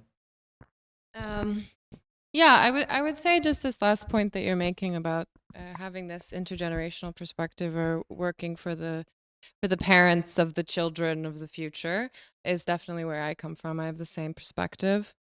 So for me, the orientation point is it's not about winning over or changing people who are already within their process. It's about finding the people who have this a similar constellation of existential interests and building an in-group. Honestly, I'll say I can beginning to get the shape of what you're talking about, which is like having very strong membranes around who's in and who's out. Because when you do that, then you can create an interior that has trust and loyalty. And the way that I do think about being on the internet, or I think about contemporary society, it is a war zone. And there's a lot, what you're talking about with the undermining of certain movements. This is happening all over the place. And clearly everyone is insecure across the board and playing status games. And in a market-based society, of which, the United States is, there's no security net. If you are outside of a community that can take care of you, you're really vulnerable. Like you have the street or you have the church. These are basically your options if you don't have a business or you don't have a family that can take care of you. Yep. So I think that, these I'm beginning to understand more of the mechanics of how you operate from what you just said, and I do really appreciate that. And I see resonance with how we're building and organizing because, Dark Renaissance. Would you want to? I want to ask you a question. Yeah, of course. So I feel like one of the and this is just, I feel like I'm working out this myself with you, is like, I feel like, and I'm not presupposing my ways better. Mm-hmm. I feel like Dave has stronger inside and outside boundaries than I do, and I have looser inside and outside boundaries. So what do you think are the pros and cons of having stronger versus weaker inside and outside boundaries, and where do you see yourself tending? Yeah. Well, I could just say for us in Dark Renaissance right now, we're very open. We're very, very open. Like we are working with boundaries and with in-group, but, and I would say that our core is quite in-group, and we're working slowly to build bonds in person. Right now we're kind of building a coalition or a little pod in Stockholm. But before we're building anything on top of that, like organizing an event or doing anything that's big picture, we're meeting in my apartment. And we're getting in the room together and we're actually engaging with one another. Because for me, I only want to grow as fast as trust is being built. I think someone mentioned that. Timothy mentioned that. And for me, it's because of this longer term perspective. If you have short-term growth mindset, you may get some things, but there's so much negativity that you get when you become popular. That you have to be prepared to take that on. And if you're too vulnerable, if your in-group is vulnerable, if it's open to defection, if the relationships aren't strong enough, then if somebody is being scapegoated, it's easy for that protective inner circle to also become corrupted. And, I do think we're facing a quite hostile and corrosive social environment. And when you stick yourself out, you are vulnerable. So it makes a huge, and then this is, we talked about this on Tuesday, but this is where the pair bond comes in, and where the couplings of pair bonds into a community come in. Because when you have that, when you have the family, when you have these structures, when you're able to gatekeep something of true value, these types of things, you actually have a position, a secure position within the social hierarchy, even if you end up with a tremendous amount of social negativity. And I personally don't think that, at Dark Renaissance, we're really there yet. We're in our 20s. We're quite vulnerable economically, socially. We're building up from what we have, from our mentors, from your network, from Bart's network, from like the people who have already been forging this path. We're trying to build on top of it and create bonds that are much deeper. But yeah, I think for us, I don't know. I think there's a lot of openness. I have a lot of openness. Like, if people want to talk about politics within our container, that's fine for me. I don't really care. But it's not where most of my identity lies. And I don't think that's where Dark Renaissance is going ultimately in our public-facing events. I think we're late, like, the event that we did in Gothenburg, because of we brought up the family, because we brought up sexual difference, because we talked about demographic decline. We were coded right-wing just by the audience. Like, that was just inevitability of the thing. But we didn't mention that any of that. It was just about bringing up the subject matter, that created that context. So I guess I don't know, like, do you want to kind of talk about anything in terms of Dark Renaissance? And we're doing this for Joris so that he can go and make dinner. And you've said a great amount. I mean, funnily enough, I spent a lot of time thinking and reading about the Renaissance. And and one of the things I enjoy reading about Florence in particular in the 14th and 15th century, as things were starting to get underway, was that you'd had this humanist underground that had been going since, say, the 12th and the 13th centuries, and then there's literally just small salons and symposiums being organized by artists and thinkers and people who are discovering Cicero and ancient writers and wanting to think about Plato as well, reading Plato, thinking about basically doing underground theory and underground art. But what was interesting is that in the context of Florence, it was a republic, and you had this whole political thing going on, and these merchant families and these bankers who were involved and actually saying, we're sponsoring this. This is going to be dope. And my God, I don't know if any of you have been to Florence, but it's staggering. It is beautiful. And Italy in general is filled with these monuments to the high aspirations of culture that are hundreds and some of them thousands of years old. And I wrote a paper a few months ago that I called Bitcoin Medicis. My argument was basically that actually there are a bunch of people in this world who have spontaneously made an insane amount of capital. And there's also people from the more traditional financial routes as well who have got a lot of capital. And there must be people who are willing to sponsor spiritual projects, artistic projects, philosophical projects. And I'm interested in finding out how to meet these people and how to form strong alliances with them. I enjoyed what you were saying. Actually, I've written it down on my hand on this paper about money and trust, and actually that when that clicked for you, that money was deeply connected to trust and how much you could be trusted. Fuck, that's something I need to sit on and meditate with deeply, because I think there's something to unlock there, basically. So that's I'd be interested to continue that conversation with you guys if there's anything, because it's fascinating to be here in Brussels, in an actual capital of finance, doing a symposium for the arts and philosophy. It's like that gives me a Renaissance boner. Yeah. I'll just maybe say at that point. I guess if we want to talk about intergenerational projects, I think I have a telos that's oriented and that like comes into every single environment that I'm in. So it's in Dark Renaissance because of that. But Dark Renaissance that's not necessarily something we've all agreed upon. I don't know where Dark Renaissance is going to go, and for me, that's not the thrust of the group. The group is built on the relationships. The relationships are primary. The signifier is something that, for the moment, has instrumental value. And it has meaning to organize around, but it is not where the identity is being hosted for me. And I'm very, very open to talking about this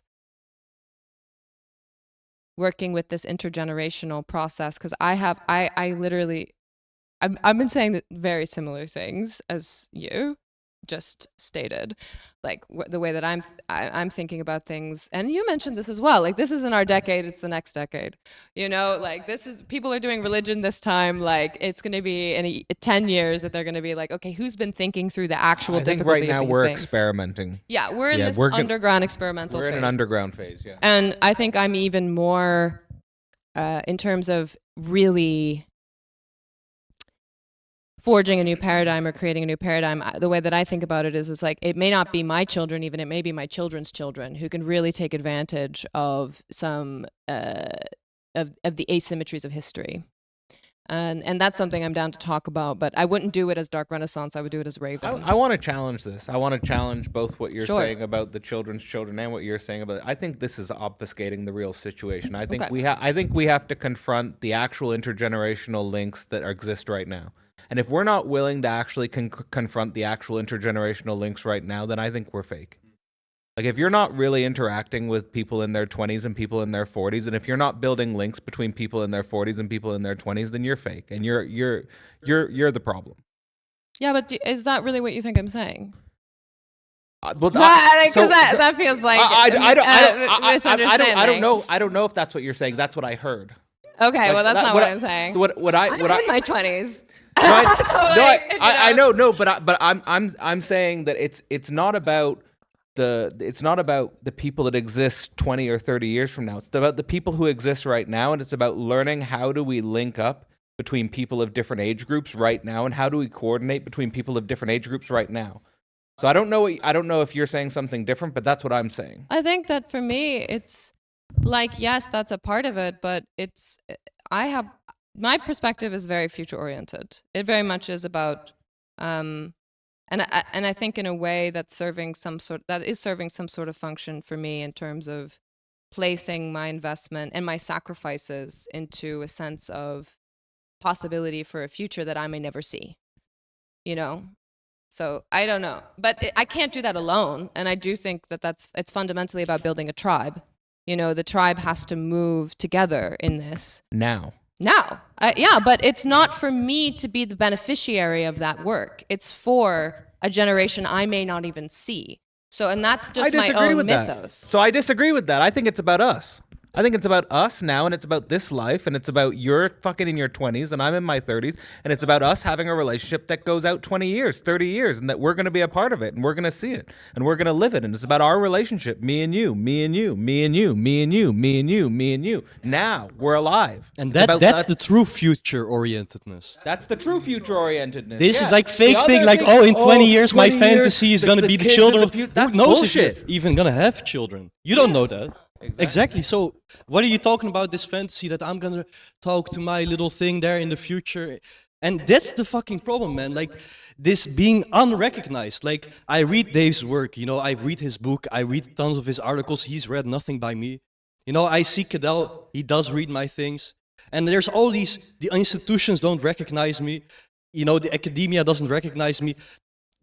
Older guys just are fucking intimidated by me and just don't recognize me and just lash out at me or ignore me and become mute. Like, this fucking weakness, man. And this, like, having to say, you know what you said about the underground? Oh yeah, we think it's either fads or naives.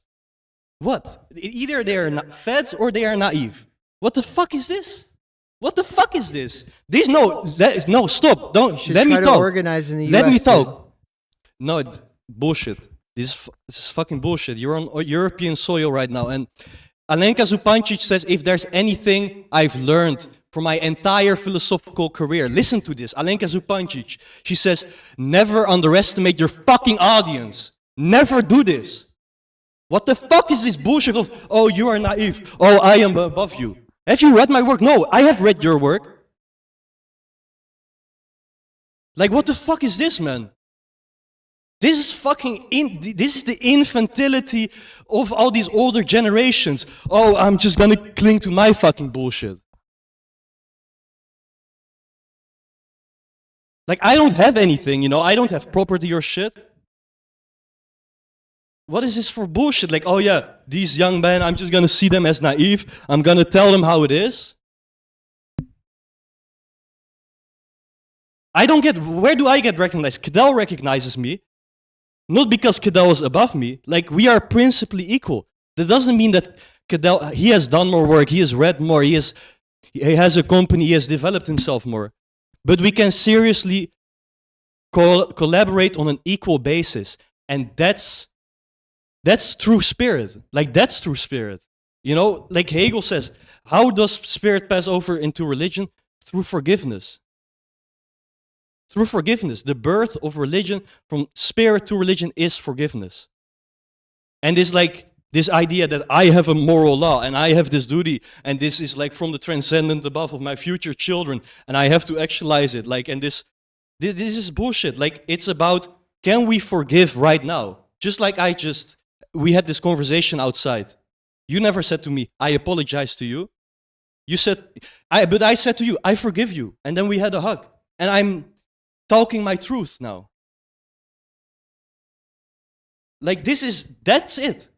Because if you didn't recognize me outside or didn't attempt to recognize me outside, but, oh yeah, he's just naive, he is young, you have not read my work again. You have not read my work. You have not read my work. So you don't know. How do you know if I'm naive then? You know? I don't think you're naive. No, you're the American idiot here. Like, That's right. Exactly. Like, you're on European soil, you know, you speak one language. You are naive on so many fronts that I'm not naive on because of my experience that you didn't have. So I'm willing to recognize that I am also naive. That's why I read your book and take it. You know, I'm not like writing some flimsy article critiquing it. I'm using the Timenergy in a serious manner too. I'm not, but can we like do this? You know, can we have this humility, you know? And I mean, I don't want to talk and go on a monologue on saying whatever, but this thing that Jordan Peterson says, like, hey man, maybe just shut up and accept that you can actually learn from letting the other person talk. Just, like, can we do this? Yeah, that's it. That's it for me.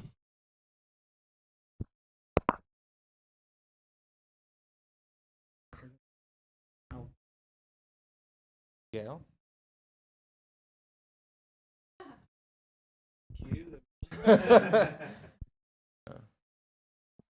Well, what was the question? Yeah, well, I think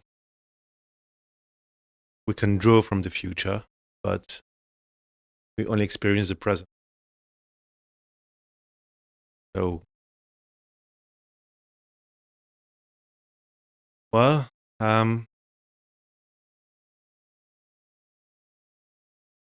I right now experience the passing of time and experience a lot of energy. So,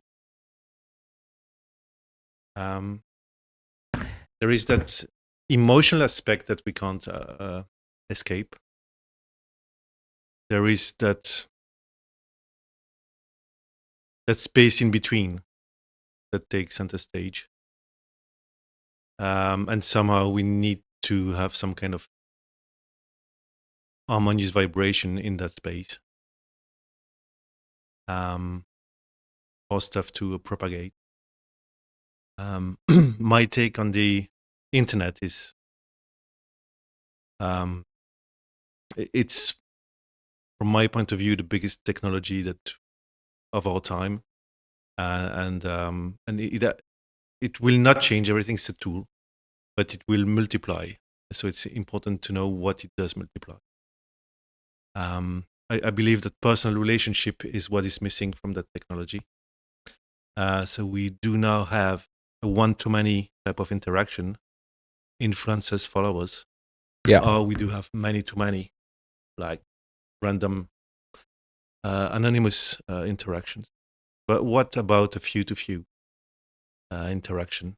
And so scaling at the speed of trust would mean for me that we can have both groups and networks, and boundaries become the main signifier as as something that connects to what it separates.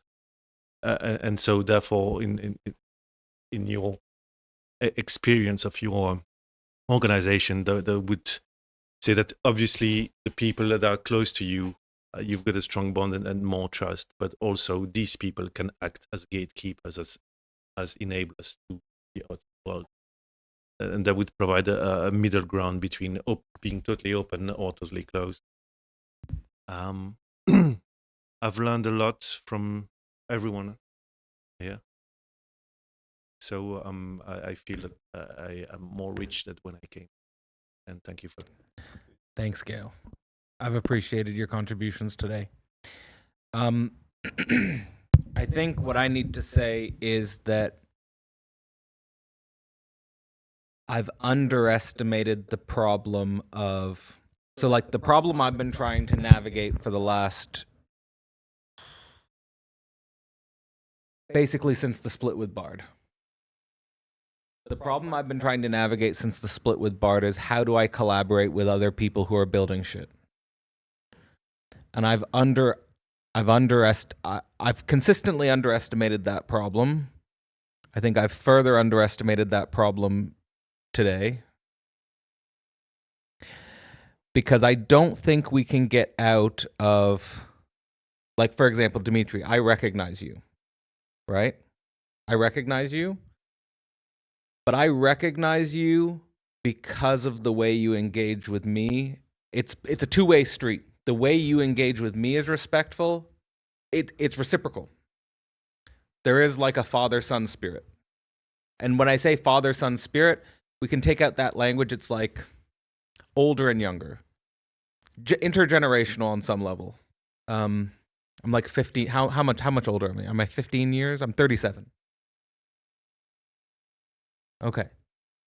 So I'm 13 years older than you. There are a lot of guys your age who consistently disrespect me. And I don't recognize them. I don't have time. It's not even that. It's that I don't have time to. And my life and my world is so complex that if the younger guy isn't coming into the container that I've built respectfully, then I can't share that respect back. So, and I really do think that energy between the generations, and it's abstract, and this is also the way, like, for example, Joris is older than me, or Peter Rollins is older than me, or Todd McGowan is older than me. Like, I try to model a relationship to them where I try to engage with them respectfully and hope that it's reciprocal. Sometimes it is, and sometimes it's not. But the key is that when we open the link between if we get the link between the generations right, something special opens up. There's a special energy that opens up. And if the link between the generations breaks, hell opens up. So I think, like, literally heaven and hell is at stake. Like, if the link between the generations breaks, hell opens up. If the link between the generations works, heaven opens up.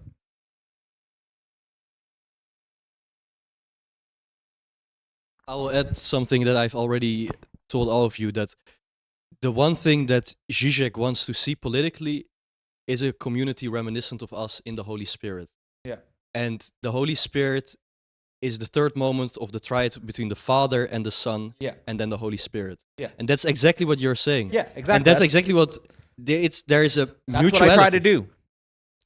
So I agree, and like I'm gonna say it again. I'm gonna say it again. Like Alenka Zupancic, like listen to the naive younger guy who's telling you your master, what she is saying. Like you need a younger guy to tell you what the older woman is saying to you. Never underestimate your audience. And you know what this means for me? This means for me that I can have a better philosophical conversation with like just some dude I randomly met, like maybe my barber, maybe some random person on the street, than these snobbish academic PMC, who you are also against. And this high-standing, arrogant looking from you to below. Like, no, like, fuck that. If I meet some guy like here in Brussels, we had a conversation, it was like there was a philosophical value to that. And for me, that's life, like philosophy as a way of life, exactly like the Greeks were speaking about it. You can have a deeply philosophical conversation by just being open to each other. That has more value than talking about whatever bullshit kind of abstractions. And if we don't retain the humility to have this kind of spirit, that's not philosophy. You know, Socrates. That's not the spirit you talked to me last night with. I didn't talk with you last night. Tuesday. Look, what I'm saying is that Socrates is only imposing his own ideas when someone asks him. And I am suspicious of this idea that, you know, we have to impose abstractions from above in this convincing kind of manner. And that's not philosophy. That's not philosophy. Whenever you move, I mean, we're all future-oriented. But if we are going to derive, like, the present from the future, we're lost. Like, this is the irreconciled discord, the split within oneself. That, like, you can see it in German idealism. Like, Hegel wants to reconcile philosophy. Heinrich Heine works with this. You see this with, you know, Marx, like, going back to Kant and, like, moving that split on. Like, these are the six. And these people, like Heinrich Heine, was at the lectures of Hegel. Heinrich Heine and Marx, like, they were not the parents of the children of whatever. Like, if you take a look at the 19th century and the 20th century, how it developed, it's, like, directly relational in this intergenerational sense. Like, these people knew each other. And these are the stakes, you know. Look, if you look at the history of how German idealism has been taken, you know, we are lucky to get the Žižekian interpretation. Like, what? No, I'm serious. Like, if you read the letters between Schelling and Hegel and see how Hegel was seen as a virus, Schelling was installed by the state to speak against Hegel. Like, I'm not Fichte. No, I know. I read your stuff. They're like there. Just a sec. I'm gonna. Here, dude. I don't care. I don't trust you. You haven't built that. It's not there. You haven't read jack shit. I don't need to. Yeah, that's the stance. That's the stance. Hold. The relationship has not been built yet. Hold on a sec, guys. Hold on a sec, guys. Hold on a sec, guys. Okay, so just let me say something quick. Okay, so when I was starting to build.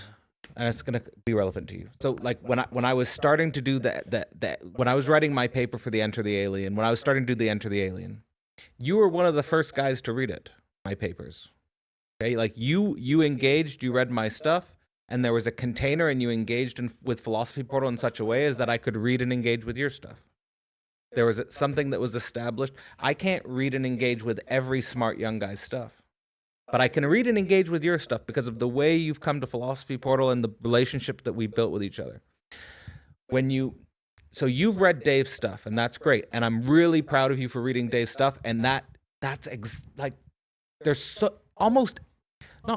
like everything you do, I respect. Everything you do, I respect. The fact that you came here and you read Timenergy, I really respect that. But Dave hasn't had time to read my shit yet. But I'm saying, like, Dave's got so much on his plate. Like, to run and do the organization that Dave's doing, like, I know because I'm building Philosophy Portal, it takes so much time and energy to do that. Right? There's so many, like, Dave has students, he has to read their stuff, and he's got students, he hasn't had time to read their stuff, so he's got to get an editor, and you've got a writing special, and he's really doing the work to get writing specialists, to get the system set up. The point is that if you took a Theory Underground class and you engaged with Dave over the course of 2 years, then he would be able to set up the mechanisms where he could read and engage with your stuff. Right, so there's all these complex systems, and now the crucial thing is that I know how, I know what it's like to be the student, and you just want the teacher to read and recognize your shit. I was there, like, you know that shit, like when Francis would never read my shit, and how pissed I was when Francis never read my shit, right, and how painful that was for me, and it destroyed me.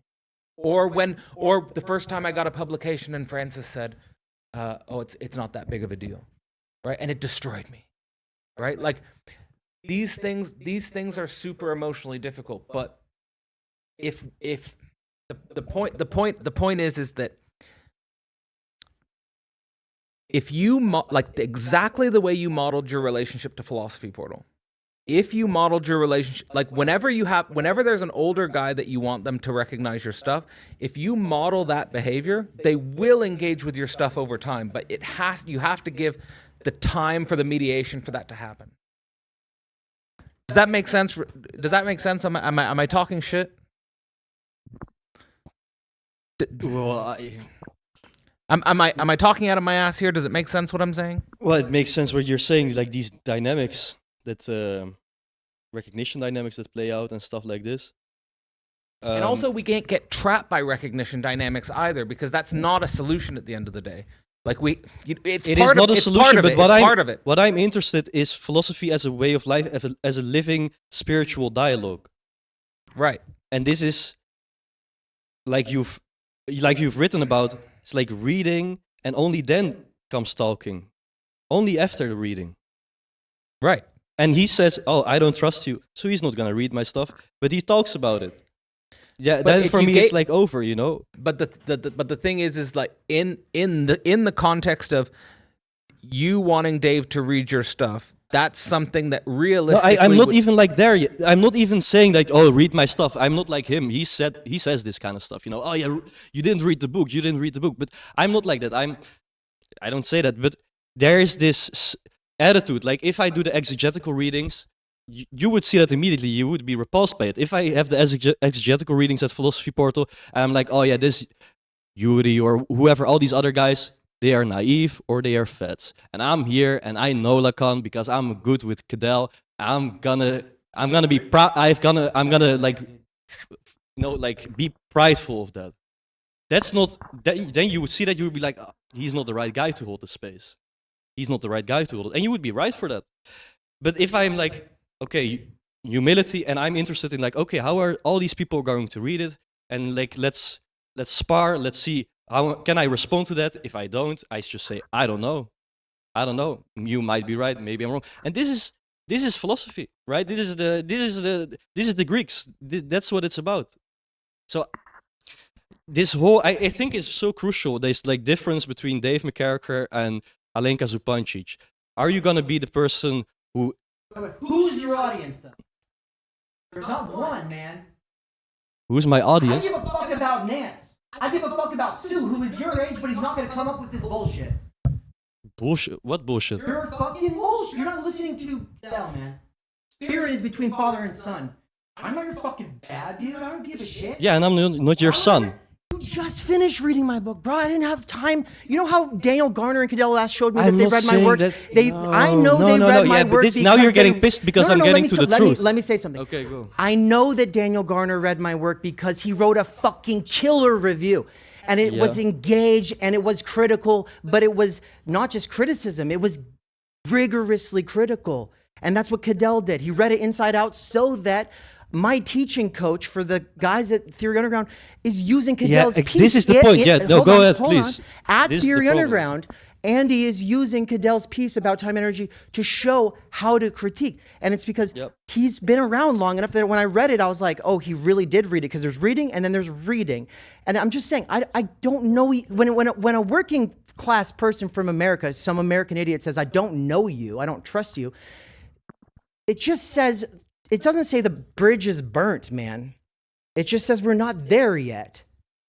It's rapey to fucking come across. Yeah, no, but and the thing is, look, I get that you came all the way here. You dropped 70 euros to come here. I get it. That's a big deal. That's some friction. This is friction. You're up for it. You're here for it. I respect that. I do respect that. The fact that you're still here for this, that you did come back. But man, like, if you pulled this together and I spent the 70 euros to come see you and you'd spent the $6,000 to do this tour, yes, I would have read your work before I was here. And this is the difference, because it's not about reading my work or not reading my work. It's a difference in attitude. It's a difference between this the Zupancian stance of my audience. Which audience? You know, Nance has next. Daniel Garner. You know what Daniel Garner said, man? The recent podcast with Cadell, Daniel Garner said this. He said it was the best conversation on political philosophy he ever heard in his life. You said his praise is cheap. No, I didn't say his praise is cheap. Okay. My impression is wrong. I love Daniel Gardner. I made a song for him. You said that You too. know, I know you said that too. like My impression was wrong. I read Daniel Gardner. Like I love him because he has like the immense amount of humility he has. Yes, I said it, and I also said that Daniel Gardner is my audience, and he says that that podcast with Cadell that I had was the best conversation on political philosophy that he ever heard. And that's why I reject this type of attitude that says, "Oh, my audience is naive." So you won his respect. Good job, man. No, that's not what it's about. It's not about, finally Daniel Gardner is there, so he's below me, and I can get to tell Daniel Gardner how things function. No, Daniel Gardner is a fucking genius. I love him because I esteem him, because I see him as like one of the guys that I want to model. Like I want to model Cadell, like I want to model Raven, like I want to model Gil, you know? Like I want to model also Owen, you know, or like Joris. Like I see all the beautiful things that people are making happen. And I don't want to model this attitude of looking down on the presumed naivete of the audience. I don't want to do this. And it's right there. It's not about It's reading. not okay for us to say we're all naive and we're all idiots. That's not okay with you. It's No, not okay. that's like an obfuscation Then you of what just I'm wouldn't trying like to the get people at. at Theory Underground, dude. It's fine. What do you But say? You just wouldn't like the people at Theory Underground, but we're a bunch of fucking idiots and we're all okay saying it. But you're not okay saying it. That's fine. No, That's I'm fine. saying you are So using why this. are we still No, this talking is because this is a rhetorical device that's like obfuscating what I'm getting at. Yeah, let's cut this bullshit.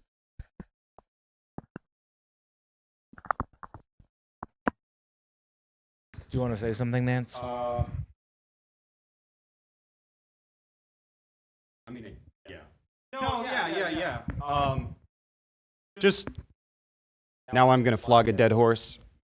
Yeah. So, just this naivety. You're a Fed or you're naive. That came up specifically in the context of people trying to organize. It's not about learners. Yeah. So Theory Underground is engaged in. I just wanted to say that the quote about naivete and the Feds was about they could have a revolution. Yeah. It's just about internet activism. That's all it was. That's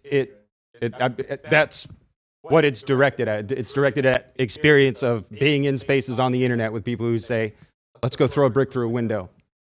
Let's go fucking demonstrate. Let's do this. Let's build a Maoist organization." That was the context of that comment. It wasn't about relationships and learning and shit like that. The relationships and the structure of Theory Underground is more militant or is more concerned with hierarchy because, from my perspective, as an older man with 7 children and a dead wife and bills and debt and all kinds of bullshit going on, I don't have the time to share space with me at 24 years old when I was a 24-year-old anarchist. I don't have the time to share the space with that. So I want to go and I want to have a relationship where it's clear that we're going to read and we're going to develop, and I can go do independent development. And it's just different approaches of organizing learning structures is all it is. It's not about personal, like it's not about any of that shit. Like coming to Theory Underground, you kind of divest yourself of your identity and just say, I'm not here for any of this extra shit. I've got my own shit going on. And I don't know, man. I like a lot of what you said. And thank you for contributing. So. Thank you, and I hope that what you said is right, that it's a contextual thing. And we should talk more, actually. So your point about the naivete and the Feds thing, what I heard Dave say was that correct me if I'm wrong, Dave. So what I heard Dave say was that when people are organizing on the internet and they think that they can do a revolution on the internet, that they're either Feds or naive. And like I think I would make sense of that in the context of the reason why I think it's important to do the virtual physical loop, the online physical loop, is because if we just stay online, then we are naive to think we can do a revolution just online. Like it takes doing this. I want to clarify for the feds out there who are watching me. I just want to say, no, I'm just joking, but I do. Shout out to the feds. Shout out to the feds. It's like the Jacobins killing each other before they like. But I do want to say, establish like, higher, it's not like, authority. my issue is not that the revolution cannot be organized on the internet. I said anyone who says they want to organize the revolution on the internet, right? And so the point is like it's the CIA reporting apparatus, which means that they're trying to get you to come out and say these things, or they're not aware of what it is and how it was built by DARPA to counter communism. And it's the reason that the Cold War, we say it ended, no, it turned into the internet. It's done. It's done. We lost. And that's that, but that's all I'm saying. And so, but like it's, I'm not saying it can't be done through hybrid but that's not what we're doing. We're not radical. We're not revolutionary. We could say we're militant, blah, blah, blah, but we like to always do the little disclaimer. We're not those guys. Like those guys are maybe going to succeed, maybe not, but they will not be any the poorer for us going and doing our own thing. They wouldn't want us there. And that was what I was trying to say about the person on that education committee. She was like, no one needs to learn theory. And then the person at the PSL, the Party for Socialism and Liberation in Boise, the leader of that organization said, Marx read Hegel so we don't have to, Lenin read Marx so we don't have to, and then Stalin read Lenin so we don't have to, and then Mao read Stalin so we don't have to. Viva la revolution. Literally, that was the quilting point of like a 3-hour conversation. And I was like, cool, man, that's why we're not going to be able to collaborate with theory, for sure. And it is kind of just like, if you succeed and if it causes good, then carry on. And that's how, and I'm not saying that's you. I'm saying that's this hypothetical person who I said is either naive or a fed. Look, man, they might just be like, they might be right, but that's not going to be my leading assumption. That's what I mean when I'm talking about those kinds of people. Yeah. Yeah, let's close. Close it out. Final thoughts?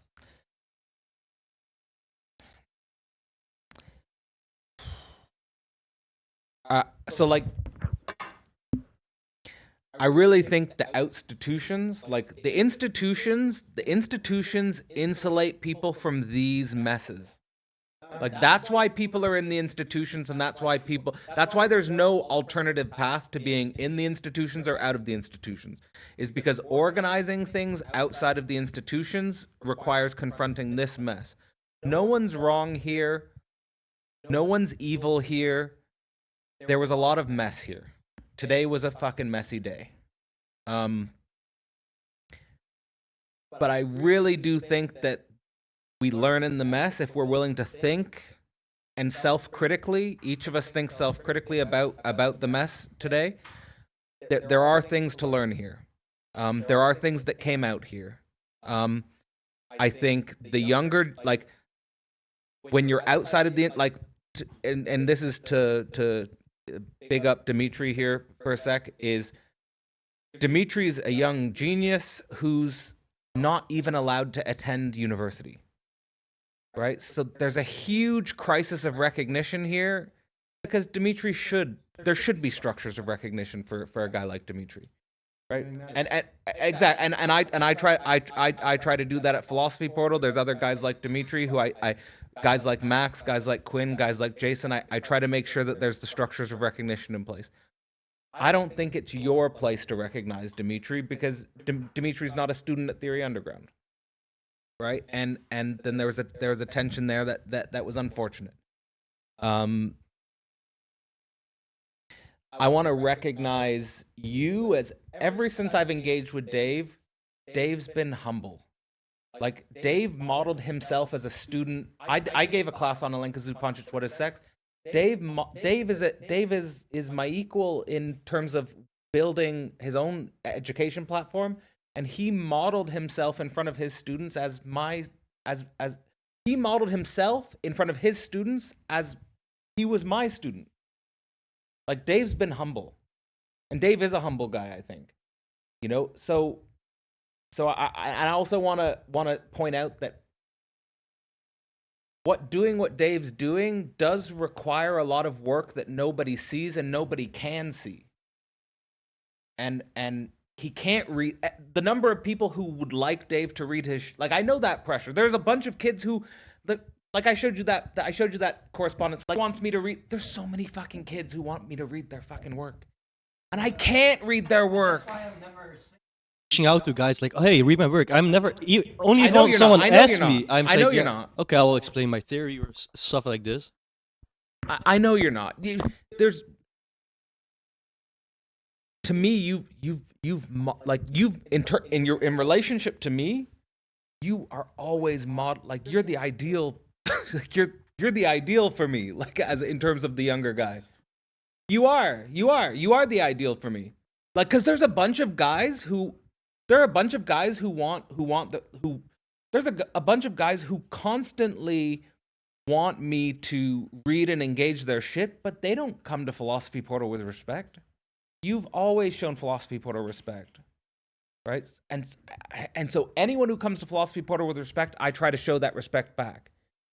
And that I think is like, apart from you and me and apart from that dynamic, getting that intergenerational link right does open heaven.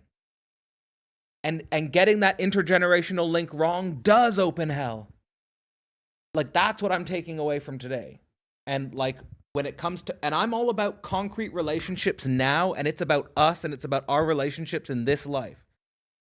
And when it comes to the relationships I'm building, and just because I'm building a relationship with an organization, that doesn't mean other people have to build the relationships with the organization. But for me, like the way I try to be with Dave, I care about the future of Theory Underground and Dave's project. I care about the future of Dark Renaissance and your projects.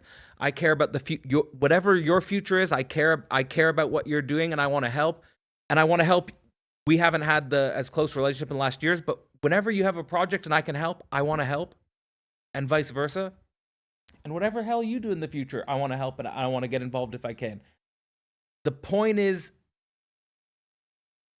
can we build projects inclusive of these intergenerational dynamics, which do bring up our own impotence and fragility, because we're always going to carry that hurt child inside of us that wants either the safety of the mom or the recognition of the father and all these things. And then our own capacity to, even though we're like Lacan says, love is giving what you lack or whatever. Love is giving what you don't have. To be like I hope the relationship that you've built with me is in 10 years a relationship that you can model to someone who's going to be 23 in 10 years and needs that, right? And I hope you've learned that from this, right? And that's what it's fucking about. It's about this life and these relationships and these intergenerational. And I hope you learn today, and I hope you learn today, and neither of you are wrong, and neither of you are evil, and it's going to be okay. And let's eat. Thank you. Thank you to you guys for all. Thank you. Thank you. Yes. We cannot do direct revolution, but the only way to lay the foundation for it is to do what you are doing to move the underground. It's a theoretically correct title.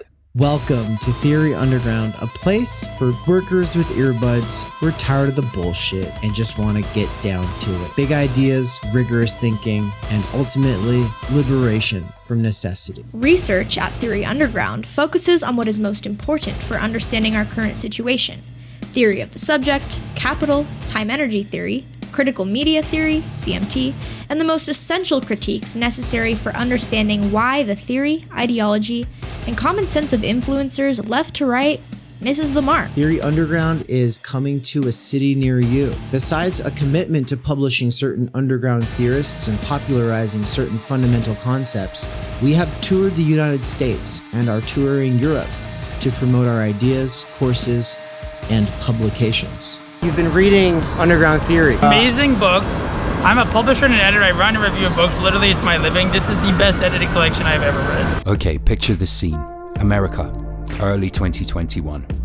An Amazon warehouse worker arises from the emerging underground theory internet scene to create spaces for untimely topics and concerns that are too often neglected or kept in isolation today. Joined by a revolving cast of underground theorists, academics, and critics, he establishes what will become Theory Underground, a teaching, research and publishing platform by and for working class intellectuals, autodidacts and academics who want to do more than they're able to do within the confines of academia.